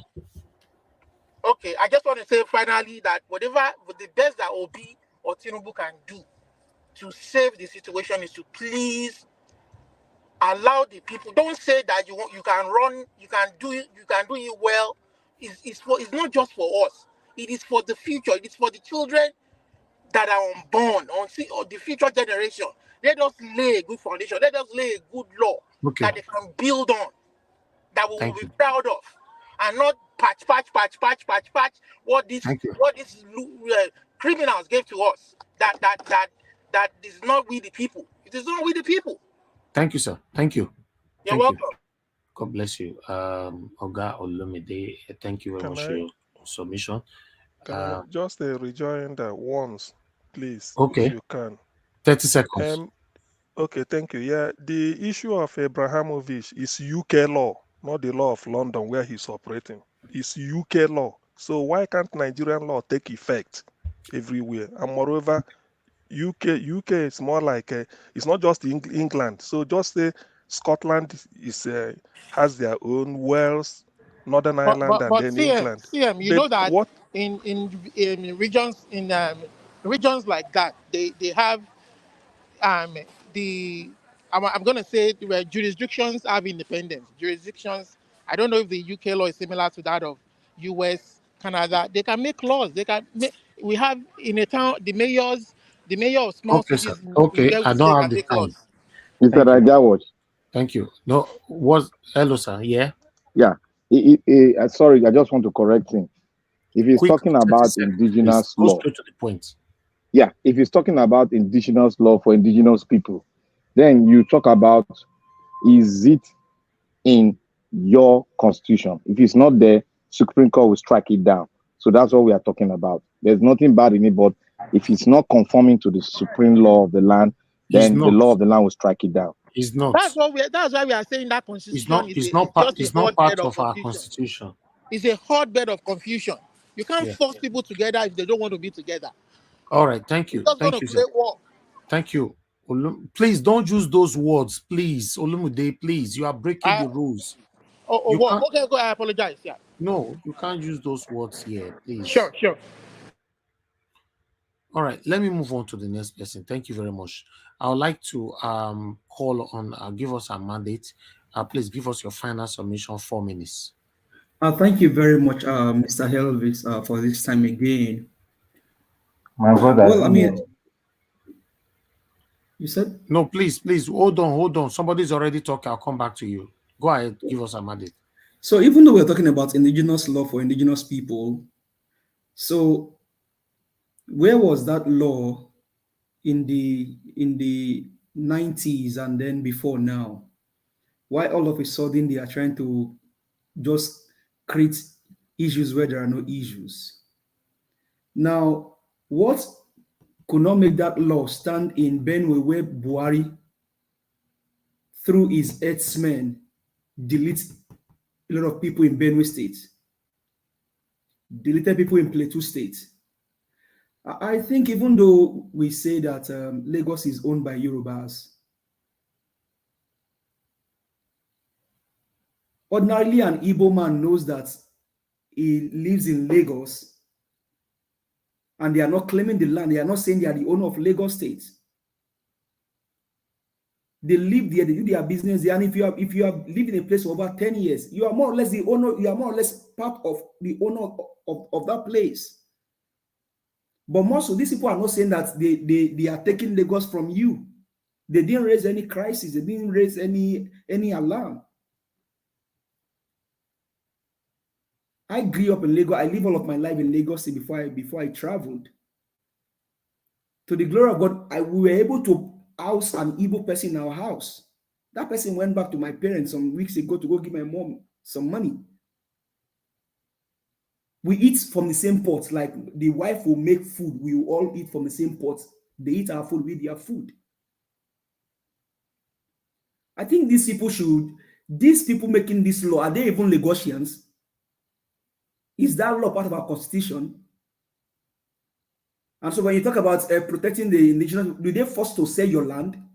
I'm from Oyo State. My father was able to build us in Lagos to the glory of God. We didn't force them to, we didn't put our hand in their pocket and say, give us your land. No.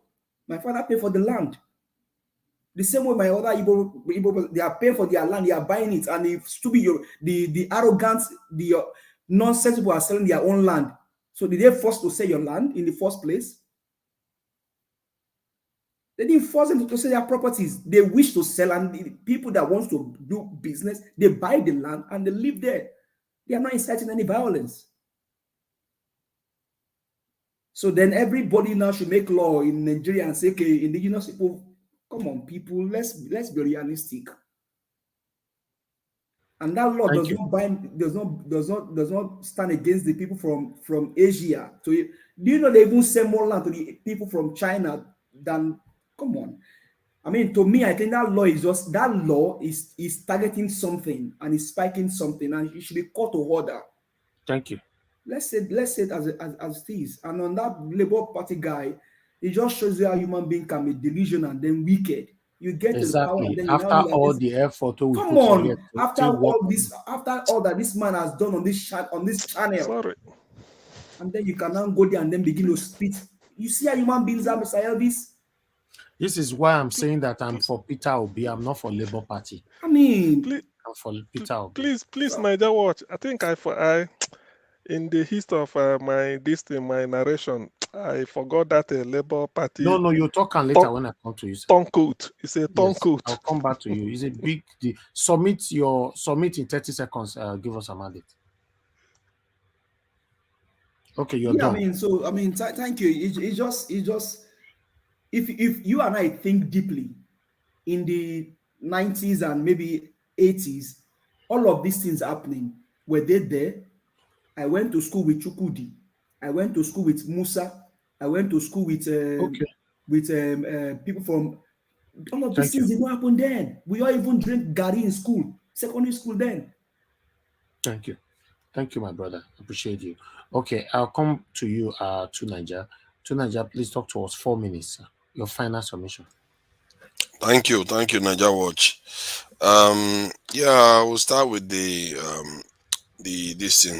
one that the Labour Party official that seems to have turned. I guess that is not exactly surprising because we knew that this is how the Labour MPs operate, or Labour House of Representative members. They switch parties. Nigerian politicians that don't seem to have principle, and Labour had about 8 months to put such a movement together, and probably didn't have enough time to do the vetting that was required. So I will spare them that on that front. But clearly, we now know, or not exactly now, it's something that should be obvious, that if you want to have people join your party, you have to have people that share the same goals.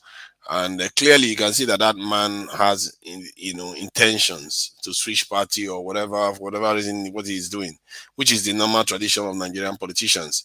And you are probably going to see the same. They don't have any ideology. Their ideology is just to go there and shake hands and make money for themselves and leave the country destitute. So this is what they do, and I think next time while we have the time, there has to be a lot of house cleaning and the obedience that are in Nigeria. They should be voting out and removing people that are not doing their job. Like this man now, or House of Representative member, he can be recalled if they find that he's not doing his job. Yeah, he might have said what he said, but the important thing is whether he's doing his job. If he doesn't do his job, he can be recalled. And I think there is this guy Electricity that is championing this thing, that they want to smooth the process, educate Nigerians on how to pull their MPs back, or their elected House Assembly members back. And I think that's what could happen to him if he goes on to do things that are against the spirit of the Labour Party. That said, regarding this indigenous bill thing, see, clearly we know why he's doing it. They said it themselves about people saying that Lagos is no man's land, and they want to cater to the indigenes, and the indigenes are very, very.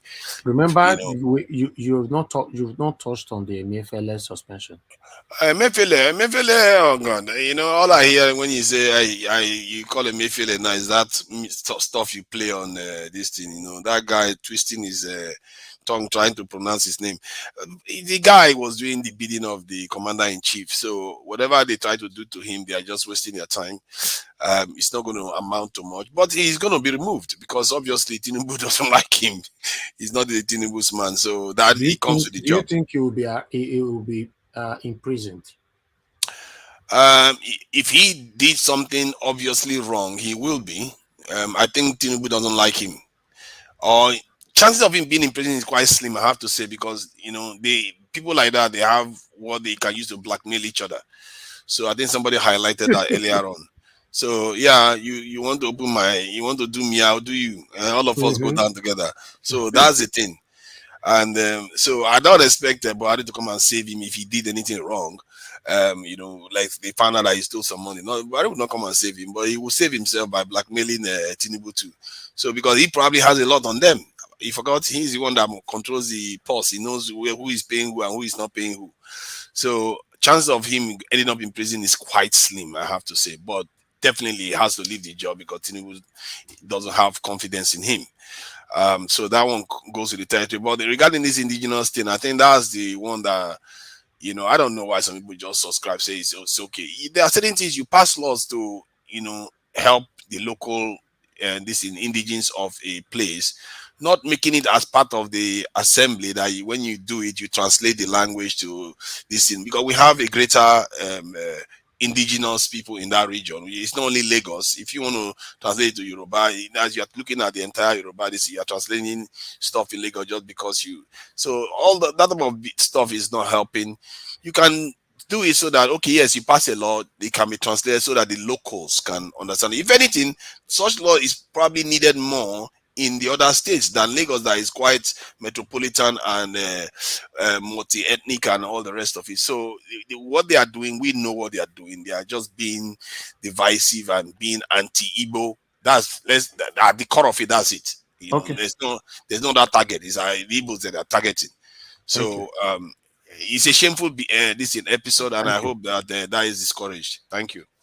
Thank you very much. Thank you, to Niger. Mr. All right, yes, sir. Yeah, sorry, to what Tuna just said now about recalling, I think obedience in the constituency where that guy that went to talk about Tinubu voted, they should start planning on how to recall him back immediately now. Don't wait for just call him back right away now. There's already talk on that on Twitter. Instantly, should be called back as soon as possible. I belong to. Yes, it's already going on. He started today already. Now. Yes. That's sell out. Thank you very much, my brother. Okay, let me see if Madam Nena is still with us. I'm very much with you. Okay, thank you. Please, 4 minutes. Final submission. Okay, yeah, final submission. I don't know much I have to say. First of all, I have to talk about that man. Like you said, I saw on Twitter already, people are already clamoring for that shameless man from Isukuato. It is so disgusting to hear that man say what he said. I can understand. I mean, going there, they were called in opposition parties, blah blah blah. I mean, I can understand. He's in the house. He has to go. But does he really need to entertain that interview? That tells you his mindset. And somebody said, I think that's why it's on Twitter, where that the man was actually an APC man who decamped to LP and they rode on the back of Labour Party, during the election. Our boy is the verse. Now, so everybody just do LP from top to bottom without knowing the crazy people that we put in there. But irrespective of how he got there, the man must not forget what brought him to where he is. So those people that brought him to where he is are the people that's going to take him out. Because it's unfortunate he forgot so far. I mean, this is too early for him to go and start playing such a senseless thing he played. After all, Oti was at Aso Rock the day they went to. I mean, they called all the governors. You don't expect him to be there. He was there, but I believe Oti is a more sensible person than this man. This man is obviously displayed a level of I don't know if using the word foolishness is something that is allowed.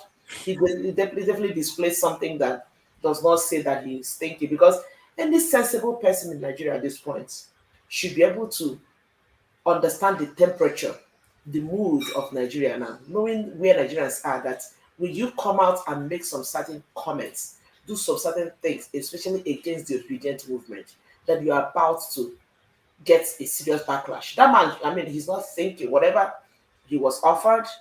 Because from what I understand, that meeting he went for was purely for opposition party, oppositions who won the election. So this man, they put him there as the president. He knows what he's planning to do. So that this man went there, whether promises were made to them or something was given to him, he quickly forgot. So as fast as he forgot and when there's messed up, that is how fast he's going to be kicked out.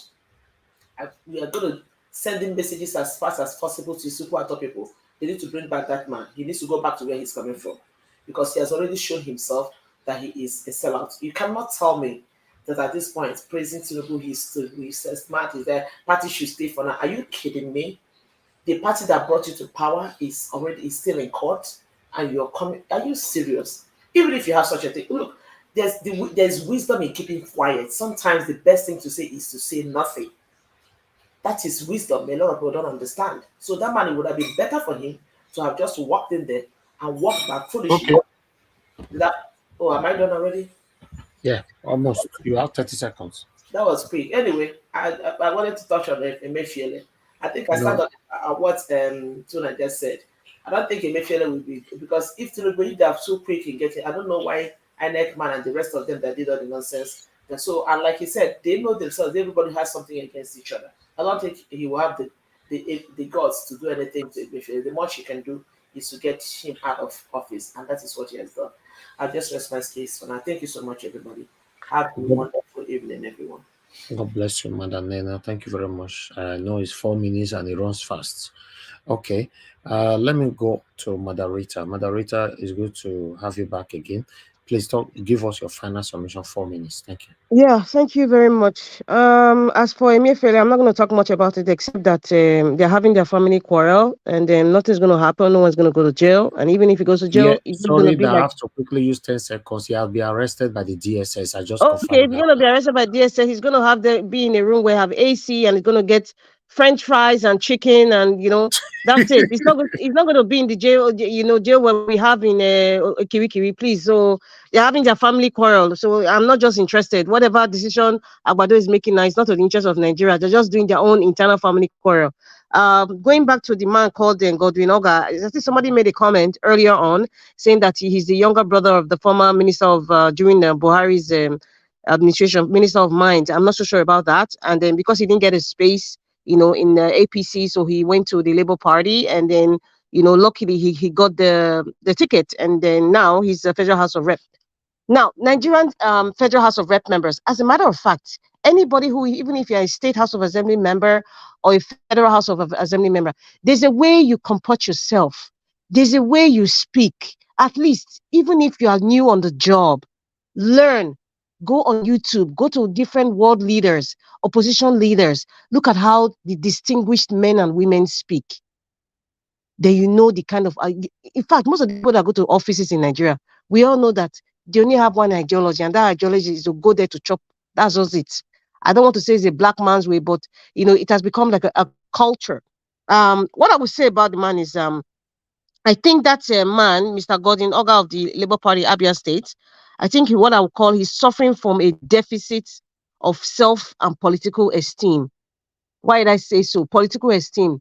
Let it be known, everyone who is in Labour Party and you are elected to the National Assembly, for sure, expect that you'll be intimidated by the ruling class. You'll be intimidated by the people who feel that they've been there for decades, and then they have power to make the decisions on which committee you belong to, whether they'll put you in the oil and gas committee, or whether you put you in the educational or the SOBEB committee. That is what it is right now, because if you understand what's going on in National Assembly, they have subcommittees, and that's where most of them make their money, counterpart money, and all that.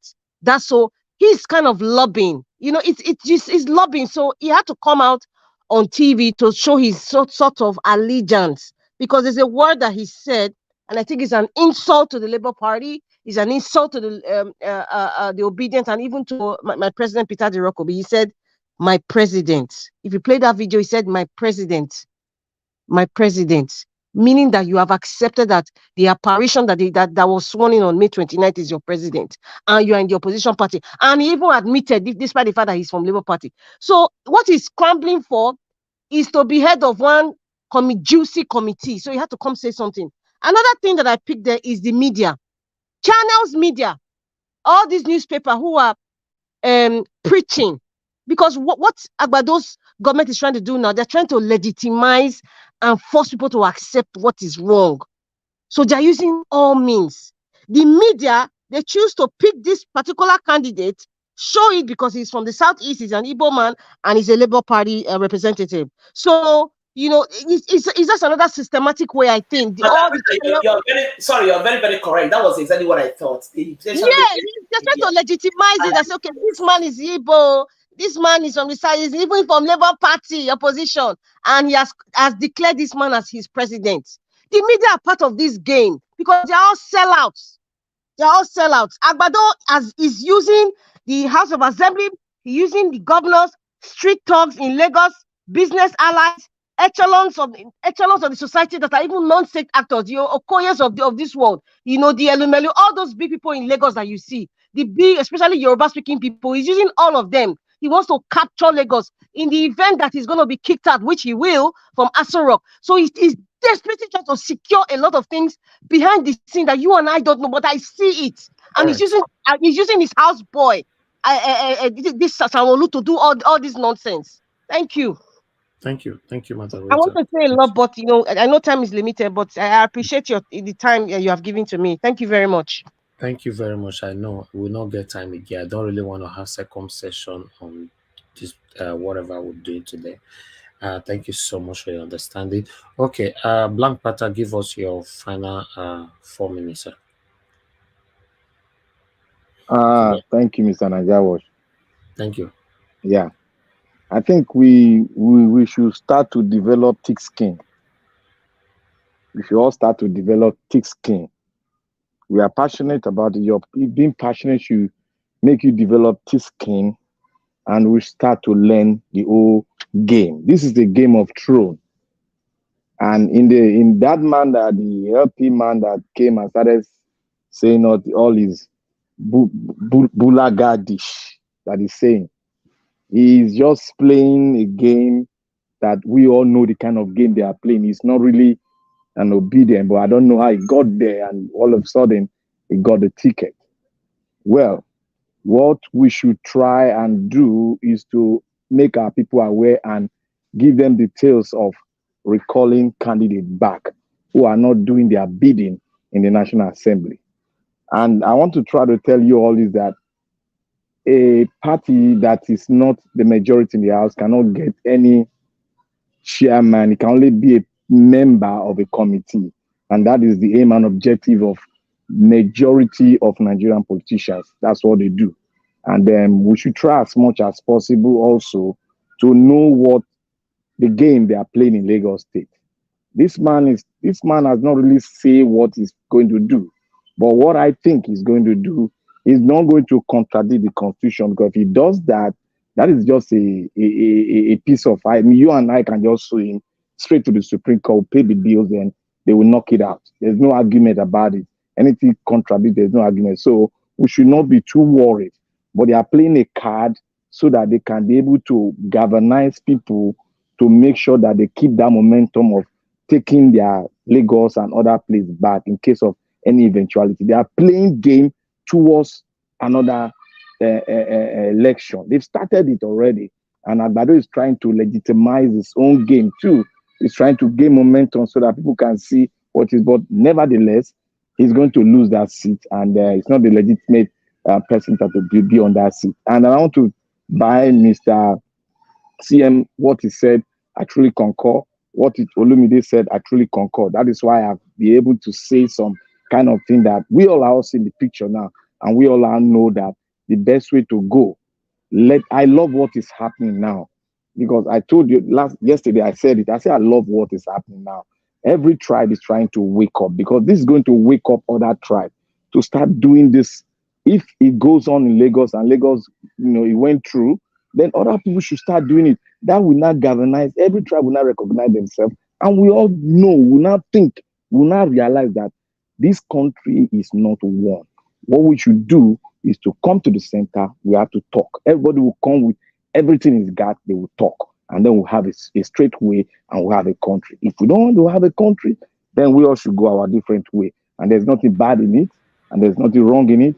It's your democratic right, and it's the right of all tribes to seek for his own country. Thank you very much. God bless you, Black Panther. Thank you very much. Okay, I can see you just joining us now, God's Power. Please unmute yourself, sir. We don't have time. Talk to us. Good evening to you, sir. God's Power. Unfortunately, we don't have time to wait for you to unmute yourself, because I know it takes time for you to unmute yourself. I need to move on right now. So when you come back, you're only going to get 2 minutes, if you go get any at all. Let me move on. God's Power, are you there? Oh, you are not talking. God. Network. Hello, God's Hello, Power. sir. Can you hear me? Can you hear Yeah, me? I can hear you now. Yes, talk to us in 3 Okay. minutes. Thank you so much. God's Power will not hear you. God's Power. We not hear you at all. Sorry. So sorry. We need to move on. I'm sorry. Okay, let me see. Engineer Francis, you're joining us. Thank you very much, sir. I already confirmed you. You can turn off your camera if you want. Thank you. All right. Let Engineer Francis just talk to us. Engineer Francis, it's good to have you on the panel, but we are leaving right now. I'd like you to talk to us in 2 minutes. I don't know if you'll be following up. Can you hear me, sir? Or even Engineer Francis, you can't hear me, sir. Not yet.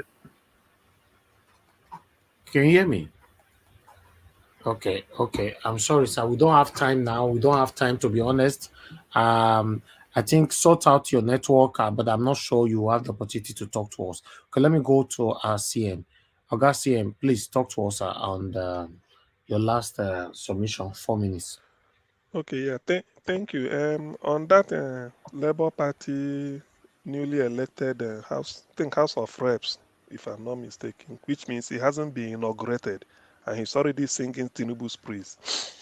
This is now a challenge, or it's just a confrontation with the chairman of Labour Party in Abia State. They should sort of set every machinery in motion for recall. It's a shame. These are the people that rose to power on the wing of Obi wave. Everybody obedient, everybody, because the people are tired of APC and PDP, and they felt that whoever comes to Labour Party, they use Obi's character and integrity and his comportment and whatever, his elemental makeup. They think that everybody is like that. I think this should be a good example. Let them start the process of recall. This is like dead on arrival, even before being inaugurated. Let them sound it out. I mean, the chairman of Labour Party in Abia State, he should take it, and then the governor. And this is a state that has given Labour Party their first, well, not the first. Mimiko of Ondo has been the first, but this, at least in this under Obi's presidential. Obi as a presidential candidate, is Abia State that has taken the lead. Enugu is waiting in the wings. So they should do everything humanly possible. We can't tolerate this type of rubbish. Imagine going there to talk nonsense. And like somebody observed earlier, tomorrow now the journalists hang out. All those morbidly obese journalists. I don't know what they really do. They make journalism to be. Ever since Delegiwa died, thank God for Rufai, who has some conscience and then brings some freshness and incisiveness in discussing affairs. Those journalists hang out tomorrow. Before you know it, they will now sit. Oh, you see, it's even Igbo man. He's even endorsing him. What are these people saying? Let him go and tell his brother to withdraw the case. Before you know this, see all this game, like we said. Anyway, where the thing is that this .com era, you can't play this game anymore. The guy must have been giving money. All they wanted him was, if you feel that you can do it, go and do it. These are the people that will vote for APC leadership in the House when they inaugurate them. The day they are going to elect Speaker, Deputy Speaker, you see him. Even if Labour Party decide that we will go with this candidate, these are the type of people. These are turncoats. So they had better deal with him now decisively by withdrawing, because the mandate is not for life. If you are giving based on trust, the moment the people feel they can't trust you anymore, you have to return the mandate. Imagine it's not even ashamed. Your presidential candidate is still battling in the country and negotiating. It's like telling a woman who is in labor, crying, and they say, where is the husband? They say he's conducting a traditional marriage ceremony to bring in another wife. Can you imagine that? Where else can that happen? How will you? What will that woman in labor be talking about you when they needed you most? This is when Obi needed all the elected people. He should have been going to the tribunal every morning, sit next to Obi or the Labour Party and say, yes, this is our man. We are waiting. He went also rock to go and eat one type of gbegiri soup, only to come out and start telling us nonsense. It's a shame, really, but it's for the Labour Party Abia State to deal with him decisively, because without his, in fact, they may even expel him from his village or his ward instantly. In fact, expulsion. Say we've expelled him. If he want to enter APC, let's know. Then we now know how he's going to do it. Thank you. Let me stop God here. bless you, sir. Thank you very much. To me, apart from the people, the people of Abia State, every concerned Nigerians all over the world should go against these people. Yes, we can take this. It's unacceptable. You can't use us to grow and jump to another party or start working for a satanic party that have caused us pains for years. We cannot do that. Thank you very much. So that is it that we have here. The two people that we have here, their network is not good. Okay, Mama Aisho, you're just joining us right now. Good evening to you. Unfortunately, you don't have time. Coming this late is somehow, but I'll give you 2 minutes, only 2 minutes to quickly talk to us, Mama. Good evening to you. Go ahead. I come late because the gate of heaven was closed. Anyway, I have nothing to say than to say thank you, everybody. Be strong. We are getting the mandate back. And those who enter APC, LP, from PDP and LP, now don't they see the Anyash now? They say breeze blow, found Nyash open. I want to address it to the Labour, the LP chairman. This person needs to be recalled immediately. It needs to be recalled immediately. If you people really stand for the people. If you stand for the people, this is when you have to take action. But if you don't, then I wonder whether you guys are really playing games here. Thank you. God bless you, Mama Aisho. It's good to see your face again this evening. Thank you for all you're doing for all concerned Nigerians. We are proud of you. Thank you. All right. Thank you very much, my people. This is the end of the broadcast. Unfortunately, we have two people on the panel that their network is not stable. But yes, tomorrow we're going to be back here again. Hopefully, by God's grace, by 6 p.m. But the court adjourned to tomorrow by 2 p.m. They say tomorrow, not today. We don't start today, 2 p.m. So we'll follow up from there. Immediately the court, they finish. Now we'll come on air. So let's see how it goes, and then we'll continue to bring you updates here, Iris. As you know, this platform we don't pass information that we cannot verify. We must verify, even though you pass it to us, we must verify it, before we bring it here to you. So we are doing our possible best to do our own, what we can do. Thank you for every one of you that will be supporting us, every one of you that came to the panel today. I appreciate you all. Give us a mandate. Thank you very much to Nigeria. Thank you very much, Madam Nena. Thank you, Power. Thank you very much, Mr. AJ. Thank you very much, Augustine. Thank you very much, Black Panther. Thank you very much, Gina Francis. Thank you very much. Despite that you could not talk to us. I'm Mama H.O. Thank you very much. And those of you that called in, thank you very much. Those of you that I could not pick your calls, please understand with me, it's not easy for me to manage everybody at the same time. Sometimes, yes, I did make mistake, but just accept it like that, it's not deliberate, or rather forgive me. I appreciate you all. Tomorrow, don't worry, I'll still pick your call. For those of you that supported us today financially, thank you very much. I appreciate every one of you. Meanwhile, I would like to patriotic Niger. I got your support. You supported me financially, and I got it today. But you didn't say that. You said this is on the 6th.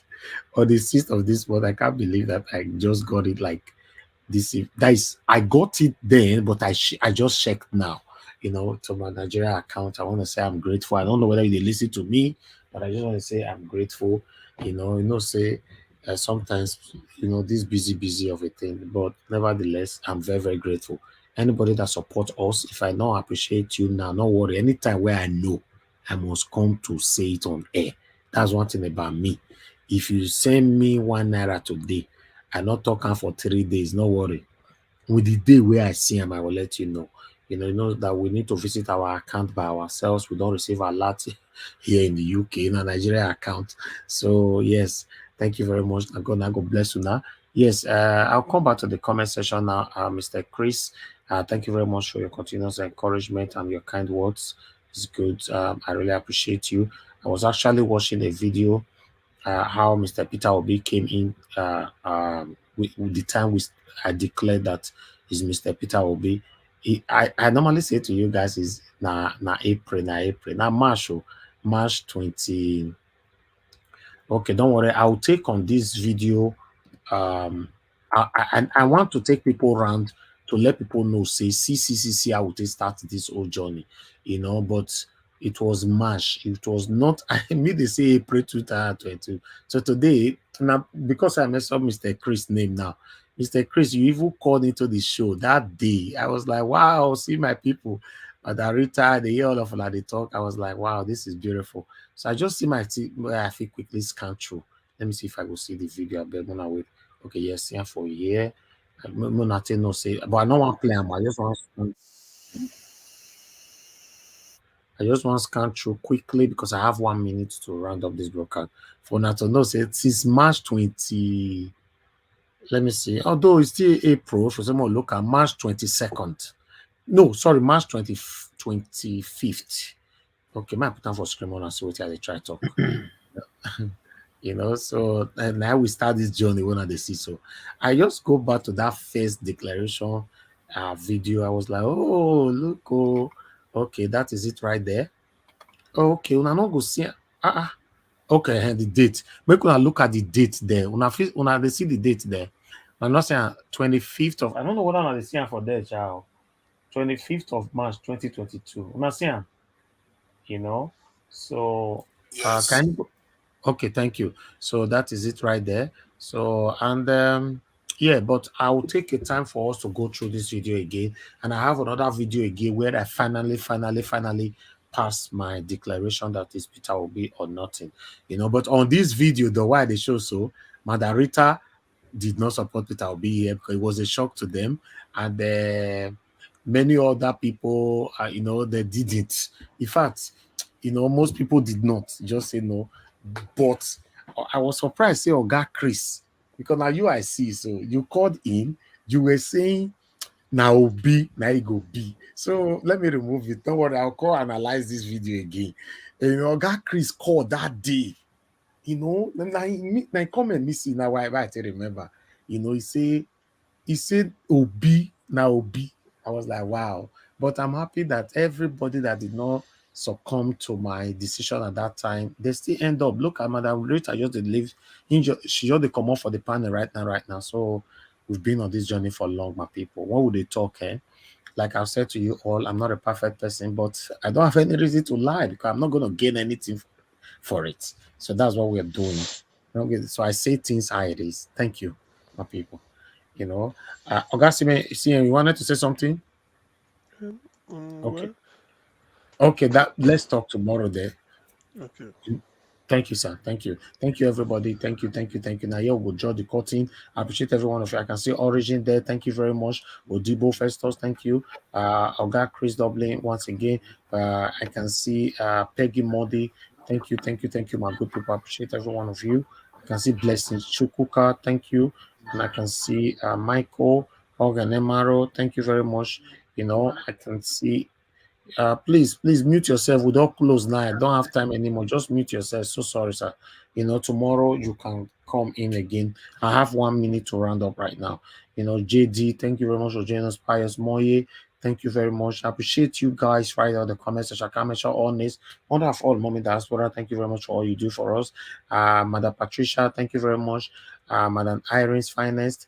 And Martina Obasui's TV. And God will bless all of you. I appreciate your Namo Plati. I see you right there. Your comments you full everywhere. And God will bless you, my good people. Allow me to end the show. Join me again tomorrow and let's continue to talk about the things that's affecting you and I. I'm not a perfect person, but continue to support us. Please press on the like button before you go. Let's take that further. Press on the like button. Press on the like button. And God bless you. I know they do competition with anybody. If I offend you, forgive me. Show me love, go to biza. Kama bara walo ninu ife kan akanbi. I know they do competition with anybody. If I offend you, forgive me. Show me love, I go show you love. Kama bara walo ninu ife kan. I know they do competition with anybody.